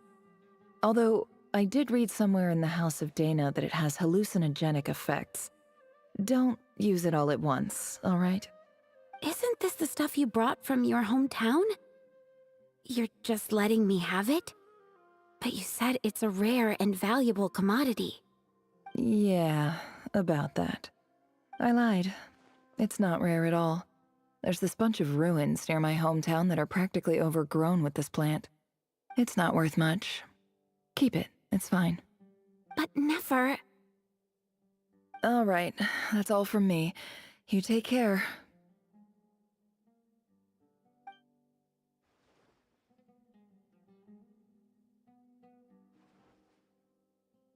Don't forget me, okay? I mean, we're more than just classmates, right? We're friends. Yeah, I'll remember you. I lied again. That incense is worth a fortune, and it's a rare find even in those ruins. And as for remembering her, I have far too much to do when I get back. No time to reminisce. I'll be lucky if I even make it through this alive. But either way, I expect I'll forget you pretty quickly.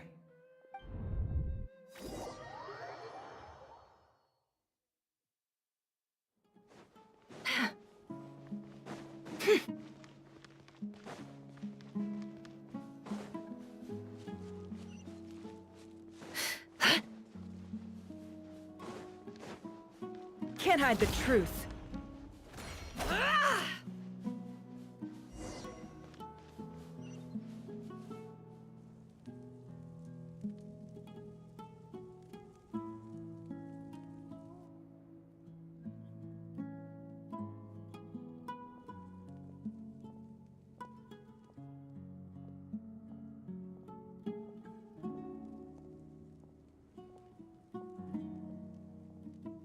It's a pleasure to meet you, Mr. Arif. So, what does the Academia want? Since they've sent their special ambassador, I assume there's a big business deal to be made. If not, I'd be very disappointed. Please, sir, lower your blade. You're lucky I'm the one they sent. Not all special ambassadors share my admiration for the Eab people. The ever-shifting balance of power in the desert reduced the once great civilizations of this region to rubble and sand. But the story of the Eab has a very different trajectory. Others grew weak, but you grew strong, beginning in obscurity and moving to prosperity. You're the only ones who defied the trend. Huh. So, you do know who you're dealing with? This well is the perfect symbol of your strength, is it not? It used to belong to the Unut, but it looks like you have control over it now. You're not wrong. But I'm sure you didn't come all this way just to flatter us. Of course not. I came to bring you some very good news. Some information that recently came to light, which might just be your ticket to freedom. Records uncovered by the Vahumana Darshan show that a certain well currently under Eab control is built on top of some ancient ruins. These ruins are of great archaeological interest to the Academia. I checked the map carefully on my way over here, and I'm confident that this is the well in question. The Academia is offering 50 million mora in return for excavation rights. 50 million? No, wait. If these ruins are as important as you say, 50 million's a little low, don't you think? Don't get greedy, Eab. We know far more than you think. We know that you seized this well by force. Wasn't that the first step in your rise to power? To drive away the Unut and steal their water supply? So what if it was?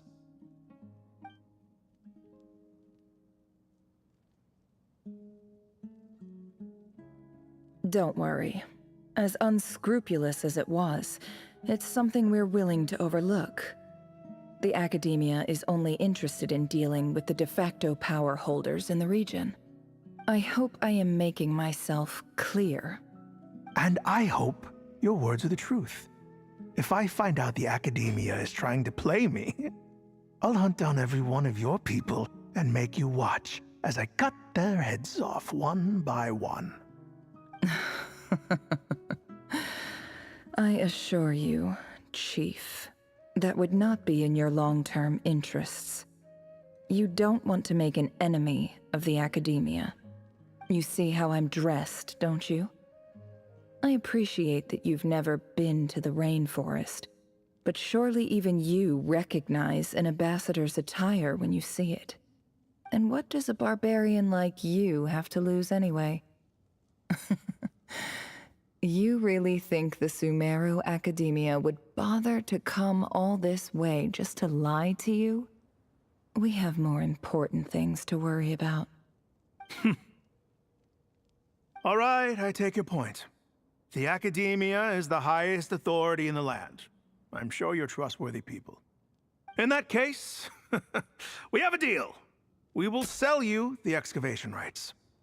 I'd like to thank you, Ambassador. This is good news indeed. Excellent news. In fact, it calls for a celebration. Would you do us the honor of staying a while and enjoying some Eab hospitality? Gladly. I am partial to wine myself, and I trust you are as well. So let's indulge in a few drinks together, in celebration of this momentous occasion.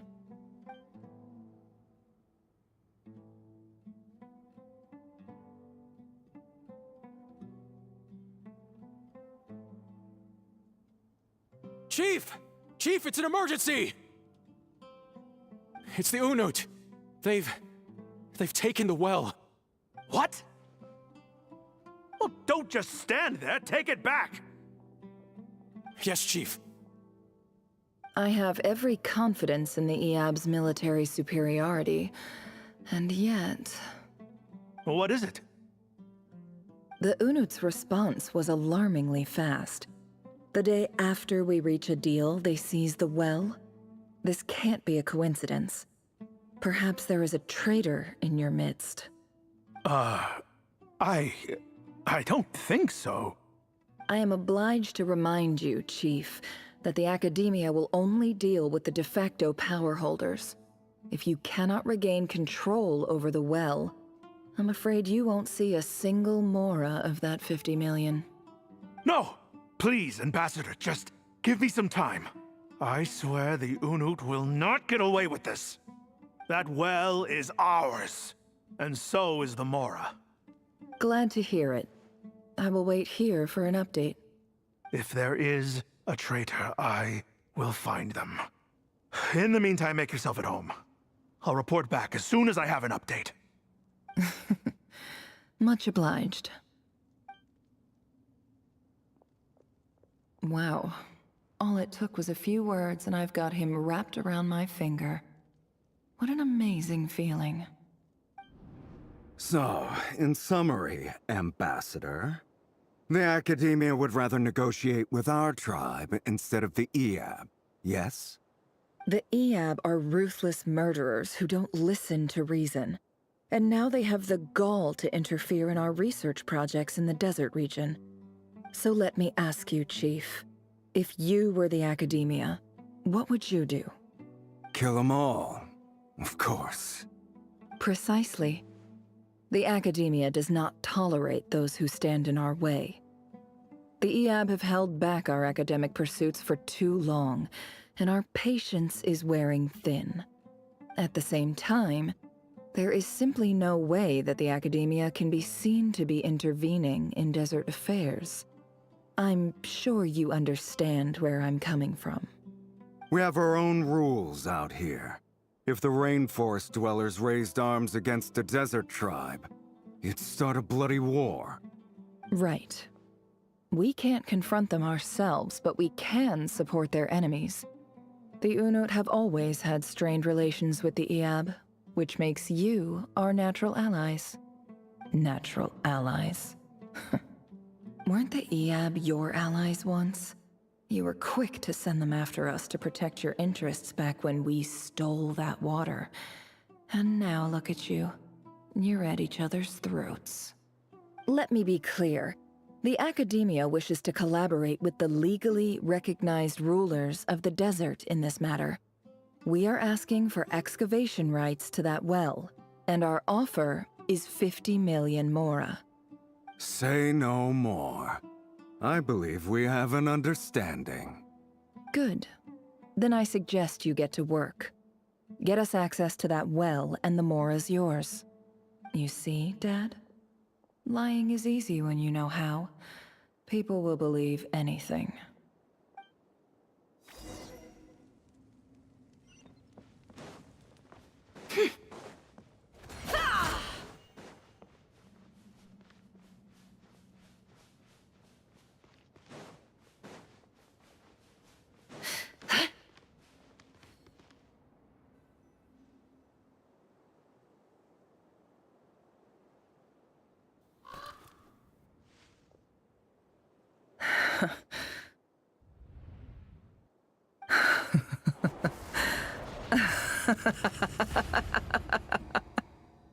Look at yourselves.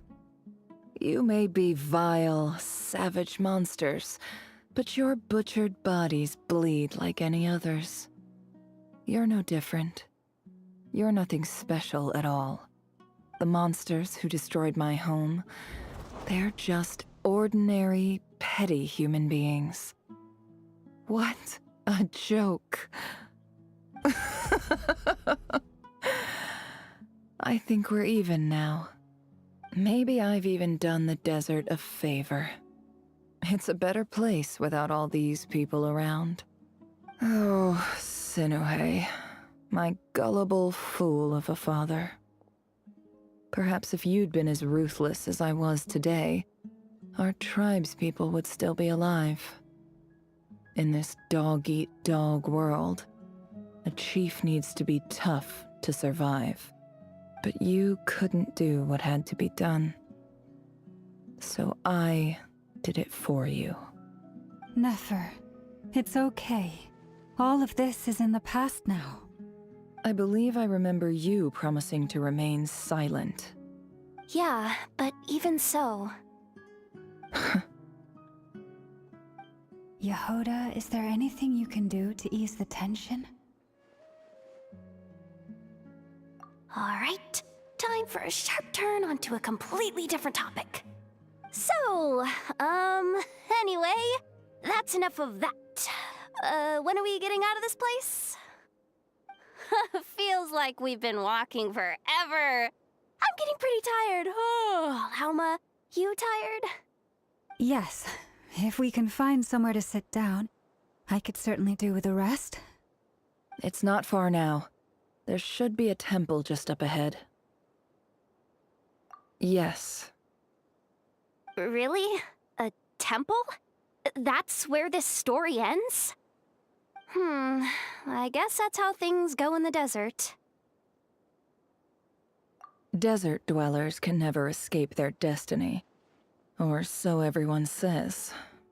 I never wanted to believe it, but looking back now, I'm as desert as they come. You mentioned a temple. What's waiting for us there? My biggest trade secret of all. Ah. Then I'm guessing it's where you got your power from. The power to peer into other people's minds. I didn't know you were clued up on any other religions.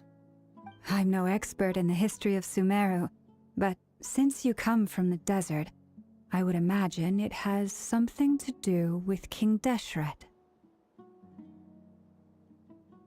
Sounds impressive. Ah, I know who you mean. General Mahamatra Sino. The spirit of Hermanubis dwells within him. That's Boss Neff for ya. She knows everything. Sino's hardly a figure of obscurity, but I know about Sethos too. What about him? Is he a big deal or something? Well, he's not a small deal, let's put it that way. Please, this is the bare-bone basics. Save the flattery. Thanks for your patience, everyone. I'm sure it's been a lot to take in. With any luck, that's our exit just up ahead.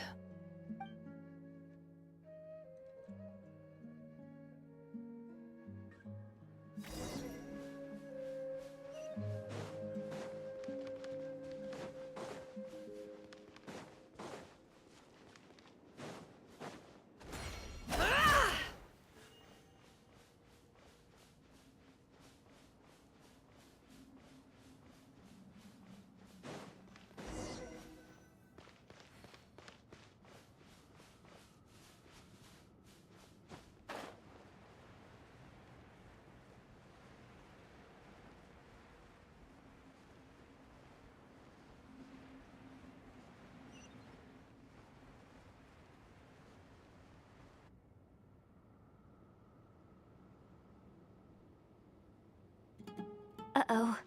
Uh-oh. Uh-oh. I'm totally out of my depth here. I don't have anything to add about any of this stuff. Like, look at that statue, for instance. I want to do the whole name-dropping, this girl knows her stuff thing too, but I've never seen anything like it before. A statue with the head of a bird.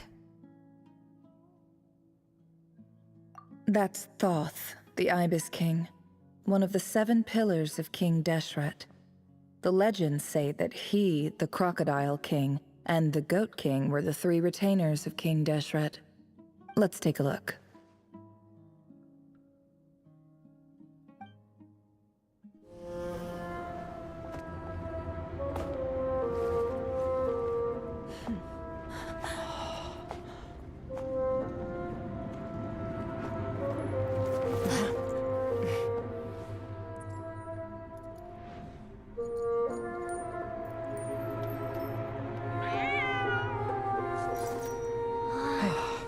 It's just Ashru. So, all is well?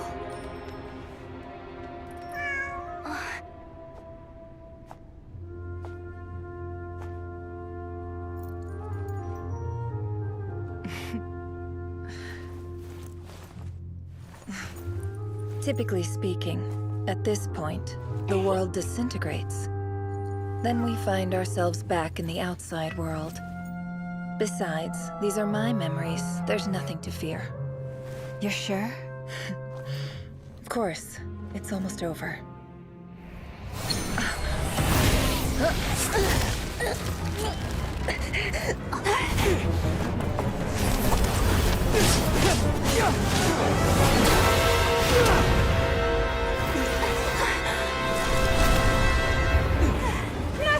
Hold on!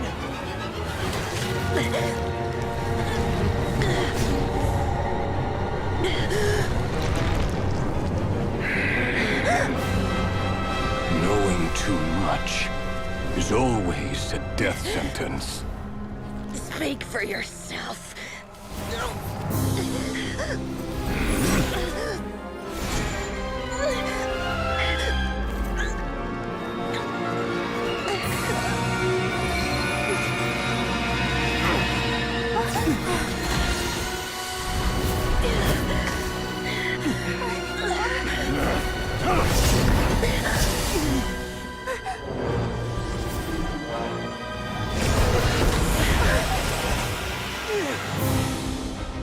How repulsive.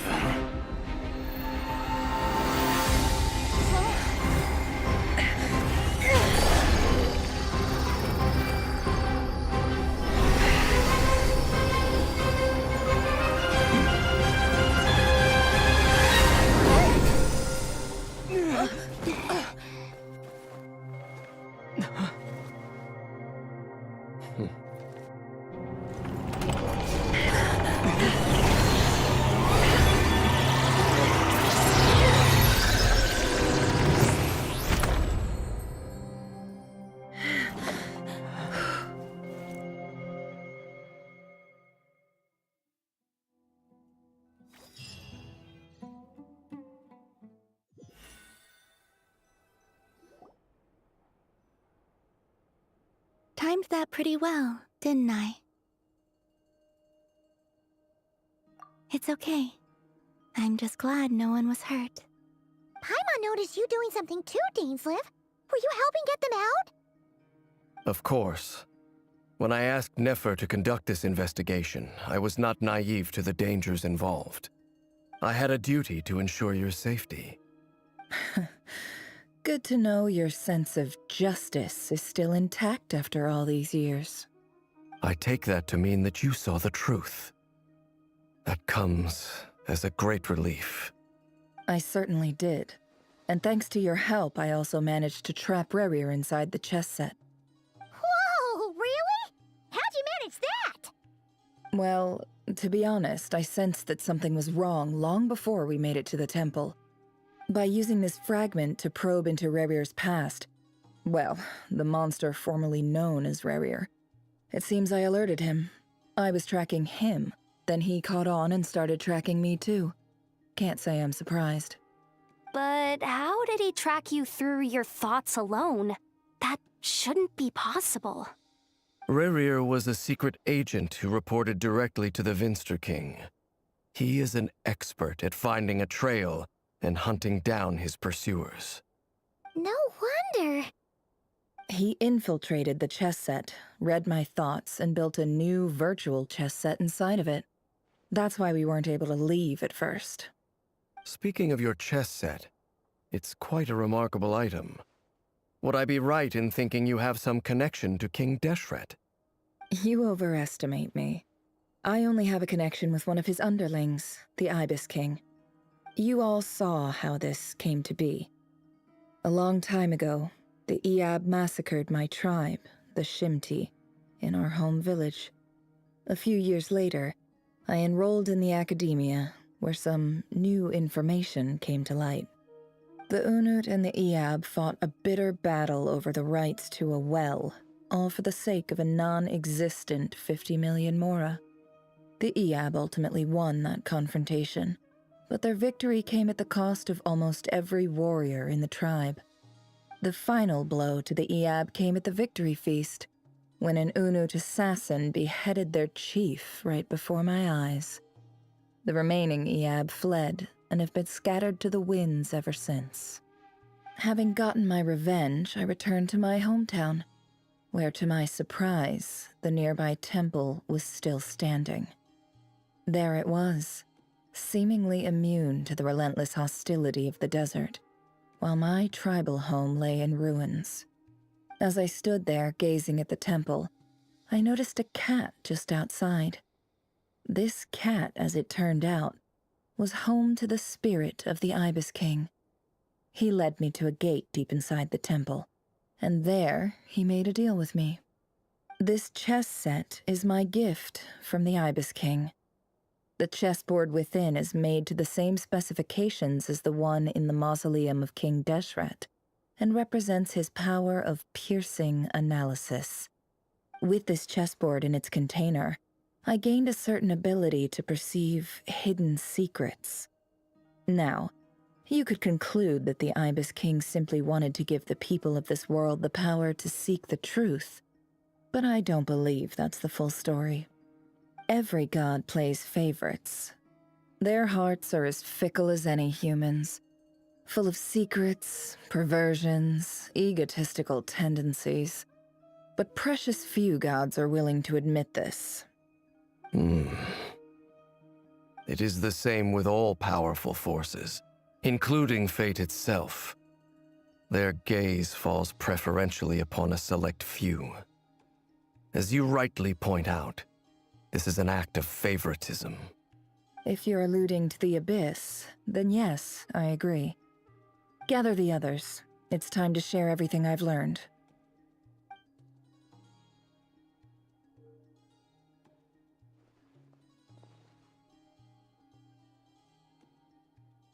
Thank you all for being here.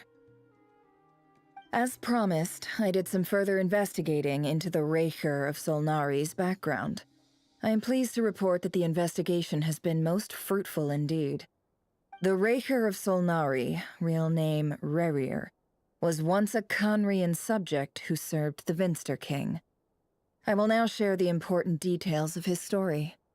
Please save any questions or comments for the end.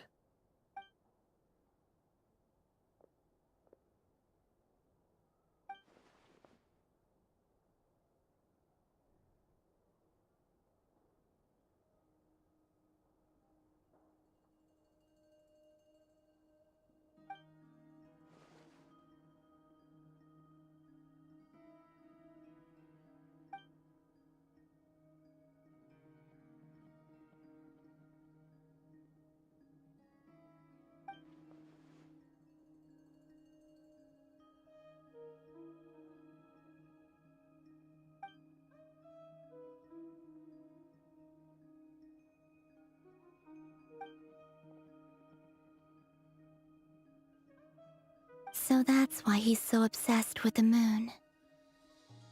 A tragic tale, to be sure. But it does not excuse his many transgressions. No matter how much Rerir suffered in the past, the fact remains that he is what we know today as the Wild Hunt, wreaking havoc upon innocent lives in Nodcry. He becomes more dangerous with each passing day. If left unchecked, it is simply a matter of time before all of Tevat suffers the consequences. This is a threat that the Knights of Favonius cannot ignore. A question for Miss Columbina. Forgive me if this is presumptuous, but have you ever seen the spatial gateway that appeared in Rerir's memory? Never. But I have heard stories of something called the Moon Gate, and this seems to fit the description. Miss Lauma, any thoughts on this? In the lore of the Frost Moon Scions, the moon is believed to hold many secrets. Some sources speak of ancient knowledge, others of a gateway to the unknown. The term Moon Gate is one I have heard before. But as is the case with all of our legends, there are no records of any first-hand witnesses.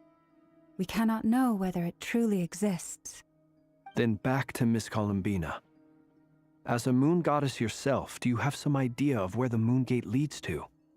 Not at this stage, sorry.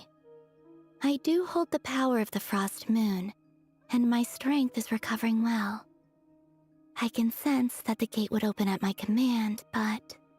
But there's more to the power of the Frost Moon than that? Yes. A moon goddess has the right to open the moon gate, since it is a path to the moon. But as Nefer mentioned, holding open a spatial gateway takes a huge amount of power. And right now, I need to conserve my energy to fight the Rayhir of Solnari. I'm afraid this is one mystery we may have to leave unsolved for now. I agree. Better to save your strength. But if you'll humor me for a moment, I have a bold conjecture of my own regarding the world beyond the gateway. I highly suspect that neither Tholindis nor Rerir made it through unscathed. The evidence pointing to this is the fact that the Rayhir of Solnari exists in the form of countless fragments. With the abyssal power he wields, no ordinary foe can touch him, let alone tear him to shreds. And yet, the Wild Hunt proliferates wherever his scattered fragments lie, drawing hordes of monsters to many different locations across the land. So your theory is that Rerir was physically torn to shreds by some powerful force? Hence, why the Wild Hunt is a distributed phenomenon, rather than a unified one? Makes sense to me. Explains why the Wild Hunt is so pervasive, and why he's been trying to piece himself back together. He was whole to begin with, and he wants to be whole again. Without the power of the Abyss on his side, he almost certainly would have perished the moment he was torn apart. But the Abyss, much like a curse, has kept him alive. I could not agree more. The power of the Abyss is most surely a curse. It is a compelling explanation, and one that accords with my present understanding of Abyss creatures. Whether the life form in question is primitive or advanced, if a curse has extended its lifespan unnaturally, it will continue to survive in spite of everything. This raises some interesting questions. I will run some experiments and see if there is any validity to my suspicions. That being said, regardless of whether my research bears fruit, I would like to thank Miss Nefer for conducting such a thorough investigation. Already, it has greatly enriched my understanding of the entity we face. My pleasure, Mr. Albedo. I too hope that the information I have shared today proves useful as we look to formulate the next stage of our plan. Hey! What is it, Dainsleif? You look really upset! It's just... when I think of the man I once knew as Rerir, I struggle to understand why things had to turn out like this.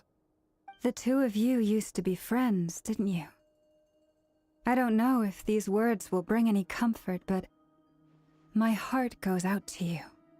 Mine too. We can never know all the hows and whys of the way things are. The moon and stars are full of untold secrets and lies, and the skies are host to many more mysteries than these alone. Yet, none of that can begin to compare with the complexity of human life. Those are the first comforting words I've heard in a long time. Thank you, both. Well, I think this is a good place to end today's meeting. I'm sure Nefer needs some time to recover. She's been through an awful lot today. That's very thoughtful of you, Lama. Of course. Sounds good to me. Take some time to rest and digest before we reconvene to nail down a plan.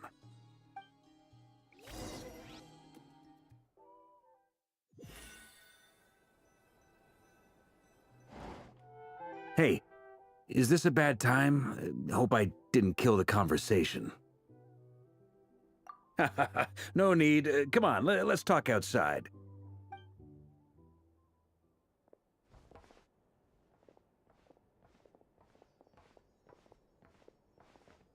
Anyway, Nefer went back to the curatorium to get some rest. But before she left, she shared some things with me that I thought you should be aware of.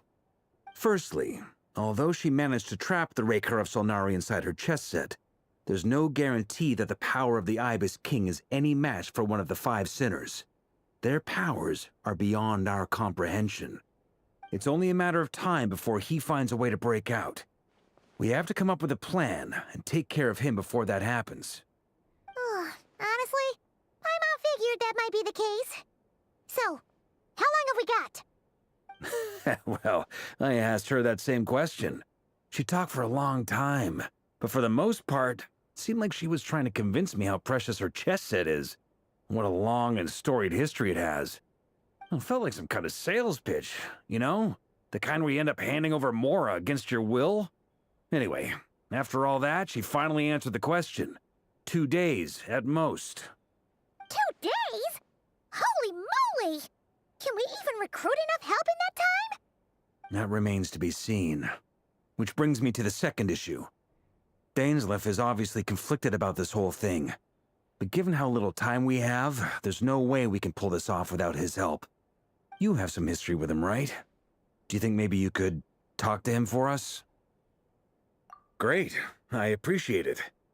All right, on to item 3. So, Albedo, Durin, and I put our heads together and came up with a plan. Can't promise it's gonna work yet, but at least it's a start. We figured we'd bounce the idea off you first. We'll explore it further once everyone's recovered. Oh, Paimon's dying to hear this. All right, so here's what we're thinking.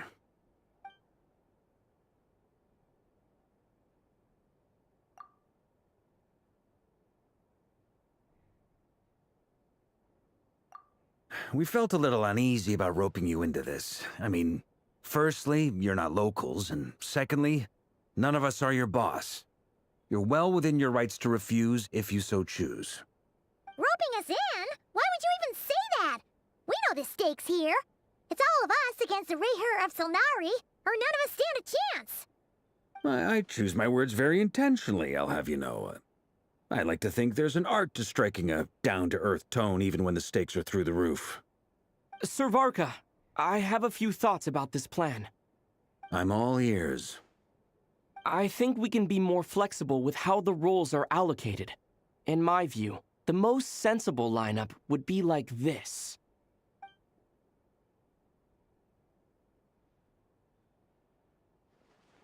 I see your point, yeah. But if that's how we're going to approach this, you'd better make sure you're ready. To be clear, I don't doubt your abilities. Far from it. I just want to make sure. Are you really willing to take all this on? I want to do everything within my power. The Rayher of Solnari is a truly fearsome opponent, and if I do my part, it'll greatly reduce the risk for everyone else involved. Well, that tracks with what I've heard. Jean's mentioned in her letters that you're so diligent it's almost abnormal. As in, most people weigh up the risks and rewards in situations like this. But you seem to just march towards danger without a moment's hesitation. Of course, everyone appreciates a fearless pioneer. But all that aside, I'm the Grand Master of the Knights of Favonius, and you're our honorary knight. I want to make sure your courage doesn't come at the expense of your safety. Thank you, Sir Varka.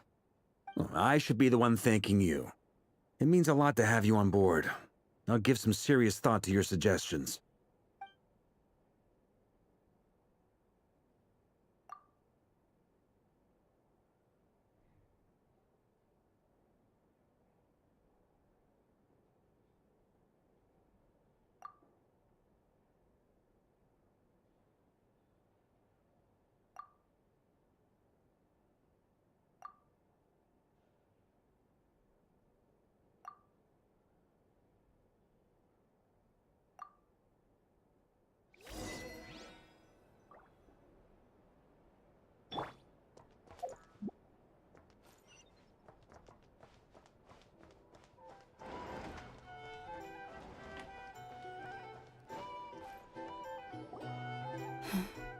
This is a thorough plan, but I do have one last question before we take action.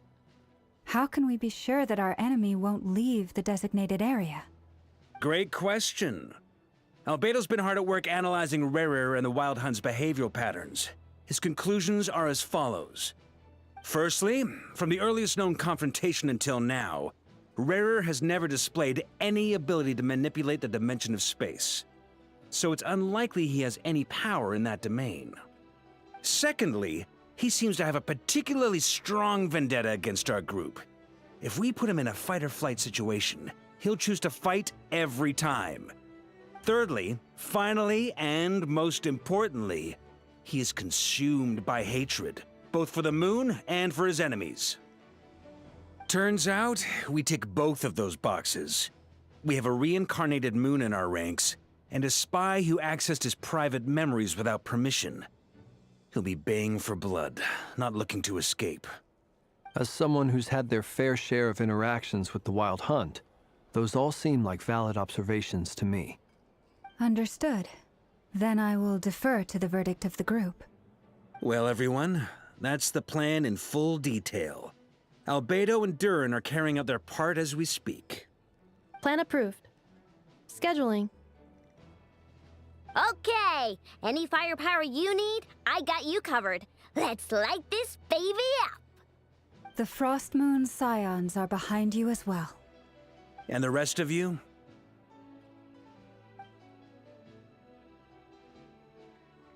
No objections? All right, then it's settled. This is the plan we're going with. Next up, an old tradition of mine. Anyone who wants to back out, now's your chance. Wait, we can still back out of this? Everyone says things they regret, right? I don't want anyone feeling trapped because their mouth said yes before their brain had time to think things through. A very people-first approach. I hear that's common practice in the Knights of Favonius. Heh. Who'd you hear it from? D-Luke? Shh. We don't use people's real names at work. This contact will be known only as Owl, please and thank you. This plan can only work if everyone does their part. Flint's and I will absolutely support it. We shall indeed. You'll be glad you accepted our help. Also, you are the last person I expected to see here, Miss Dory. It's not often I get called Dory in a work context. My peers usually call me Lord Sangama Bay. So, the longer your name, the higher your net worth. Is that the idea here? In that case, Mr. Flint's here must be worth a fortune. That's right, I know your full name. It's... The walls are thin here. I'd appreciate you keeping that a secret. Okay, fine. I'm actually only here as a favor for someone else. Do you have any idea how much it would cost to hire me otherwise? Oh, does this mean someone out there actually has the power to boss Dory around? It most certainly does not. We have a long-standing and mutually beneficial business partnership. She's actually the mom of a friend of yours. Said mom supplied me with a great little trinket, but now that lady's ruined everything. If I don't start building a little goodwill now, my whole business in Notcry is gonna go down the drain! Okay. So what exactly is so special about this pendant? It's a lucky charm that a great mage made for me. We have a business relationship, and she was worried that something bad might happen to me. So, she wanted me to have something that can store power to protect myself with. I finally got it all fully charged up with Kuvaki, and then never went and used it all up at once! Never lost so big in my life!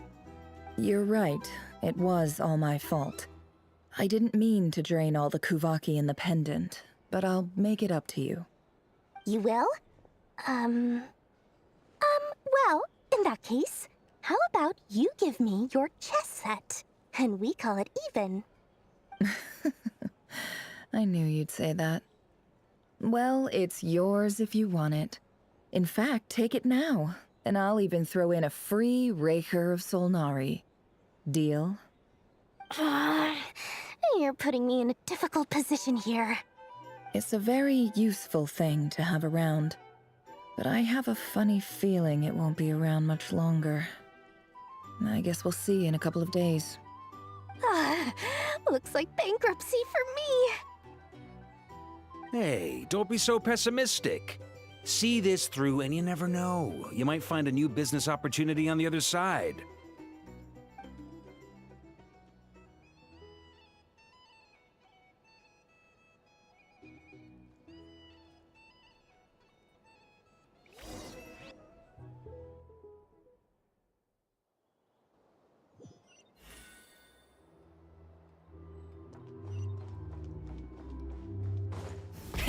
Rev the engines! Dory, how are things going? Feeling ready? Oh, I was born ready. We only have 2 days. You think Lord Sangama Bay would let an opportunity like this slip by? Don't forget, when something's in high demand, the people with the goods on hand get to charge the highest price of all, even higher than the sellers taking advance orders. Ta-da! See? It's right here. Ah, it's so pretty. Did you make it? No, I have a supplier. We go way back, so he made me a very attractive offer. Aha! No wonder you were talking about Lucky Charms at the meeting. You've been getting Kaveh to make them for you. That's not the full story. It actually started a while back as a project between me and the Dendro Archon. Mage Alice once warned me that this world won't stay safe forever. There may come a day when everyone faces a great crisis.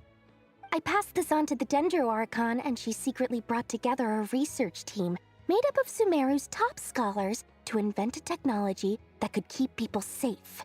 I won't go into the details because it's all very complicated, but if you want to know more, you can ask the Dendro Archon about it sometime. Anyway, point being, it was the Dendro Archon who asked Kaveh to build this little contraption. As one of the top Kasharawar talents, he was the obvious choice. Took him long enough. He stressed over it for ages. Must have gone through at least a dozen designs before producing a final product. But that's Kaveh for you. Marak delivered it to me a couple of days ago, along with a letter from Kaveh. Could I ask why I'm sending this technology to you? What's your proposed use case? Has it been approved by the relevant authorities? So nosy. My fault for sending him the research permit to begin with. Surely Nahida must have told him you were involved in this project. He was probably just nervous because you're always so secretive about your business. Could be, could be. Anyway, I just replied, let's hope there never has to be a use case, because it would involve grave danger. Fair enough. But it sounds like he was just being cautious. He probably felt responsible as the one who made it. Or maybe he was asking as a favor for his housemate. He's done that before. Not sure why, though. His housemate doesn't seem to really care that much about this kind of stuff. Either way, all's well that ends well. I'm just glad to finally have my hands on the product. I wouldn't want to be without it, given the potential dangers that lie ahead. Huh? What does that look mean? Paimon's just super surprised. This must be the first time we've ever seen you actually get serious about something. Well, a long time ago, I made a promise to myself. I promised that I was gonna live every day of my life with a big beaming smile. Obviously, Mora plays a big part in that. But there are always gonna be times in life when you have to give something back. That could mean paying back a debt, returning a favor, or showing some kindness. Alice has been a huge help to me over the years. She was the first investor I ever had. And I want my investors to know that Lord Sangama Bay is the best in the business. And more than that, no one knows what the future will bring. Whatever happens, I want to make sure the Dendro Archon and all of Sumeru is prepared to face whatever comes. Oh, that? I was just making sure Nefer and I are square. Don't be thinking it was some sort of benevolent act. I'm no saint, so don't treat me like something I'm not. My priority is doing the business that I want to do, so long as my conscience lets me, but it usually does. That's the Lord Sangama Bay business model. All right, if you say so. I do say so, and that's the whole point. I'm a businesswoman. Don't go trying to figure out what kind of person I am. You'll exhaust yourself. Much easier for everyone involved if you just take my word for it. Oh, and could you two help me get this stuff where it needs to be? Thanks so much. You're my favorite assistants.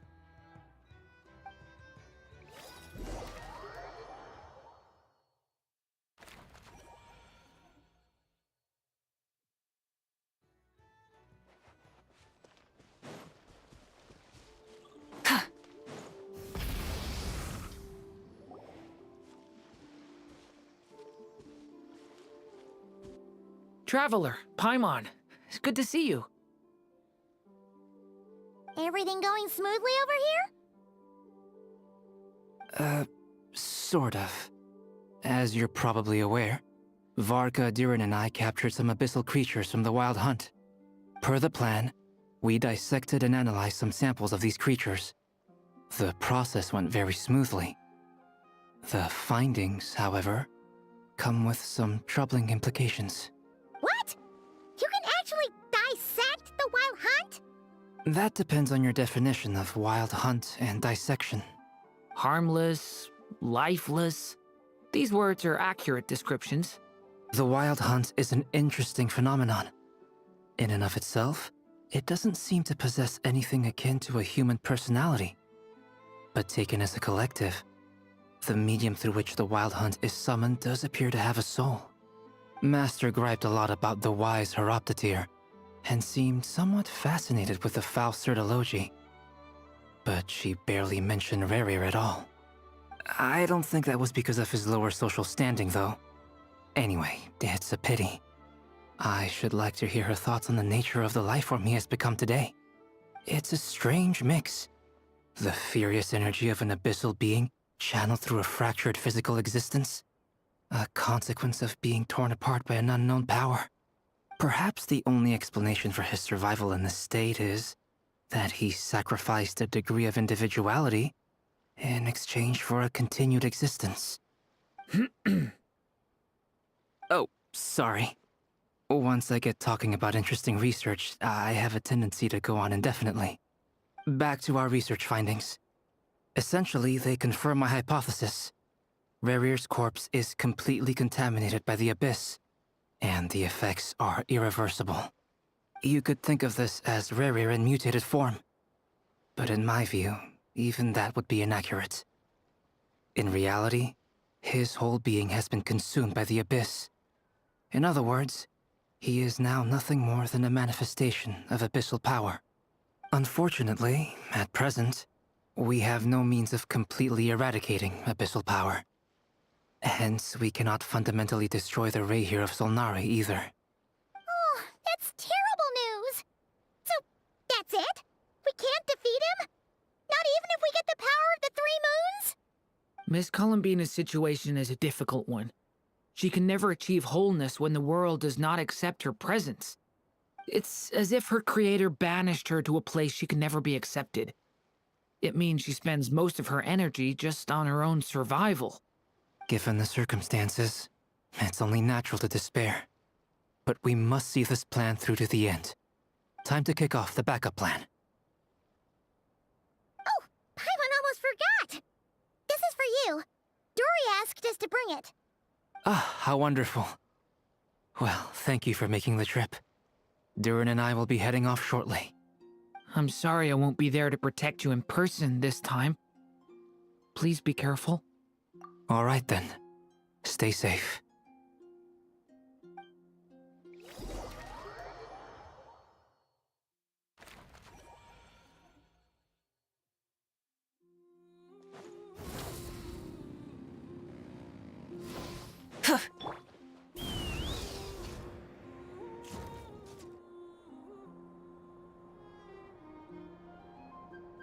Miss Lauma, is everyone here? Yes. The fate of my flock is in your hands, Grandmaster Varka. Please keep them safe.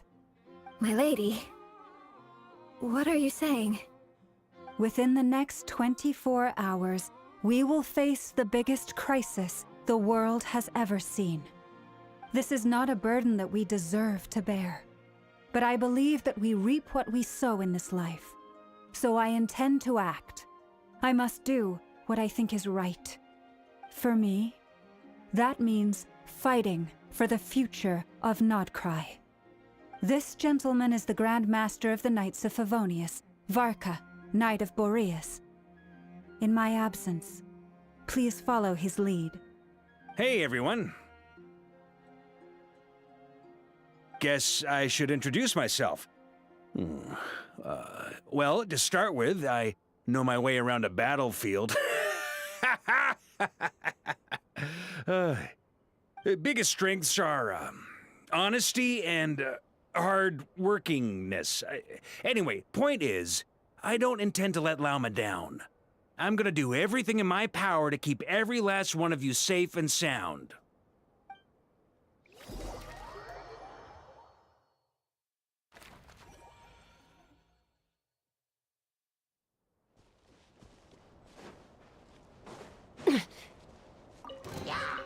Dividing the loot is often a cause of conflict, but... Full throttle!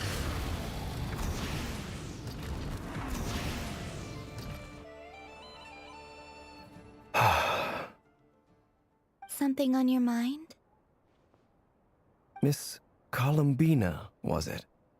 I believe that's how the others addressed you. That's right.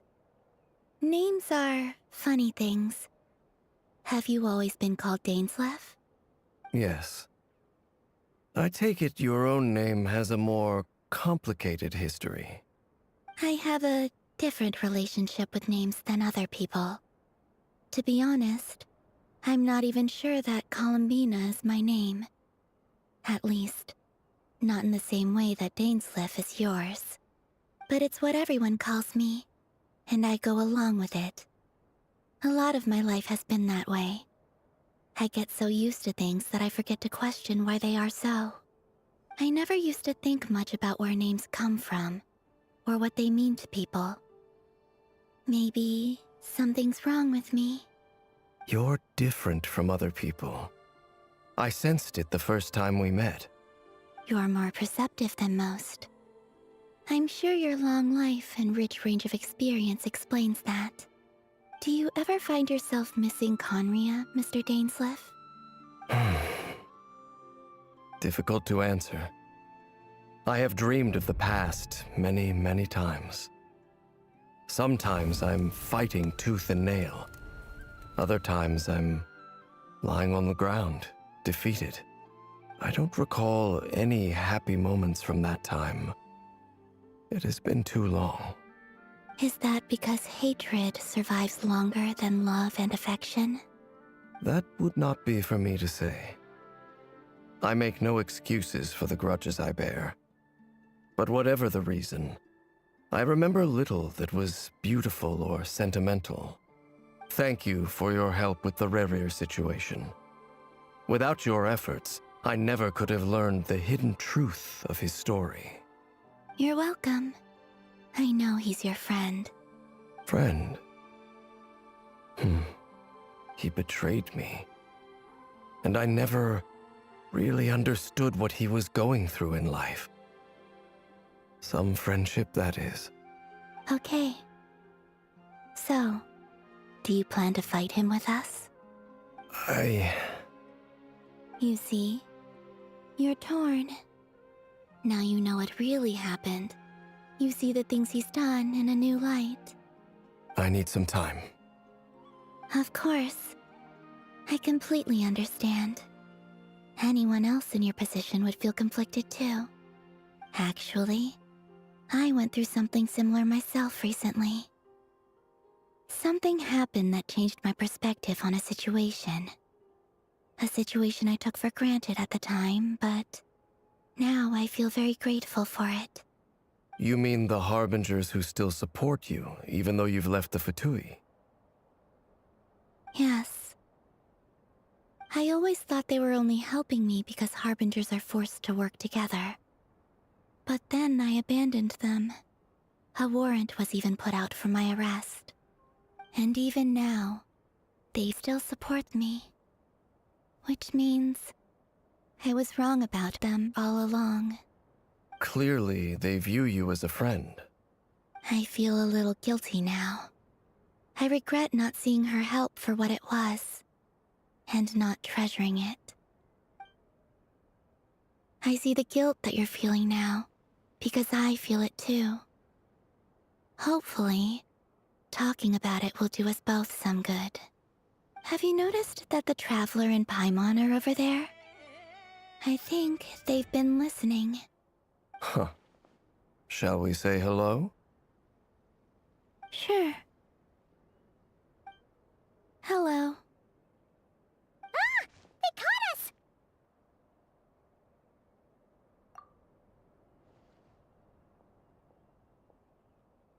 I apologize for making you worry. No doubt you wish to know where I stand on the plan to take down the Recher of Solnari. I'm afraid I need a little time, but I will seriously consider joining you. You will? Oh, thank you so much! Everyone will be so grateful to hear that! They needn't be. This was something that I was going to have to face up to eventually. That doesn't matter to them. They're grateful to you regardless. You can't control their gratitude, so just accept it. And then, have a think about whether you're willing to join us.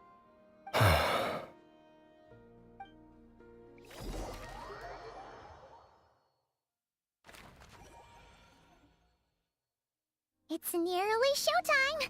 Let's go rendezvous with the others. You know the place.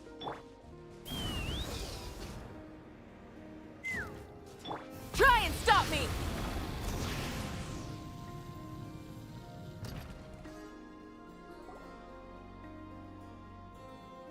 Ah, you're earlier than I expected. Hey, Flint's! Been waiting here long? Not too long. I came a little early so I'd have some time to think. Are you nervous about the battle? Quite the opposite. I'm reminiscing on my past battles. When I was awakened by the Radniki, I had not touched a weapon in many years.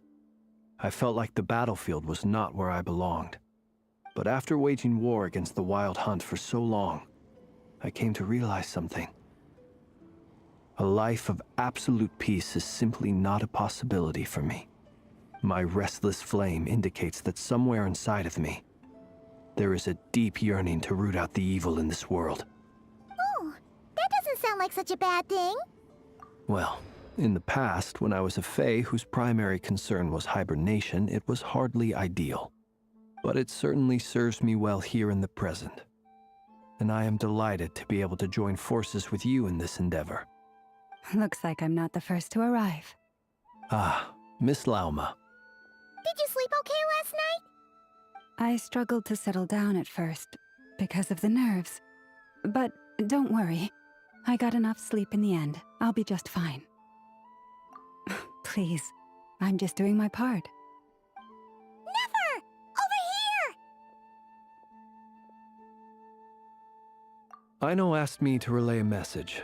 She said Anefa will be on high alert and keep a close watch over all secondary districts where defense is required, providing support as necessary. Meanwhile, Aino herself will provide range support to us directly, using her latest invention. Excellent. My thanks to all involved. The chest set's looking a little unstable. It won't hold him much longer.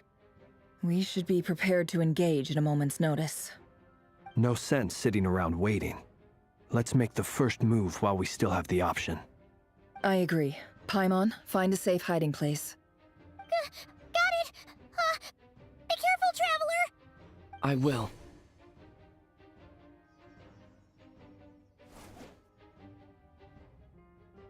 Everyone, take your positions as soon as the battle starts. Every ounce of strength we have in our bones, let us bring to this fight. Ready? Let's go. I've seen all your futile ploys before. You have become the authors of your own demise. I wouldn't be so sure about that. You are merely a moment of sport before I tear down the moon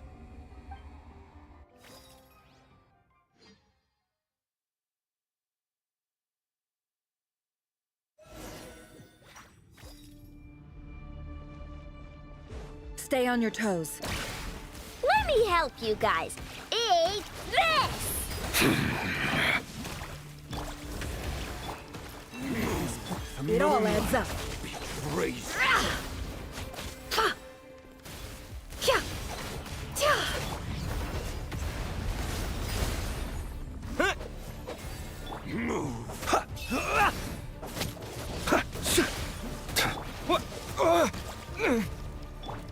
No more lies.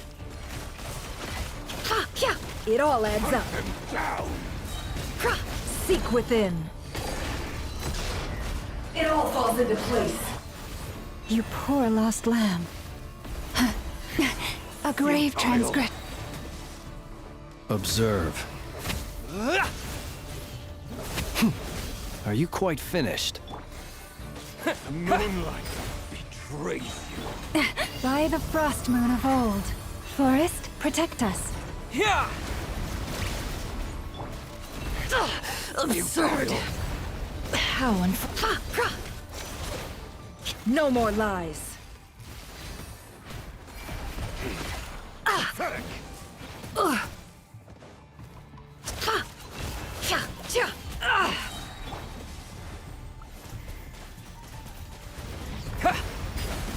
The deception ends here. Can't hide the... You to hunt them down. Time to come clean. Move.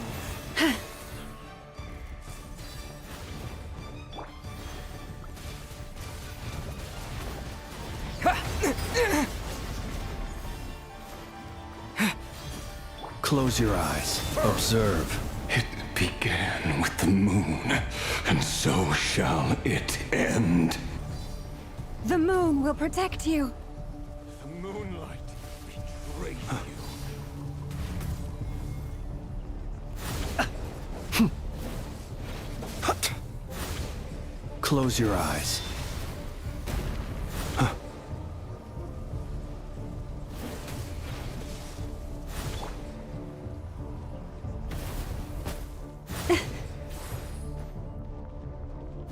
Do you see now? Go! Vedifenir, when will it be as you foretold?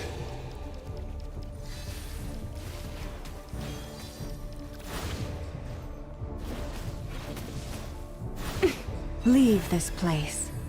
Your foul spirit is not welcome here.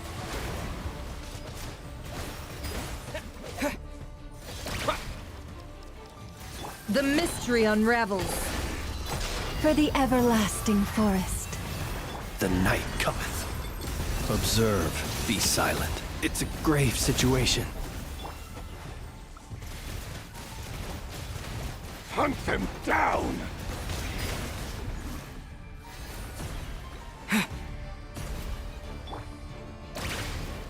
Close your eyes. Futile. Can't hide the truth. Absurd.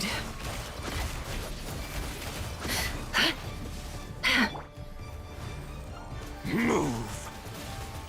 Hunt them down. You poor lost... Moonlight betrays. With one heart, we pray. No more lies. Seek within.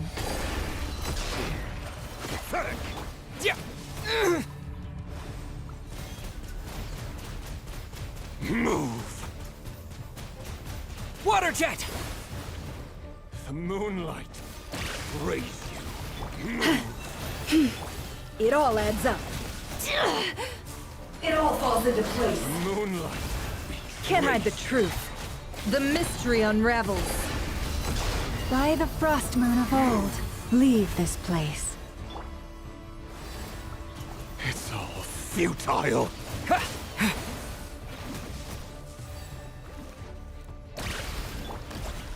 It all... Pathetic. Time to come clean. Bombs away! Be silent. Achoo! Close your eyes. Do you fear the dark? Futile.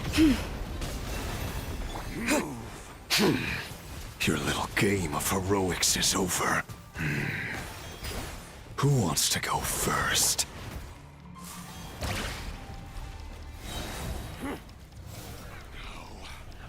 Get out of my sight!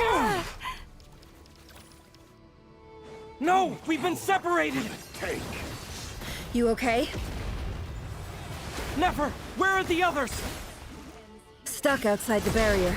I guess he really doesn't like us. I told you before, knowing too much is always a death sentence. Be careful what you wish for. Death is within my grasp. Lauma! Can you hear me? Hold on, Silence. The voices are gone. But at least I know they're still there. I need to focus. Stick to the plan. Remember my most important task. Just keep stalling him. If I can stall him for long enough, the moment will come. Destroyed and reborn. It all adds up.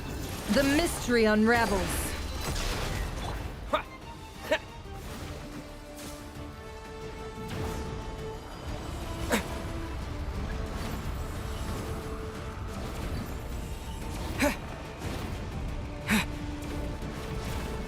I've got this!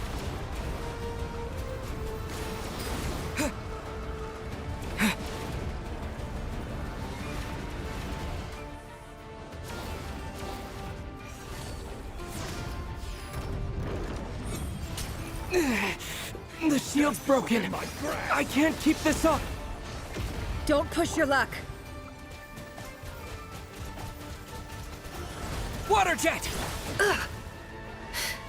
No more lies.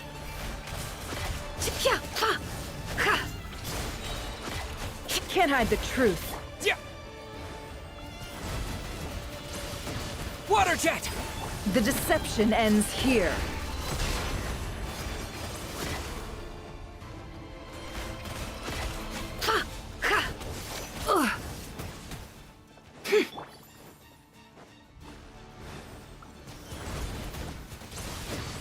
Water jet! No more lies. The mystery unravels.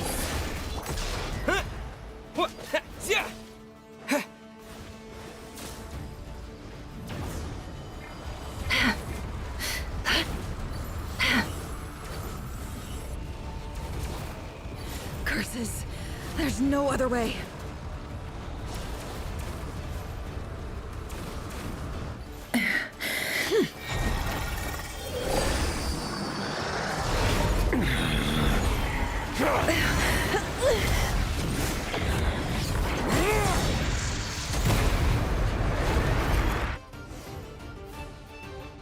The only way to defeat Rarer is to borrow his own power.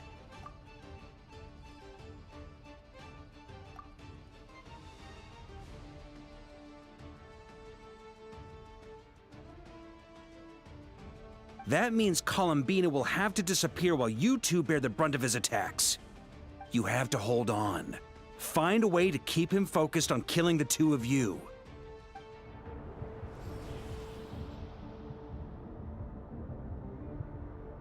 Nefer, your eyes are bleeding. Soon you will be powerless to resist. And then, I will reduce you to dust. But that dust will plague your memories. Come on, keep holding on. Any other tricks up your sleeve? Let's see them. As entertaining as they are, you've backed yourself into a corner. You don't fool me. I see your fear clear as day. I have to stoke his rage.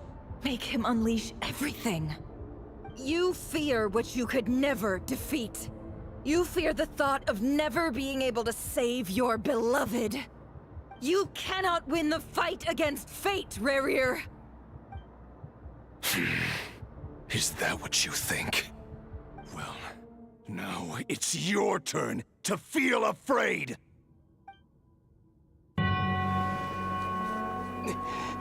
You fear the sound of your own name? Is it us you hate? Or is it what you've become? Let's see what becomes of you!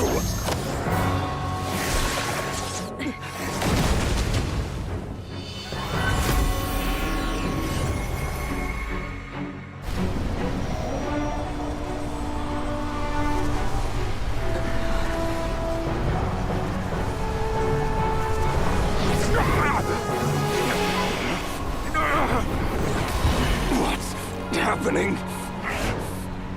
That power. I've seen it before.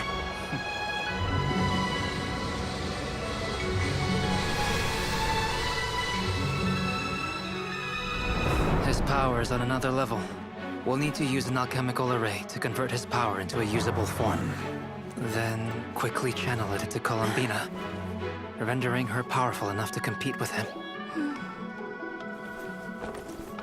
I'll join you. I can help. If I release enough abyssal energy into a confined space, it'll create a potential difference, allowing us to extract a huge amount of elemental energy. Next, I'll synchronize with everyone's minds using Pyro, then give you temporary access to their abilities and fields of view. But it won't last long.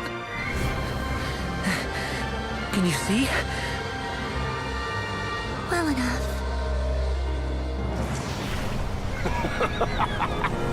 So, we have a student of Gold Rheindotter in our midst.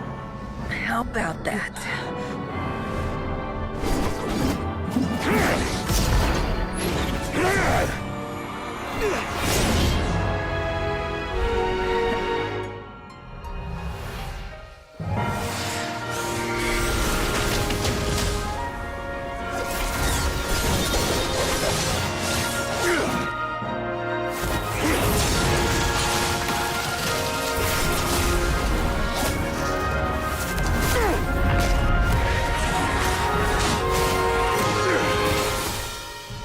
You use my own power against me?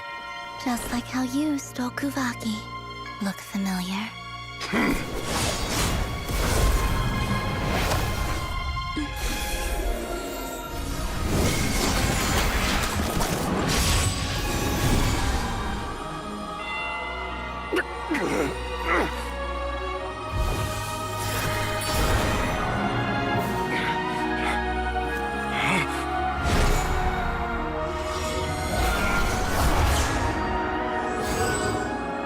Don't you realize? You don't have the power to hold that gate open. I don't, but someone else does.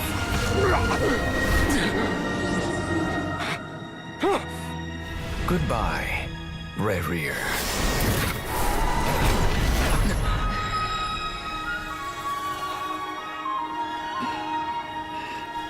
We won.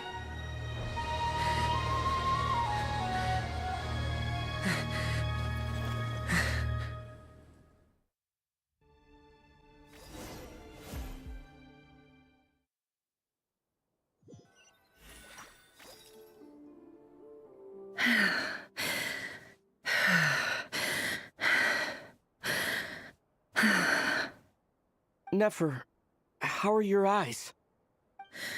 They're fine. Apart from the blindness, of course. It's not too late. Let me handle it.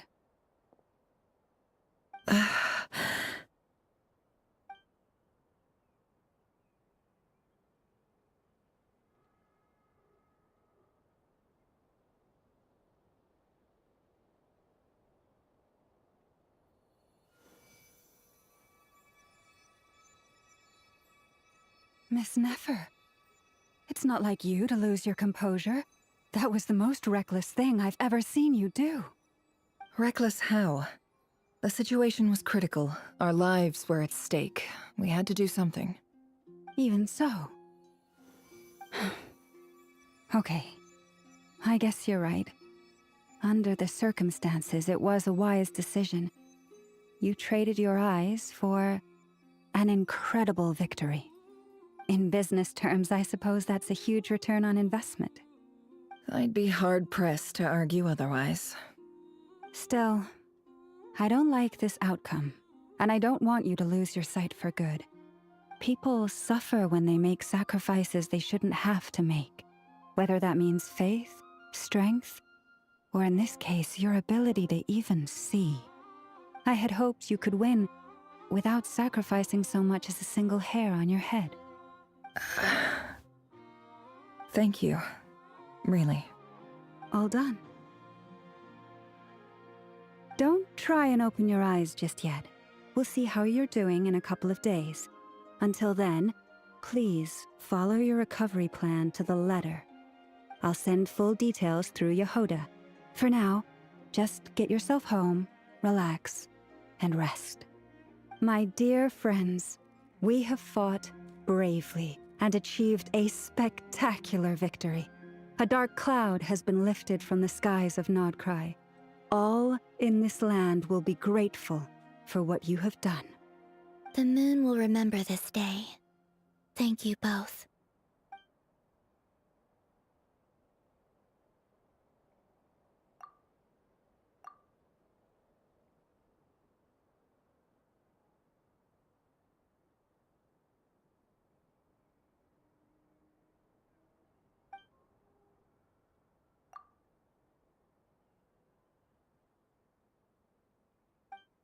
There's something I want to let you know.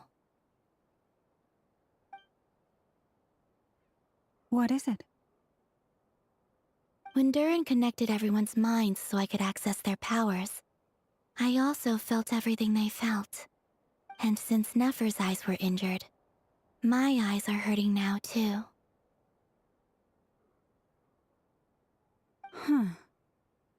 Hold on.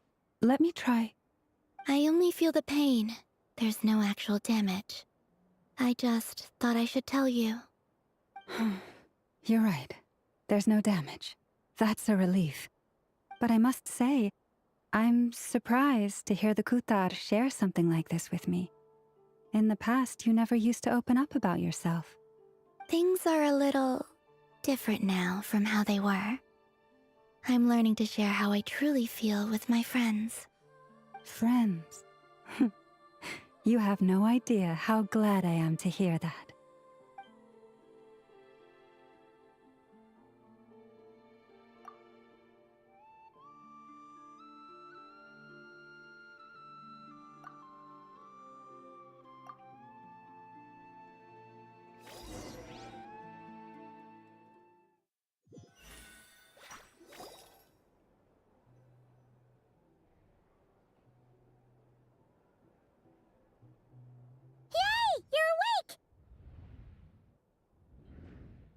How are you feeling? Any aches and pains? Did you sleep well? I'm doing all right, Paimon. No need to worry about me. Phew! Well, that's good. Paimon's been sitting on the edge of the bed worrying about you for ages. You slept a whole day and night. Poor Paimon had to eat all by her lonesome. Glad to hear you didn't starve. How was the food? Well, it wasn't the same without you there to share it. Honestly, Paimon just can't relax when you're not your usual self. She couldn't enjoy the food and settle down to sleep. Well, I'm back to normal now. Oh yeah, and Albedo swung by earlier. He said to tell you to head to the tavern when you woke up. Varker and the others are organizing a victory feast and they want to celebrate with you. He also dropped off some medical supplies, but you seem fit as a fiddle, so guess you won't be needing those. If you're feeling up to it, let's head over now. Wouldn't want to keep them waiting.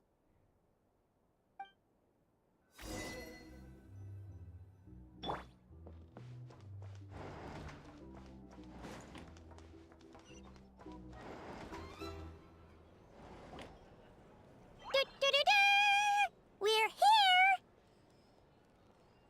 Oh, Traveler and Paimon! Perfect timing! We were literally just saying how there's no way we're holding this victory feast without you any longer, and we would have postponed it till tomorrow. How are you feeling today? Much better. Thanks. Don't worry about me. Relieved to hear it. If that changes, just let me know. Happy to check you over at any time. Yep, we're here for you. Anything you need, just let us know. Oh wait, How are her eyes doing? Nefer's right over there. I'm sure she'd love to catch up with you.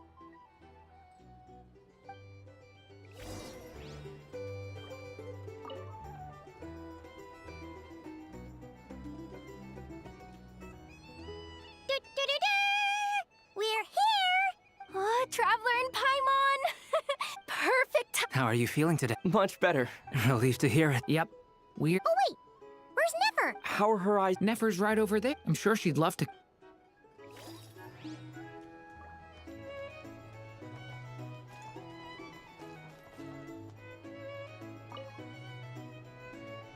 Hello, you.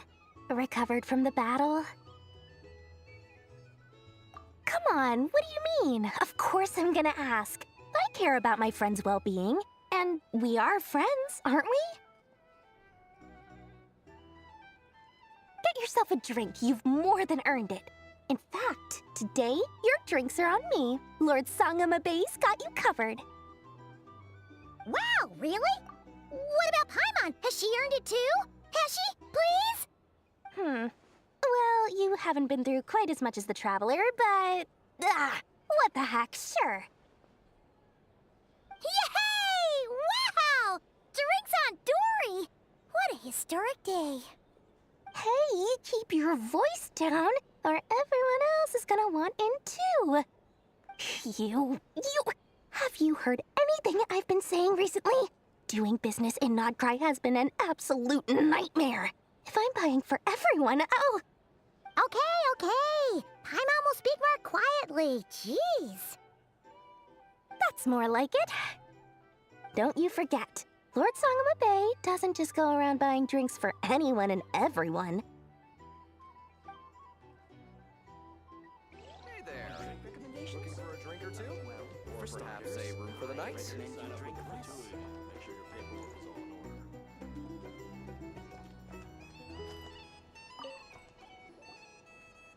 I thought of 1,000 ways to congratulate you, but now you're here, words are failing me. The honorary knight stuns them speechless once again. Well said. The honorary knight showed us all how it's done. The other knights tell me that Mondstadt was the first stop on your journey. All of us are truly delighted to count you as our friend.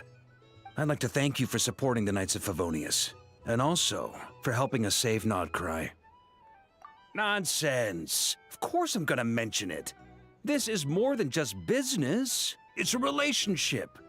And there can be no relationship without showing gratitude where it's due.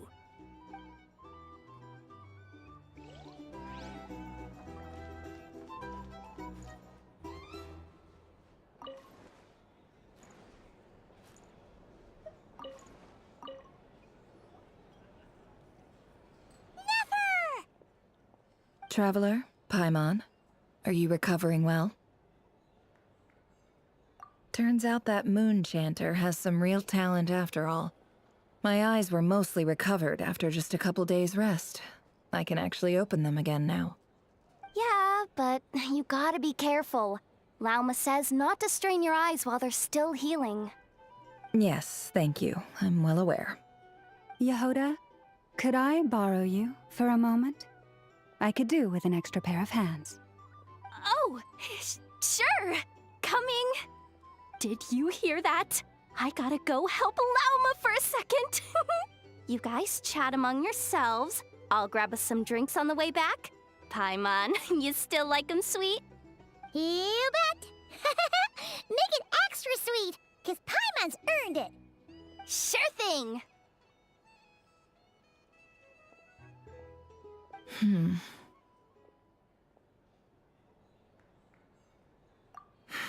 The Raker of Solnari. Kind of a snake, don't you think? No, definitely a snake. A poisonous one who spewed his venomous hatred everywhere.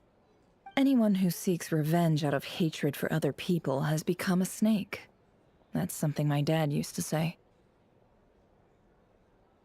Perhaps. I'm sure it sounds like a very wise and open-hearted perspective to your ears. But me? I think hatred is a perfectly justifiable emotion. What else is left when everything you depended on in life gets stripped away? Something's gotta fuel that drive to keep on living.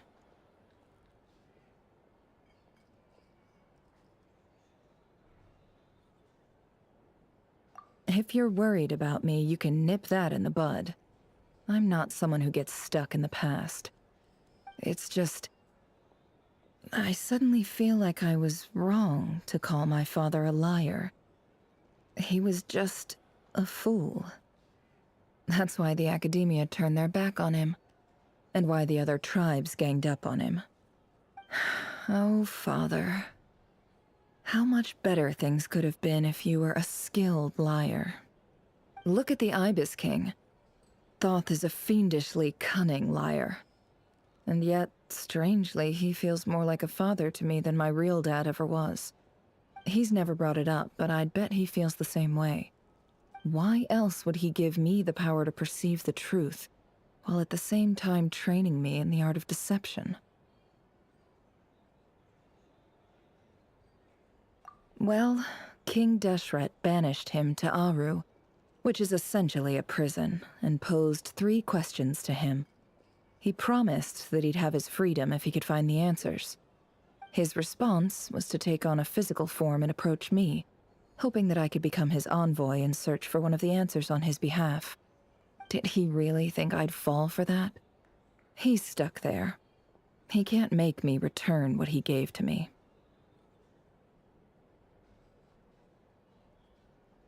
So that's enough for you to decide he's nice, is it? He's a prisoner, and he was scared. So he decided to perform some good deeds to win people's approval. He lives in fear because he's a deceiver. How is Rerir any different? You can't work as a spy your whole life and expect a happy ending. It's preposterous.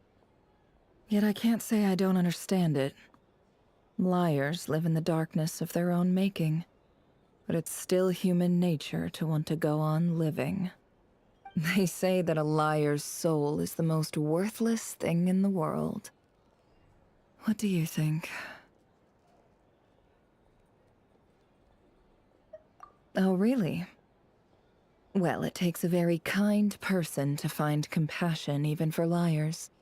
If you ask me, the soul of a liar really is worth nothing, because all they care about is themselves. For example, when something good falls into my lap, I don't go sharing the news around. Stops other people trying to steal it from me.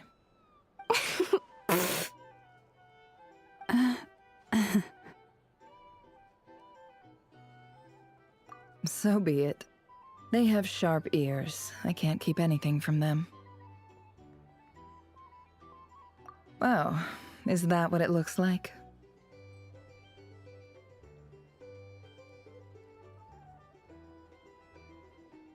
Well, you all know my past now, and I can't simply eliminate everyone who knows too much. So I guess I just have to put up with you, for the foreseeable future at least. When you find yourself in a situation you can't control, the safest play is to keep calm and start monitoring everyone involved like a hawk. In the intelligence world, you need to have a sense of perspective and play your hand accordingly. If you understand what's at stake, please ensure my secret is safe with you. I trust you'll respect my wishes as a friend. But don't forget, I will also be watching you like a hawk. Very good. Oh, wait! Now that the panic's over and we've all calmed down, Paimon suddenly remembered something. After all that build-up, our mystery ally never showed up even once!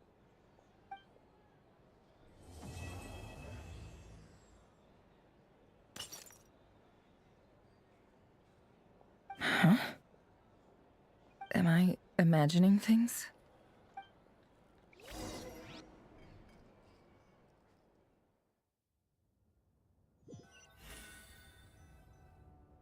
So, that close colleague who stayed behind with you? What's he been up to recently? Don't know, don't care. I get more normal human interaction from hanging out with Bosco too than him. Although, now you mention it, he hasn't bothered me in a while. I wonder if... If he's disappeared without a trace, it's the biggest gift he ever gave to the world. But I somehow doubt that's what's going on. He won't lie low forever. So we'd better stay on guard.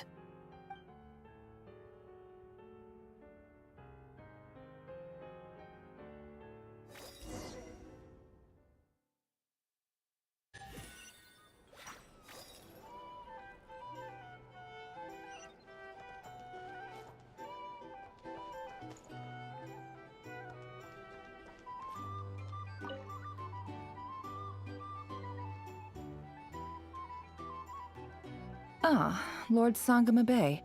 How lovely to see you. I must thank you for the device you provided. It was an enormous help. Would I be right in thinking that it was developed by the Academia? Why come and ask me when you clearly know already? I mostly came to thank you. That's more like it. A little gratitude goes a long way with Lord Sangama Bay. Play your cards right, and you might even stand a chance of becoming my long-term supplier. The chance to work with such a kind and charitable investor as yourself would be a great honor for the Curatorium. Huh? Charitable? Who said anything about charity? First time hearing about it. Let's see. The first plot of land you purchased in Nodcry, your desert interests, and... Stop! What do you think you're doing? Exposing my investment history! It's nothing to hide from. They're all perfectly legitimate investments. And some of the land you purchased was with the intent of building a sanctuary? Yes, I heard about that too. How did you... You're a curious case, Lord Sangama Bay. You don't like people finding out about your good deeds, do you? But I'm afraid no matter how hard you try to keep things under wraps, where there's a will, there's a way. You did it for Sumeru, didn't you? It was empty land that was gonna go to waste otherwise. I figured if I built something there, it might at least get some use in an emergency. Disasters are capricious things. They strike without any warning. I've lost family to a disaster before, and I don't want to lose any friends or business partners if I can help it. My elder sister used to dream of finding a sanctuary. Somewhere with plenty of food, water, and medicine. Where everyone could live happy lives. It was something I looked into, but after discussing things with the Dendro Archon, I decided on a more effective strategy. The tech people handled the tech, and Moneybags provided the Mora. It just made the most sense. It's a pity that so few people know the truth about you. Everyone says that you view everything in terms of Mora, and all you care about is growing your own wealth. So, what's the problem with that? Everyone wants to be rich. It's human nature. So yes, I love Mora, and it's nothing to be ashamed of. But surely you have dreams of your own, beyond just making Mora. You don't get it, do you? My dream is to invest in other people's dreams. And, you know, make a nice little slice for myself along the way. Just thinking about it makes me happy. That sweet, sweet sound of Mora. Thank you. For the device? And the pendant. Oh, that. I was just returning a favor. Don't worry about it. Seems like we've both been away from home for a very long time. Yeah. So long that I barely remember what my family even looked like. That would be your mother, father, and sister? Yeah, though it's been years since my sister passed away.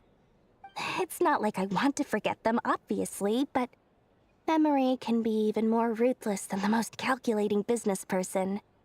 Beyond a certain point, if something isn't helping you, it just gets rid of it. My sister can't help me now. Slowly but surely, her face is fading from my mind's eye. It's become a vague impression. Not everything will fade. When loved ones pass away, The beautiful memories are the ones that last the longest. Yeah, that's true.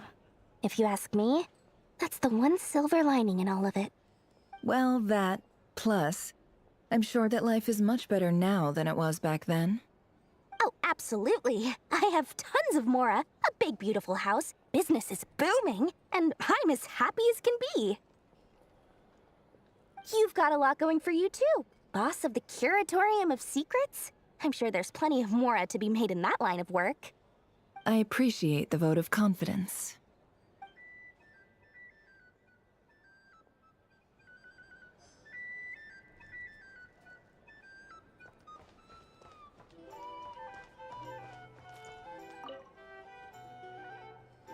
How have you been holding up?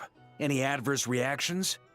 If you start to take a turn for the worse, make sure you tell me right away. You don't need to worry about me, Grandmaster. I'm fine. I mean, I barely did anything, so... What? You're too humble, young man. You played an indispensable role in the battle for Nodcry. We can't thank you enough for your support. Sometimes, when people praise you, it's because you deserve it. The best thing is to accept it calmly and with grace. It's important to learn how to respond to words of admiration. Let's do a quick demonstration. Albedo, that was an incredible feat of alchemy. The pressure was on, but you worked flawlessly at lightning speed to get the job done. Thank you. I can't take all the credit, though. Durin played a big part in forming the alchemical array. See? Did you catch that? A masterclass in how to take a compliment. Okay, yeah. I did work pretty hard to help prepare for the battle. No point denying that. Hey, you guys! Hey, look who's bounced back. Looking good, Traveler. Seems like you've recovered. You won't need to take any more medication. Can I get you a drink? Huh? You know how to order at a bar now? You've sure learned a lot recently. Handling a drinks order is ridiculously simple compared to alchemy. Don't worry, I'll blend into society yet. Paimon believes it. You're clearly a fast learner, just like your brother. To be totally honest, though, Paimon didn't quite follow all the details when you first explained the plan to us. Don't worry, that's completely understandable. Unless you're a student of alchemy, it's hard to grasp the principle and how the process works.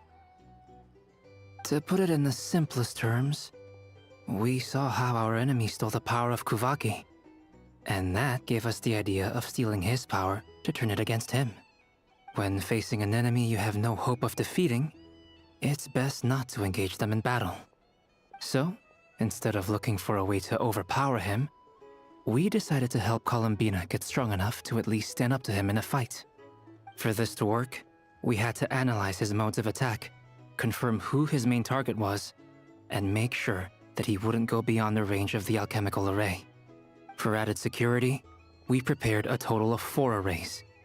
But to mitigate the impact of the battle, we identified one location in particular as the ideal spot, which is where the confrontation took place. The alchemical array absorbed his abyssal power. Then Durin processed it to render it usable by Columbina. That power enabled her to do what would otherwise have been nigh on impossible. What surprised me was that Dainsleif actually agreed to join us.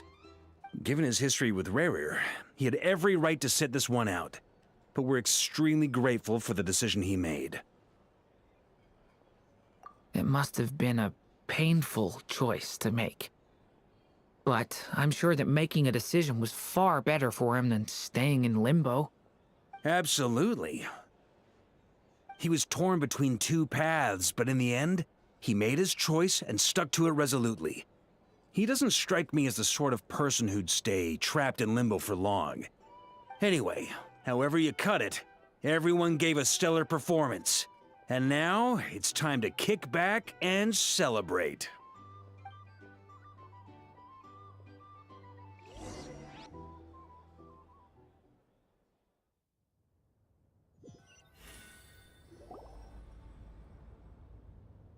That's the only reason you're here?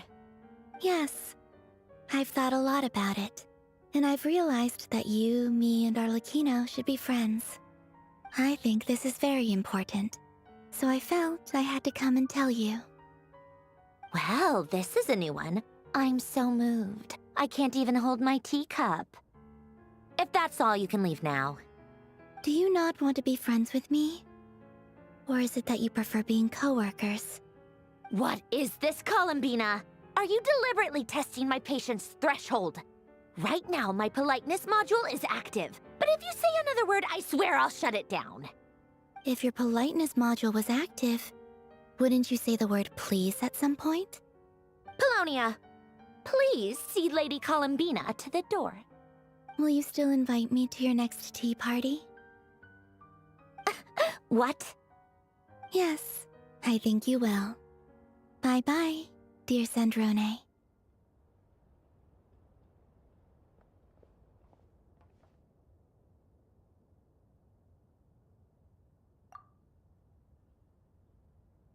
Last time, the Wild Hunt escorted you out. Would you rather I handled it myself this time? We just wanted to, see how you were doing now that it's all over. Why? Out of concern for my safety?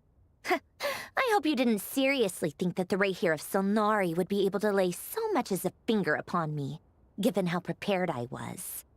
Mostly because you kind of helped us out, so we just wanted to check you were okay. Looks like all your robots are fixed, huh? Oh, don't you worry about that. Tea time is already a write-off. The visitor before you managed to kill my appetite. If you're in the mood for tea, go ahead and help yourself. Otherwise, it's going to waste. My coasters are still missing in action, though. Use this notebook instead. Whoa! Pretty hefty notebook. Look at all those calculations. You can ignore those. They're just dumb scribblings. I doodle and write in my free time. Sometimes I remember the distant, dreamlike past. Sometimes I imagine the far-flung future. And other times, I grit my teeth and note down all the crazy nonsense going on in the present. Some people do the crosswords in the newspaper.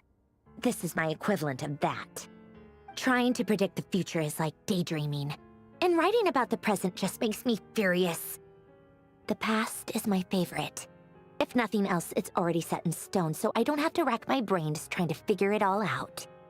Huh. Although, having said that, the only vaguely interesting memory in my past is probably that guy they call Lord Artificer. Who else? Pretty much all the mecha in Fontaine are his personal handiwork. Wait, are you saying you know him? Like, personally? As a friend? I mean, I guess we were friendly enough. Yep. In fact, I'm probably the only normal person left who knew him at all. We used to chat occasionally back when he was still around. Before he passed away, he asked me to destroy all his manuscripts. I honored his request, but I did read through everything first before destroying them. I mean, I couldn't let the genius of Lord Artificer Alain Guillotin disappear like that. Would have been such a waste. So, that's where the formula's in your notebook are from? I just told you. Those are my equivalent of crossword puzzles. They're just dumb formulas that I solve for fun when I'm bored. Alain's work was like epic poetry. The formulas in my notebook are just silly little riddles in comparison. Not that there's anything bad about them. I mean, at least, solving those riddles isn't going to hurt anyone. Except me, 'cause I lose a few brain cells in the process. Anyway, while we're on the topic, I might as well tell you about what happened to him and his friends. Alain Guillotin had two close buddies, Renee and Jacob. They spent their childhood years together in the Narzissenkreuz Institute. They were all quite competitive, so there was some rivalry between them, but it was a friendly rivalry. But beneath the friendship and the rivalry ran something deeper, a sense of nostalgia for the past. Unfortunately, childhood would end, the prophecy would come true, the apocalypse would arrive, and the future would never be. A mad dream that would normally only capture the minds of lunatics began to take root in their hearts. A dream of saving the world. And if Renee and Alain had been people of lesser wits, that dream would probably have ended up as something for them to joke about in their older years. But alas, they were some of the sharpest minds around. They nurtured that dream with the full power of their intellect, and it grew into something that ate away at their souls. The first of them to fall under its spell was Renee. Against Alain's wishes, he persisted in experimenting on a mutual friend of theirs to try and save their life. Alain did not approve and parted ways with Renee. It's complicated. Alain wanted to believe that Renee only did what he did for the sake of their friendship. But when he told me about what happened, I could tell he still had some suspicions about Renee's motives. Perhaps the seed that would grow into a nightmare had already sprouted in Renee's mind. Even then, the next time they met, Renee's soul had been completely engulfed by the dream of salvation. His futile attempt to change the tide of fate only resulted in a wave that swallowed up the world, even before the apocalypse came. And although that wave died down eventually, I hear that it just recently came back with a vengeance. As I understand, Renee wanted to live out his dream of salvation once more. But I'm told that the attempted resurgence finally died out for good. At long last, Renee awoke from his deluded dream. Though of course by then it was far too late. What do you think of Renee? Do you admire his transcendent genius? His view that any price was worth paying to achieve the lofty goal of saving the world? Or do you despise him? Dismiss him as an evil madman who wrought havoc on the lives of everyone around him as he pursued his delusional dream? Same difference, really.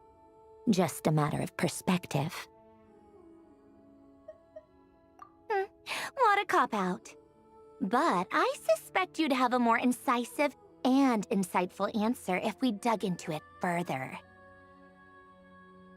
I don't like fanatics who give up their whole lives for their ideology. Nor do I like fools who let their delusions take control. Maybe I could understand if Renee had just been an ordinary person. But he had a sage-like intellect. And still managed to get himself lost in the labyrinth of his own desires. Anyway, that's enough about Renee. Now, moving on to Alain Guillotin, the Lord Artificer. He managed to put a stop to the first storm whipped up by Renee. But after that, Alain lost his friends and family. To his credit, I suppose, the loss of his family and friends was purely a tragic accident. It's not like Alain sacrificed them for his cause or anything. After that, the only thing supporting his work was the same dream that had dragged his closest friend down to the abyss. But although the desire to save Fontaine drove him to found the Fontaine Research Institute, Alain continued to reject any form of transcendental knowledge or power. He was suspicious and fearful of it, having seen the way it had affected his closest friend. I think that formulas and machines derived solely from human intellect were the only thing that gave him a sense of spiritual comfort. Yet Alain's intellect was simply too great. It barely left him space to breathe in his lifetime. Once he realized that the end of his life was approaching, he finally accepted the truth. The Nazissenkreuz Institute needed someone, and a human being, to see its story through to the end. He quit working on his formulas, trading them in for the fairy tales that had played such a formative role in his childhood, but which he'd barely touched in his adult life. He told me that the director of the Nazissenkreuz Institute used to read those fairy tales to the children as bedtime stories.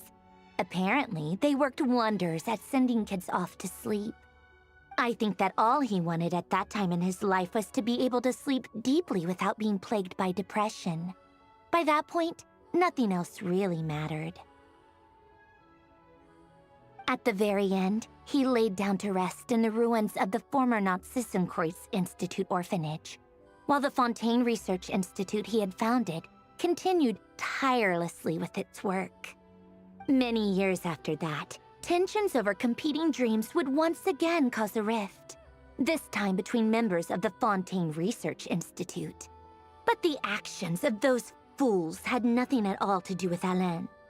And that is the story of two people from the Narzissenkreuz Institute who both wanted to save the world. One went all in on his fantasy of salvation without ever looking back, and ended up calmly sinking to the bottom of the deepest sea. The other sought desperately to burn bright in his life, even though he wasn't sure where he was going.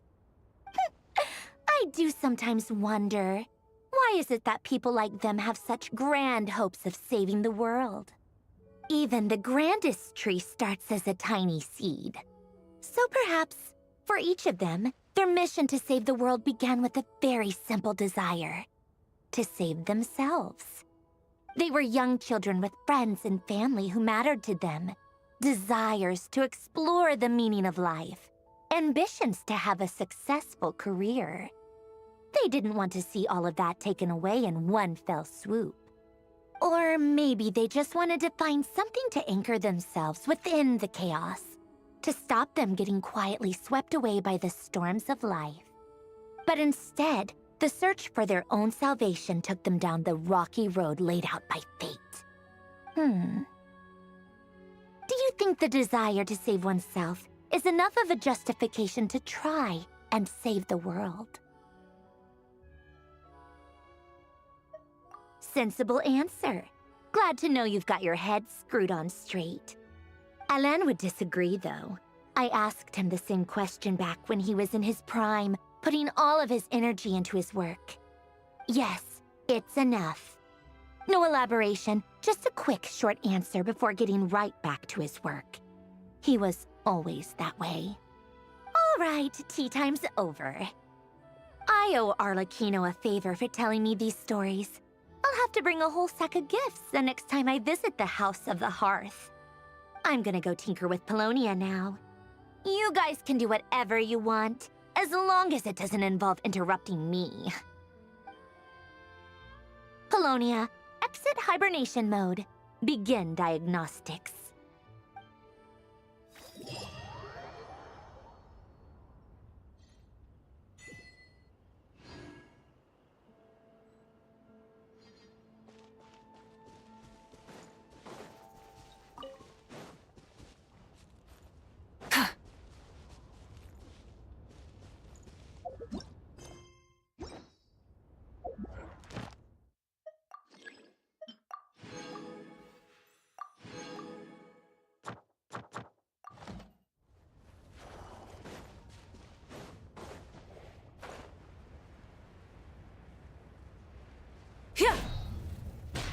Full throttle! Teamwork is dreamwork! See Laline! Eats Papa! Get him! Wrath from the skies! Take me up! Locked on! More makes a lot.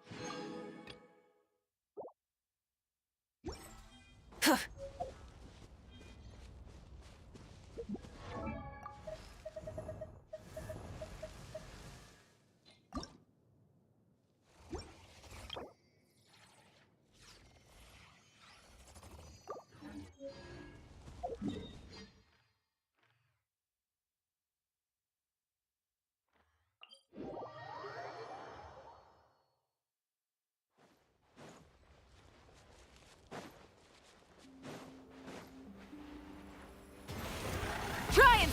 Let's light it up! Everybody stand! Ha! Suffer the wrath of... Let's fly. Locked on! Locked on! Huh? Teamwork is dream... Ugh! You two! Time... Pyroclastic surge! Fire in the hole! Ha! Bullseye! Bullseye! Locked on! Let's light it up! Everybody stand, show no mercy! Locked on!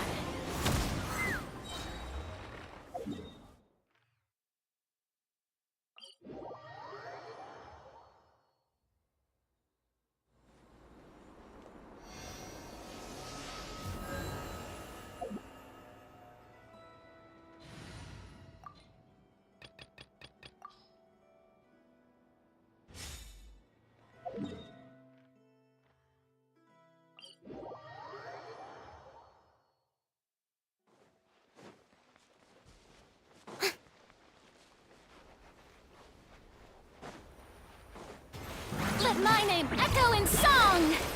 A burst of flavor! A dash of... suffer the wrath of Eastleigh! Be sanctified.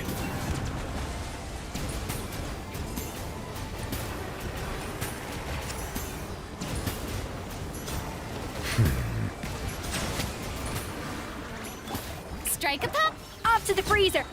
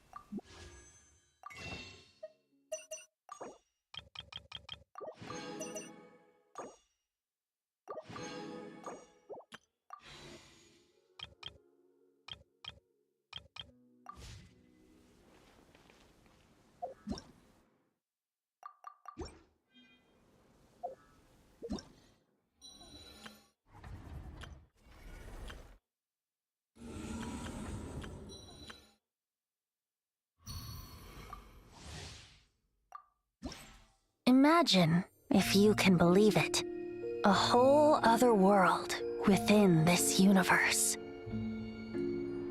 In that world, people found supreme bliss in what can best be described as lucid dreams. Reality became blurred, or rather, redefined. But outside of their flawless reality, the problems of the material world remained. And in the end, the cold, hard truths of the real world caught up to them in the reality to which they had escaped. Deep in the dark ruins, another soul who was fleeing destruction discovered the final remains of this world. These two terminals were once a means for the dreamers to manage the outside world. Now, they form part of the mage's collection. The mage once tried to form a world from things she had gleaned in her eclectic experience.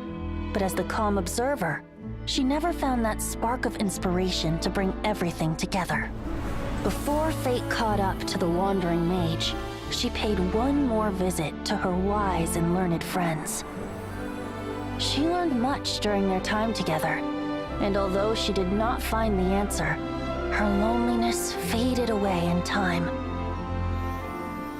But as she and her friends crafted other wondrous worlds together, she finally realized the missing piece in the world she dreamed of creating. A vibrant, captivating protagonist. The The glorious traveler and their impeccable companion were the perfect candidates. She was filled with hope. The lucid dream of a lost civilization was built anew, and the mage's vast collection now had a world to call home. After sojourning for so long, it was time for her to leave lest the destruction catch up with her. And in any case, a new story had now begun.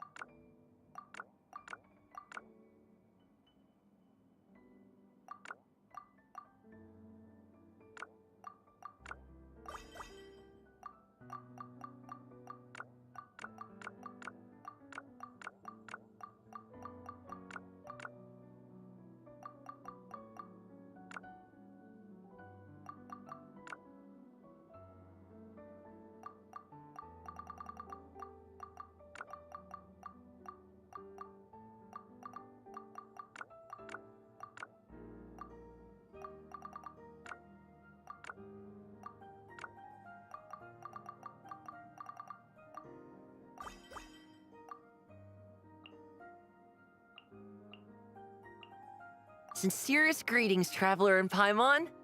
Sincerest greetings, Traveler in Paimon. Sincerest greetings, Traveler in Paimon. Sincerest greetings, Traveler in Paimon.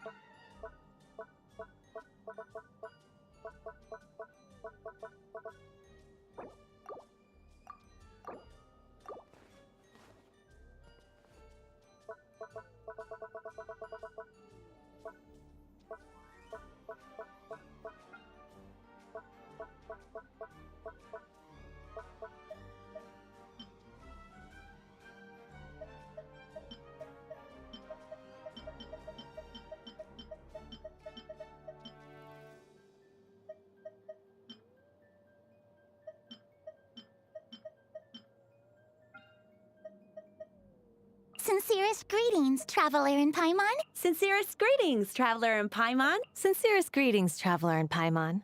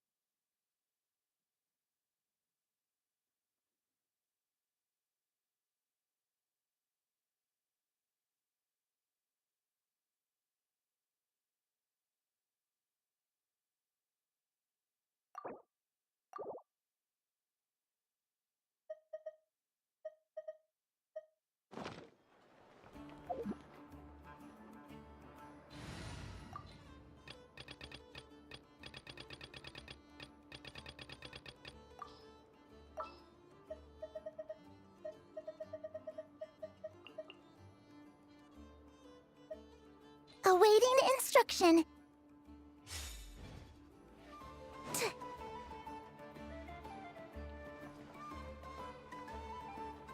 Ha! Yeah!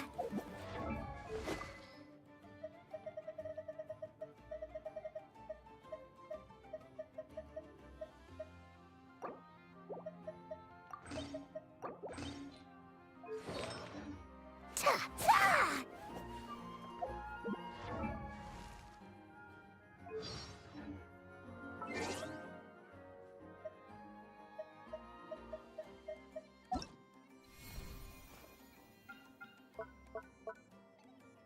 Sincerest greetings, Traveler in Paimon. Sincerest greetings, Traveler in Paimon.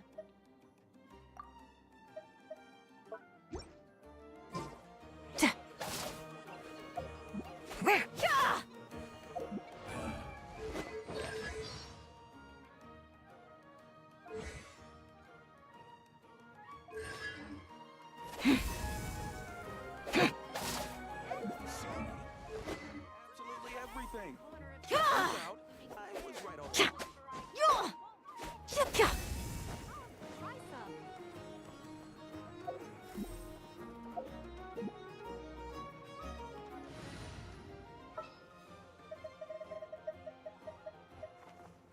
Awaiting instruction. I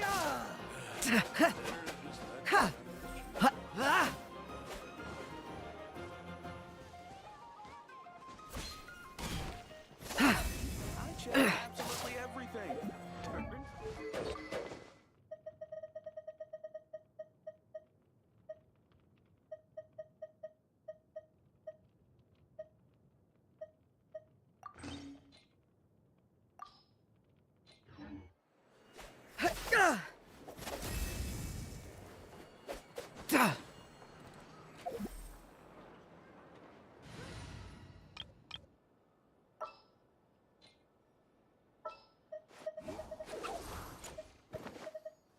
Awaiting instruction.